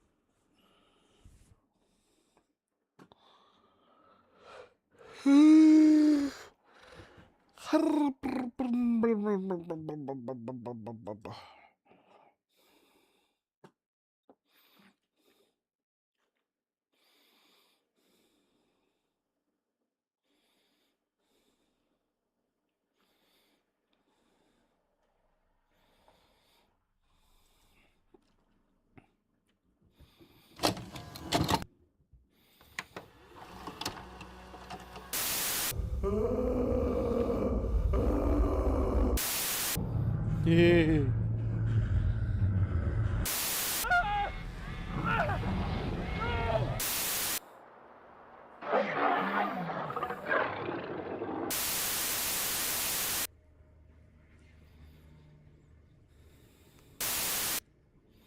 Well, time to get back into those Jurassic Park tour jeeps, because this ride isn't going to be ending anytime soon.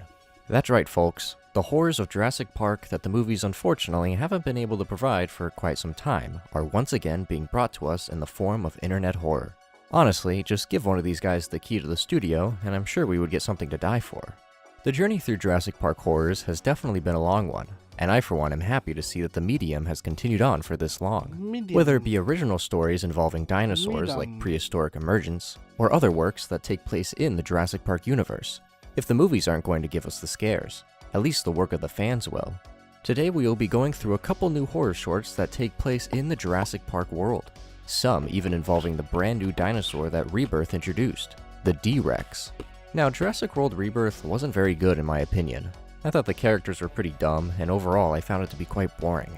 Perhaps I need to rewatch the film to fully decide whether or not I dislike it as much as I do now. But there are some good things that came from the movie, and one of those was the D-Rex. Honestly, whenever that monstrosity was shown on screen, it felt like an entirely different movie. But enough talking about Rebirth. We are here to witness the pure terror that is Jurassic Park, the way it was meant to be seen. As always, be sure to check out the original videos, as each creator has plenty of other works across their channels that are worth checking out. But without further ado, let's equip ourselves with our D-Rex repellent, and head into the 4+ themed tour jeep back into Jurassic Park horrors. But before I let you get too far, just wanted to say if you're new here and enjoy what you're watching, be sure to hit all those neat buttons down below, as it really helps support the channel. I'll also have linked in the description below our socials and the 4-Player Gaming channel, where we dive into the terrifying world of horror video games. But anyways, now you can pass through. The Shed Incident. Our footage begins, and we can see a bunch of armed Jurassic Park employees directing a forklift over to them. This lift has quite the large crate that it is carrying. This whole scene looks awfully familiar to the opening of the first Jurassic Park, and we all know how that situation ended. The crate is slowly lowered onto the track, and the push-in team is sent in. This whole scene is playing out just like the first movie, and it's really cool to get this alternate angle. The camera then cuts ahead, and we see how this whole operation went downhill.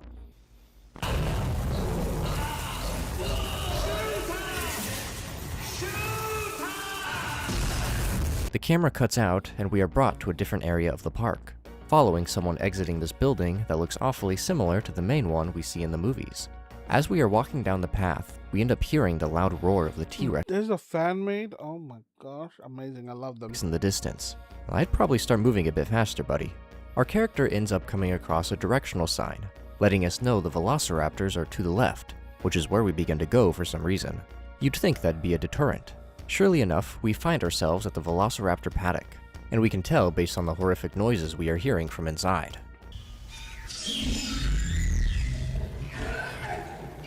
To the left, to the left. Someone ends up coming up from behind us asking for help, which startles our character. Apparently, he was a part of a transport that was heading to the docks. However, a storm swooped in and knocked over a tree that blocked the road. Unfortunately, he was the only one out of his group to make it out alive. He says that there was something out there with them. Whatever it was managed to get out after the fences had lost power. Our cameraman tells him that the safest place on the island is the emergency bunker, but the power is still not back yet, so he deems it best for the two of them to stick together. Apparently, we were on our way to the maintenance shed, but the worker cuts us off in a panic once he processes the information of the power being out still. And I don't blame him. That means all the fences are down, even the raptor ones. You know, the one that's right behind us.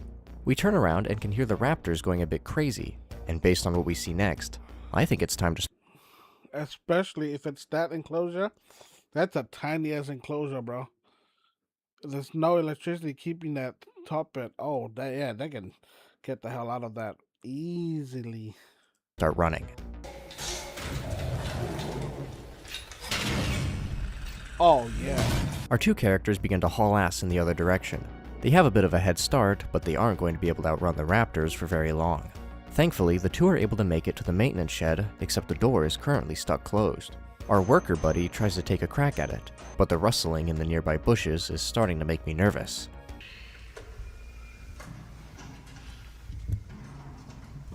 At last, the door gets opened, and the two head inside.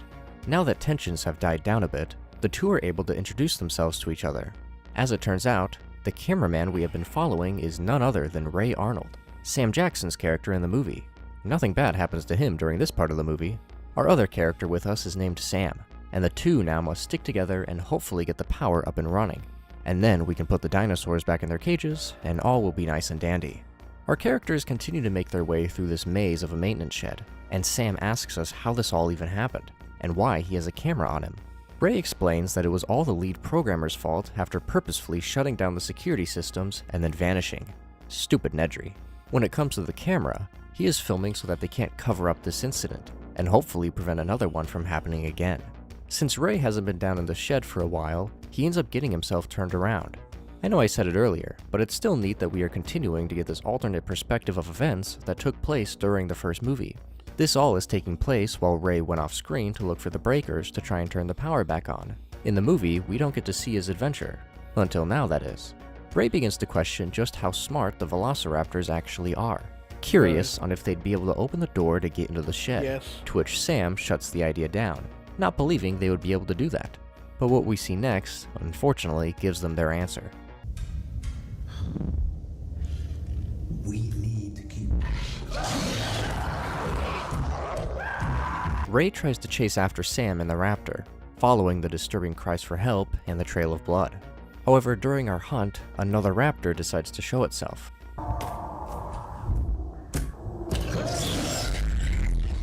We are able to get ahead of it in time to shut the gate, but with the raptor's superb strength, it's able to just bust through the fencing.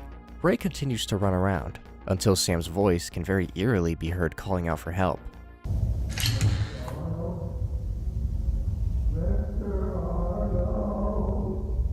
Ray tries to follow his voice, but Sam does not sound like he's doing good at all. I'm not leaving you behind. Where are you? We end up turning the corner and can see Sam. And boy, if this isn't one of the most haunting scenes in a dinosaur horror I've seen in a while.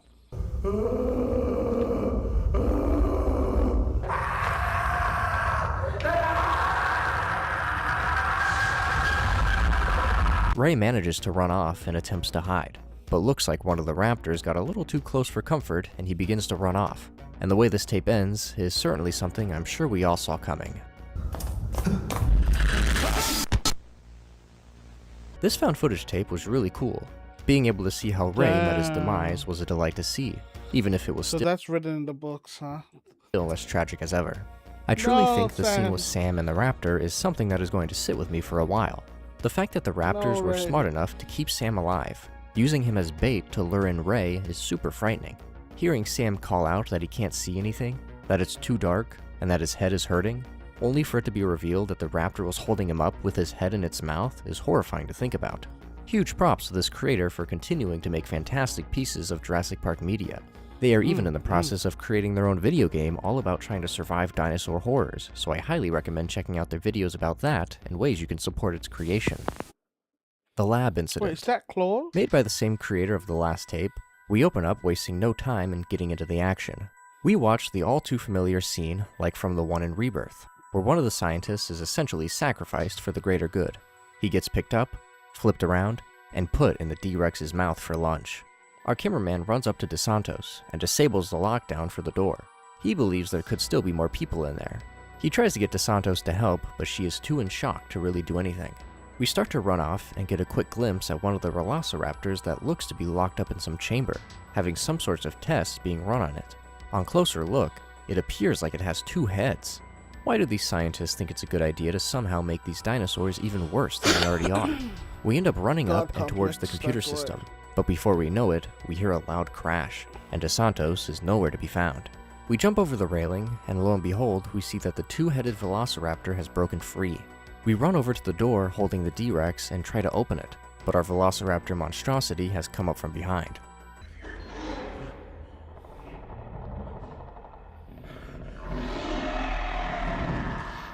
Thankfully, this raptor is very slow, and we are able to open the door, run in, and shut it before the raptors can get to us. But now you're just locked in with another dinosaur, and it's here for you. Its hand comes out from the red mist, and we try to bang on the door to call it for help, but it's just us, unfortunately. Yeah, like, instead of going... We turn back... You could not have gone any other way? Around, and the D-Rex is right in our face. In an unexpected turn of events, the D-Rex smashes the glass to the door, and we are able to make it through right before the D-Rex slams his big ol' head through the door. We go to run off, but when we turn around, the D-Rex is now gone. But not very long, however. Smash. Okay, I did not expect it to come through that. We look into the D-Rex's beautiful eyes, and are inevitably eaten by the dinosaur before our tape ends. I am really enjoying these shorts that are acting as extended scenes from the movies. Like I said in the intro, the D-Rex was honestly the best and scariest part of Rebirth, and this entry is continuing to prove that. I do question our main character's decision-making skills, however. I get that he was trying to save the other scientists inside the lab, but what could you have done considering the D-Rex has likely already wreaked enough havoc and killed everyone? That's if there were more people in there. For all we know, the poor bastard who got carried away in the beginning was the only one who got left behind. Also, the choice to go back into the containment area and lock yourself in was also quite the silly move. I get you're trying to get away from the 2-headed velociraptor, but now you have just trapped yourself with a much bigger and more menacing creature. But other than those odd choices made by the characters, this short was still a blast as it showed off why the D-Rex was the best part of Rebirth. And this isn't the last we get to see of him either, as he is quickly going to be making a return. D-Rex escapes. Our tape opens up, and we find ourselves in the ventilation shaft above the same area our opening of Rebirth takes place in. We can hear over the intercom the automated voice announcing the containment breach, aka the Snickers wrapper that caused all this chaos. We end up finding a vent and kicking it off, to which we then drop down and are inside the lab. We look around and can once again see the chambers holding the freaky velociraptors. We begin to head to one of the closed doors. It seems like we may be trapped here. We try to input the code, but the whole sector is locked down, to which we are then met with our famous D-Rex, the frightening silhouette behind the glass. We look up and can see one of the security cameras looks to still be active, and we yell out that this company won't be getting away with it this time. Are we some type of whistleblower, sneaking around through the lab to try and gather evidence of the worst kind of idiot that would make things worse for everybody? InGen's wrongdoings? Like, yeah, cool, whistleblow, but do it in the least dangerous way. This kind of whistleblowing is gonna kill more people than you're trying to save. We zoom in on the breaker box and begin to walk over to it. We open it and start to flip some switches and are able to clear the lockdown. only say that because this is exactly why you'll needlessly. But the doorway out isn't able to open all the way, and unfortunately, trying to open the exit door also opens the containment door. Thankfully, we are able to flip the switch to close up the containment door, but a familiar fellow has some other ideas.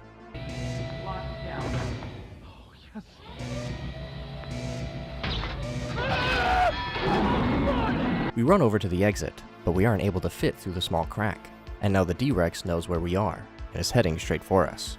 We are able to force the door open, and in a very unlucky scene, we end up getting grabbed and are being pulled back in.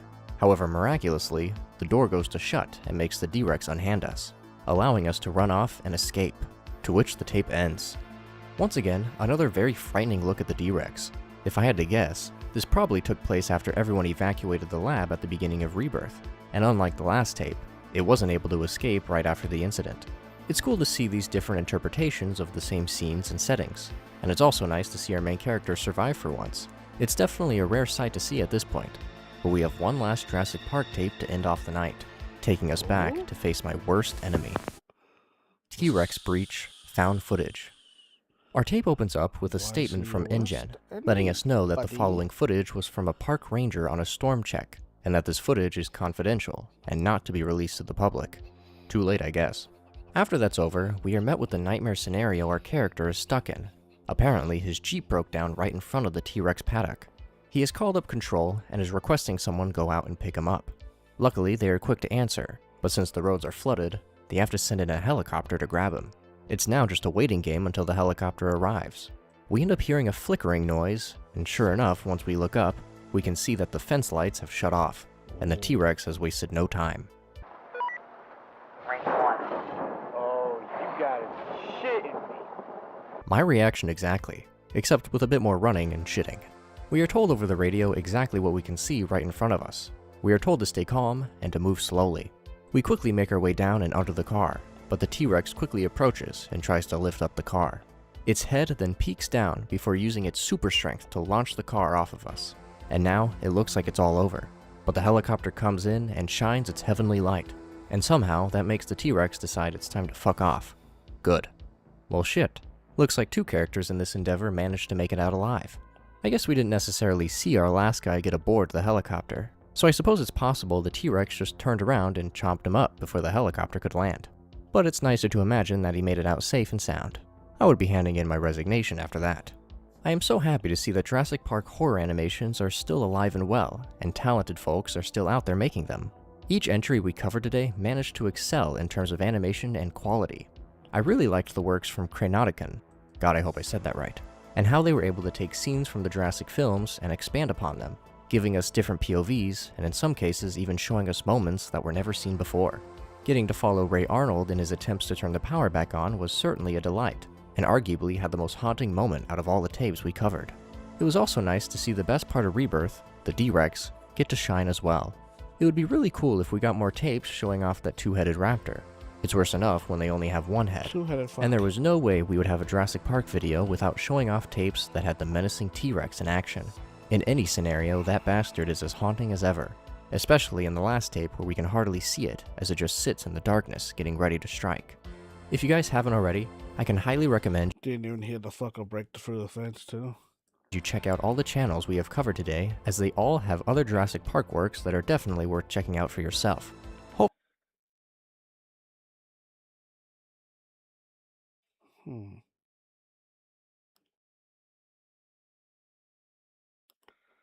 I heard noises. Ah, moms. Hopefully someone at Universal checks them out and decides it's time to make a good film. But who am I kidding? I'm just waiting to hear about the next Jurassic Park movie and how it's going to be bringing back Chris Pratt. Maybe someday I will decide to rewatch Rebirth and see if I have been treating it too harshly. Who knows? But that'll probably be about it for this video. As always, be sure to keep on leaving me recommendations down below, whether it be in the YouTube comments or the community Discord, where we are definitely not experimenting on dinosaurs and creating two-headed raptors. But if you'll excuse me, I gotta go pray that all this dinosaur horror won't ruin my sleep for the next week. Oh, nothing. Oh, Mom.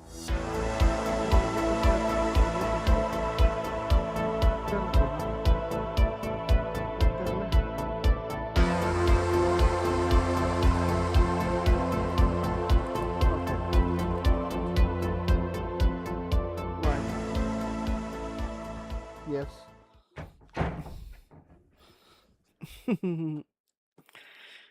I'm enjoying this Jurassic horror thing.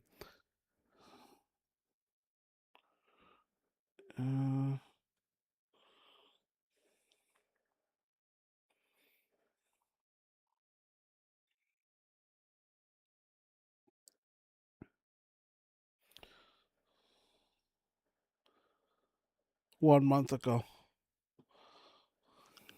I never thought I would see the day, folks. Analog horrors and dinosaurs merging together. Just kidding. Who do you take me for? Hello, everyone, and welcome back to 4+. I'm your host once again, Mr. Plus, here to bring you all the thing you love most. Dinosaurs running amok in analog horror. It was about 6 months ago we went back to the channel Ali Awada and dived into the series Muldoon's Logs. The series focuses on the popular character Robert Muldoon, who is the warden of the park. We follow as he investigates strange occurrences throughout the park, and the coolest part about it is that it is managing to flesh out the world of the first film by including a lot of what happens in the novel. In the last video, we went over the first 3 logs of the series. I also had not started the book yet in that time, which, yeah, it's taking me a while to finish, but I'm currently at the halfway point in the book and things are getting crazy, let me tell ya.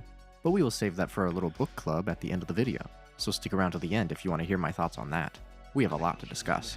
But as a quick recap, Muldoon fills us in on the existence of the Big One, the head honcho raptor that calls the shots. She even gets a raptor to kill itself in the electric fence. However, we have much bigger problems, like extra undocumented raptors appearing in the enclosures that Muldoon doesn't know about, and the possibility that they are getting out of their cages to go attack the other dinosaurs. Just overall being a huge pain in the ass. With this series, there are a whole bunch of logs by this point, and you all have been recommending I come back to this for a while now, so here we are. As always, be sure to The scientists put a juvenile one into the pen. Did the big one maybe order it to slip through the gaps? Huh. Then avoiding an electric shock, maybe? check out the original series before diving on over here for us to face the dinos together. Also, if you like what you're seeing and want to see more, be sure to hit all those neat buttons down below. Also, be sure to check out the gaming channel linked down below as well. But enough yapping. Let's equip ourselves with our anti-dino spray, put on our high-stat protective gear, and sail back over to Jurassic Park once again to learn more about these terrifying dinosaur logs.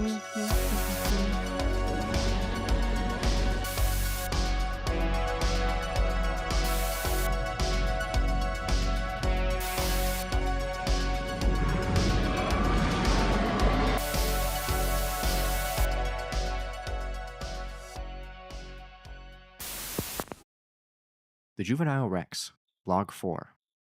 This log is starting out directly where the last one left off, where Muldoon was at the T-Rex paddock, watching the two T-Rexes encounter the poor cow. Yes. The last tape ended right when the younger T-Rex showed up, so let's see what she decides to do.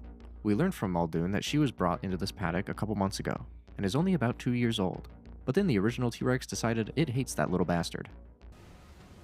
The lab wanted. We end up seeing on the cameras the small T-Rex running away from the much larger one. If I'm being honest, the size difference made me think it was a raptor. Muldoon talks about how the older T-Rex is very territorial, so the mini-Rex showing up to her food was a no-go. He also talks about how one of the chief vet's daughter gave the idea that the two Rexes shared the paddock, because according to her, the T-Rexes are very protective of their children, but yeah, well that bitch should shut the fuck up. Muldoon thinks differently, especially since this child T-Rex is not the older one's kid. It's just some random asshole that got dropped off. However, it saves them money for them to share a paddock, so now we know the real reason. But Muldoon decides it's time to head back since the storm. Trying to cut corners on when you're trying to keep these things contained. Wow. Never a good thing. Storm is starting to get hectic. When we return a couple days later, we listen in on Muldoon talking to Arnold over the radio.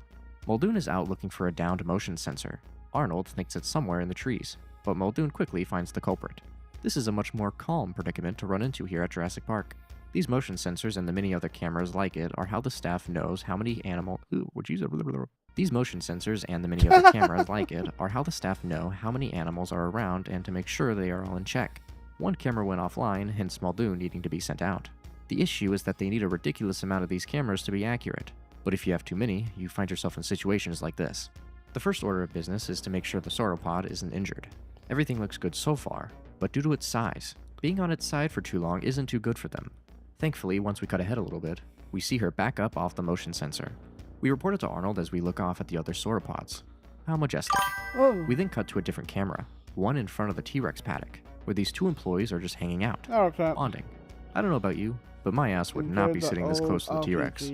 What I imagine is a plane then flies overhead, which catches the attention of the T-Rex. But then the worker ends up throwing something at the dinosaur and taunting it. Bro, you are one crazy motherfucker. He ends up going up and turning his back to the dinosaur. What an actual fool. The T-Rex ends up moving off and doesn't give this guy the attention he is seeking. But that doesn't mean a different T-Rex is not interested.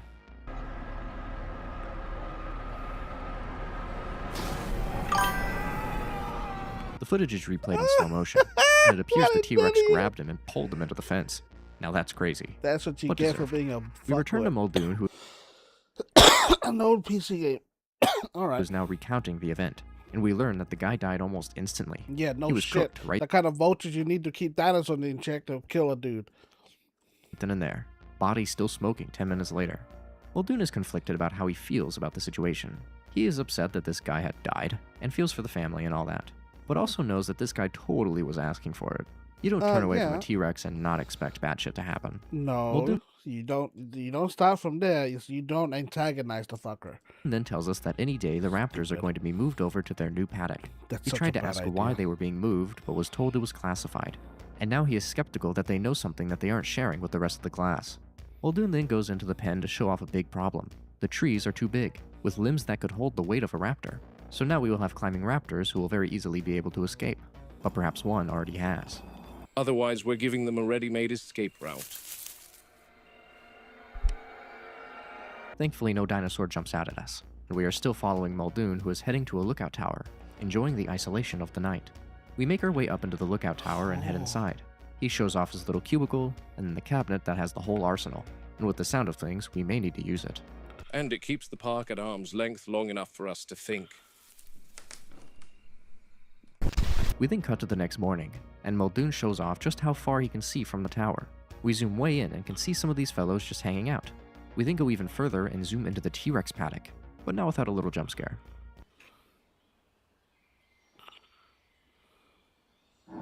Yikes.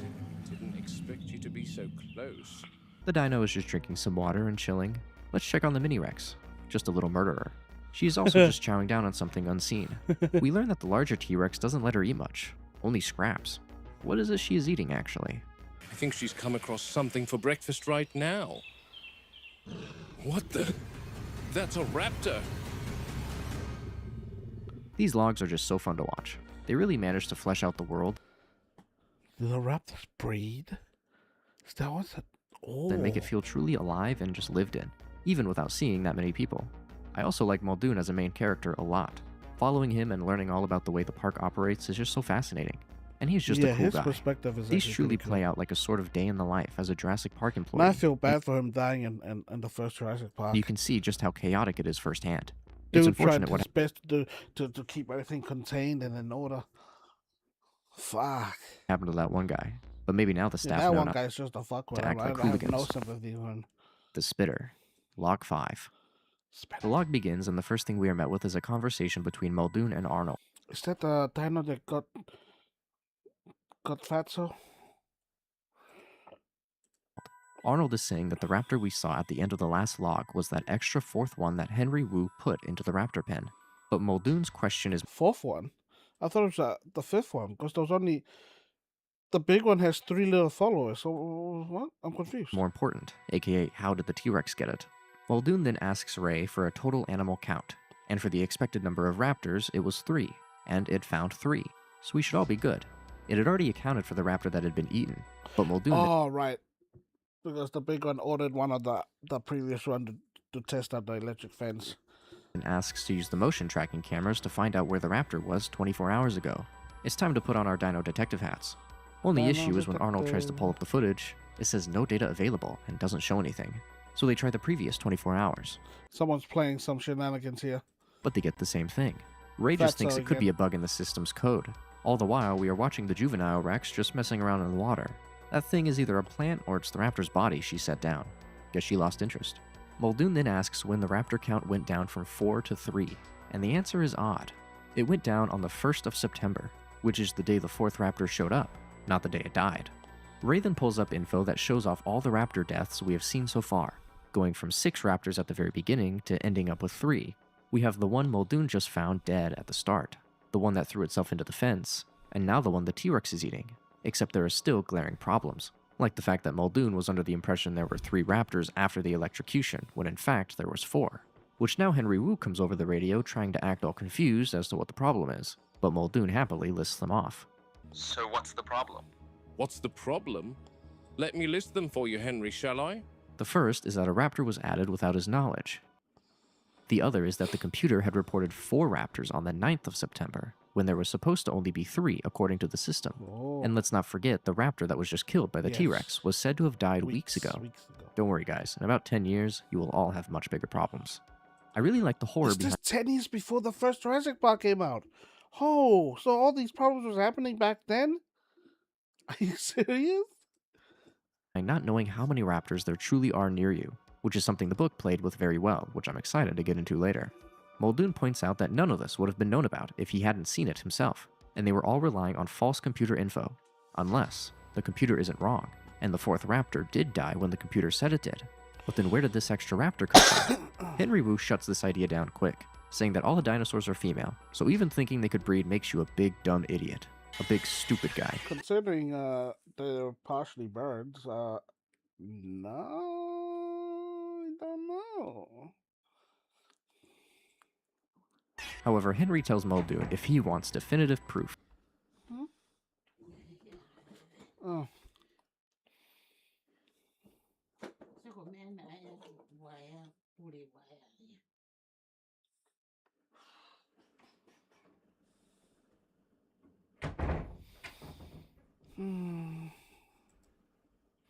He can go get the raptor from the T-Rex before she eats it, and then a sample will be taken to prove it's the right raptor.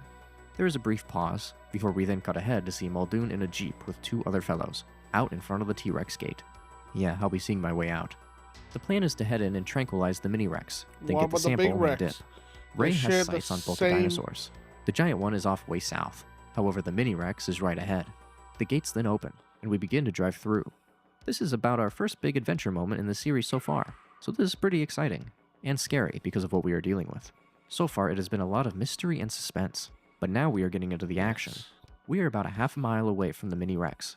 We get confirmation that the big boy is still far away. However, the mini-Rex is now on the move, and it doesn't take long before we get our sights on her. The Jeep begins to go parallel with the Rex, who has decided it wants to haul ass to protect its food instead of putting up a fight. The plan is to stall for a little bit so that she gets tired out.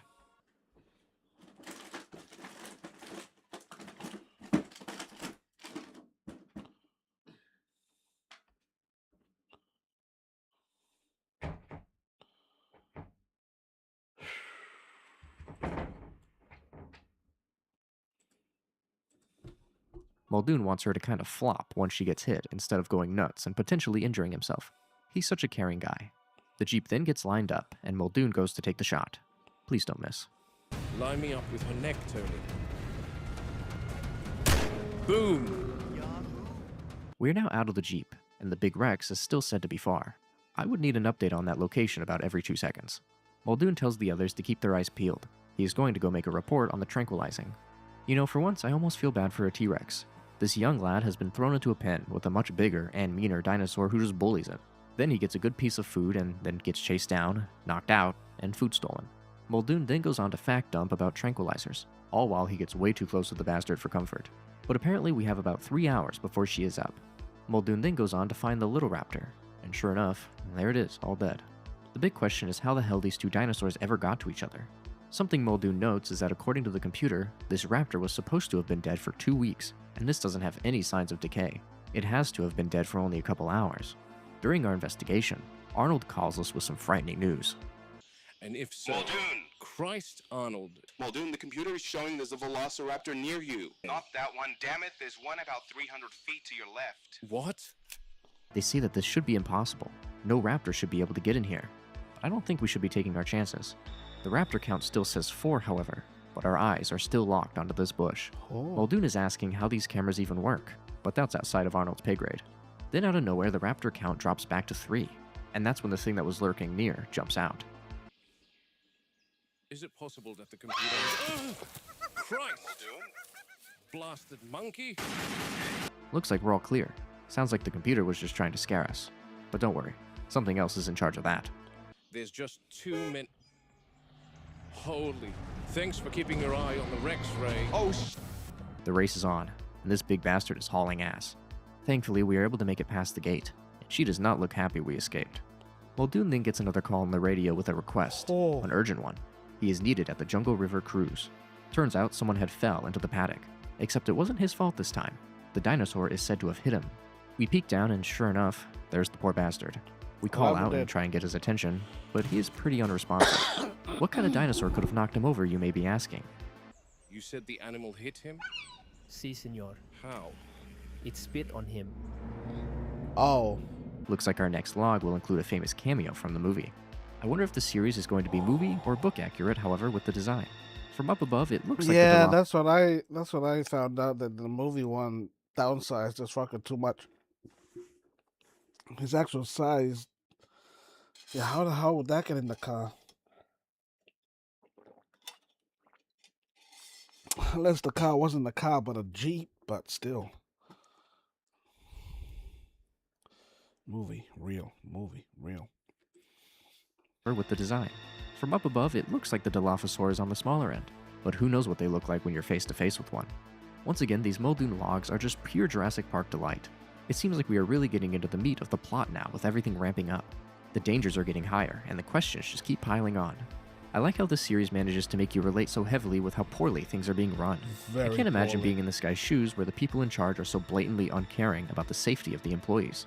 I think the biggest case we have seen so far is them not telling Muldoon there was an extra raptor in the pen while he was inside of it, and thought they were all tranquilized. That easily could have been a whole group of workers just wiped out.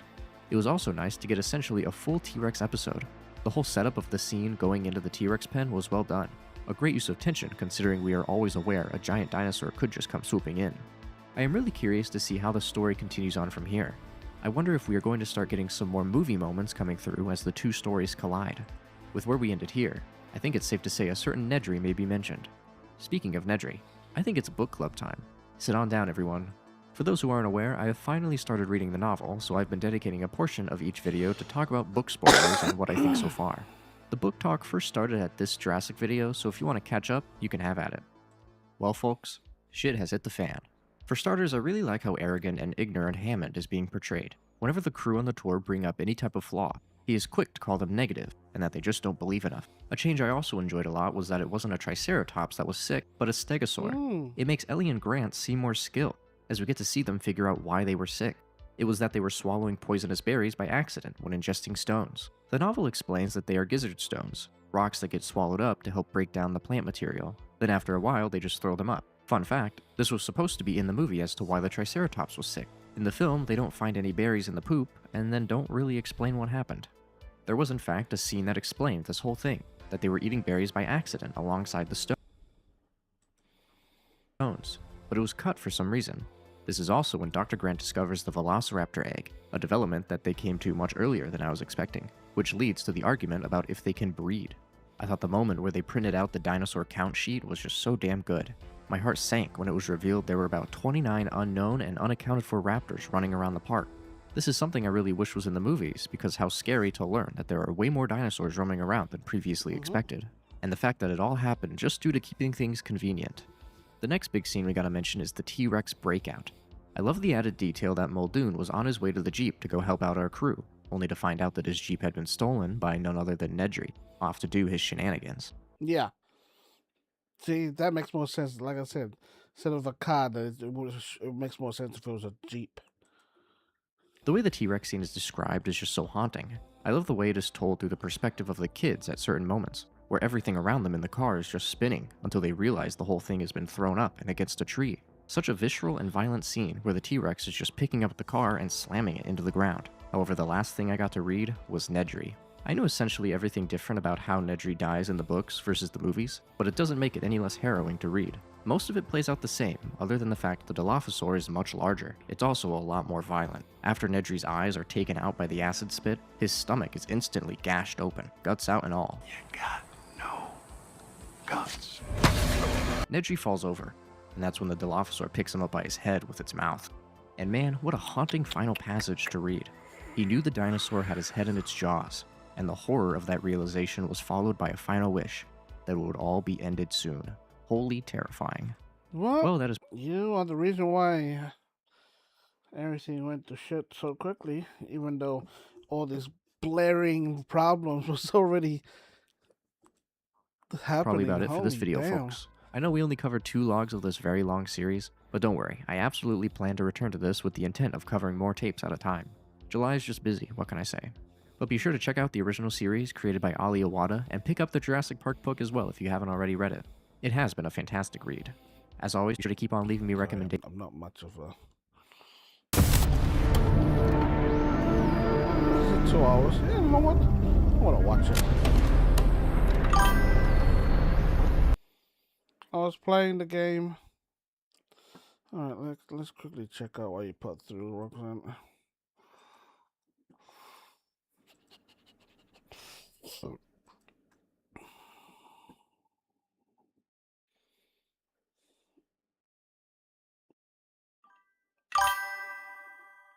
Your Wi-Fi's dying, that sucks. The software product copyrighted and so blah blah blah blah.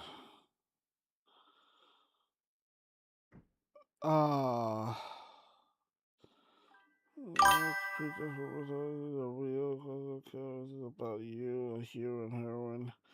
All heroine who has decided to rid the land of evil wizards. Your stream is chugging. That might be your internet. Damn, that sucks. That really sucks.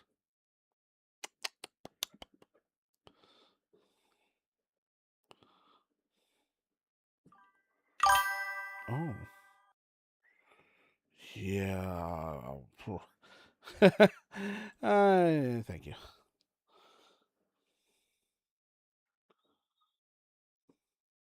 I got no frame rate drops though on my side. Let's check. Oh, Kick apparently has other problems with me. I can't help it. This is a Kick problem. I find out. Yeah, this is a Kick problem, not a me problem.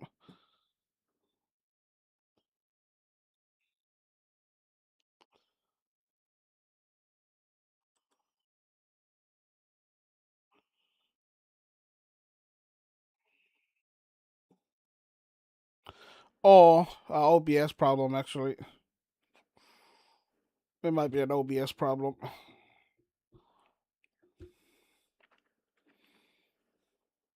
Yeah, everything is unstable. Shit.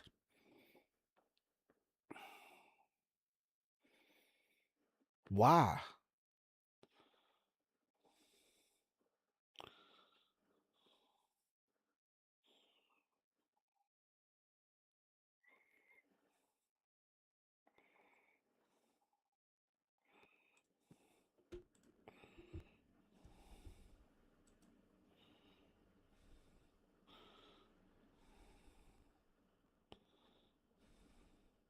I'm gonna have to reset my PC. Fuck, this is so annoying. So fucking annoying.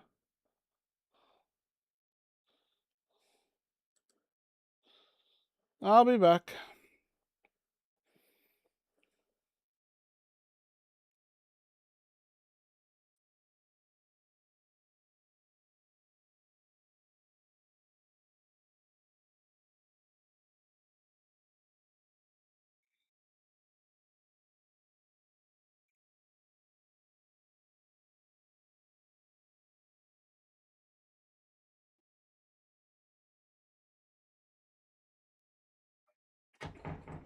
Can I borrow your charger, please?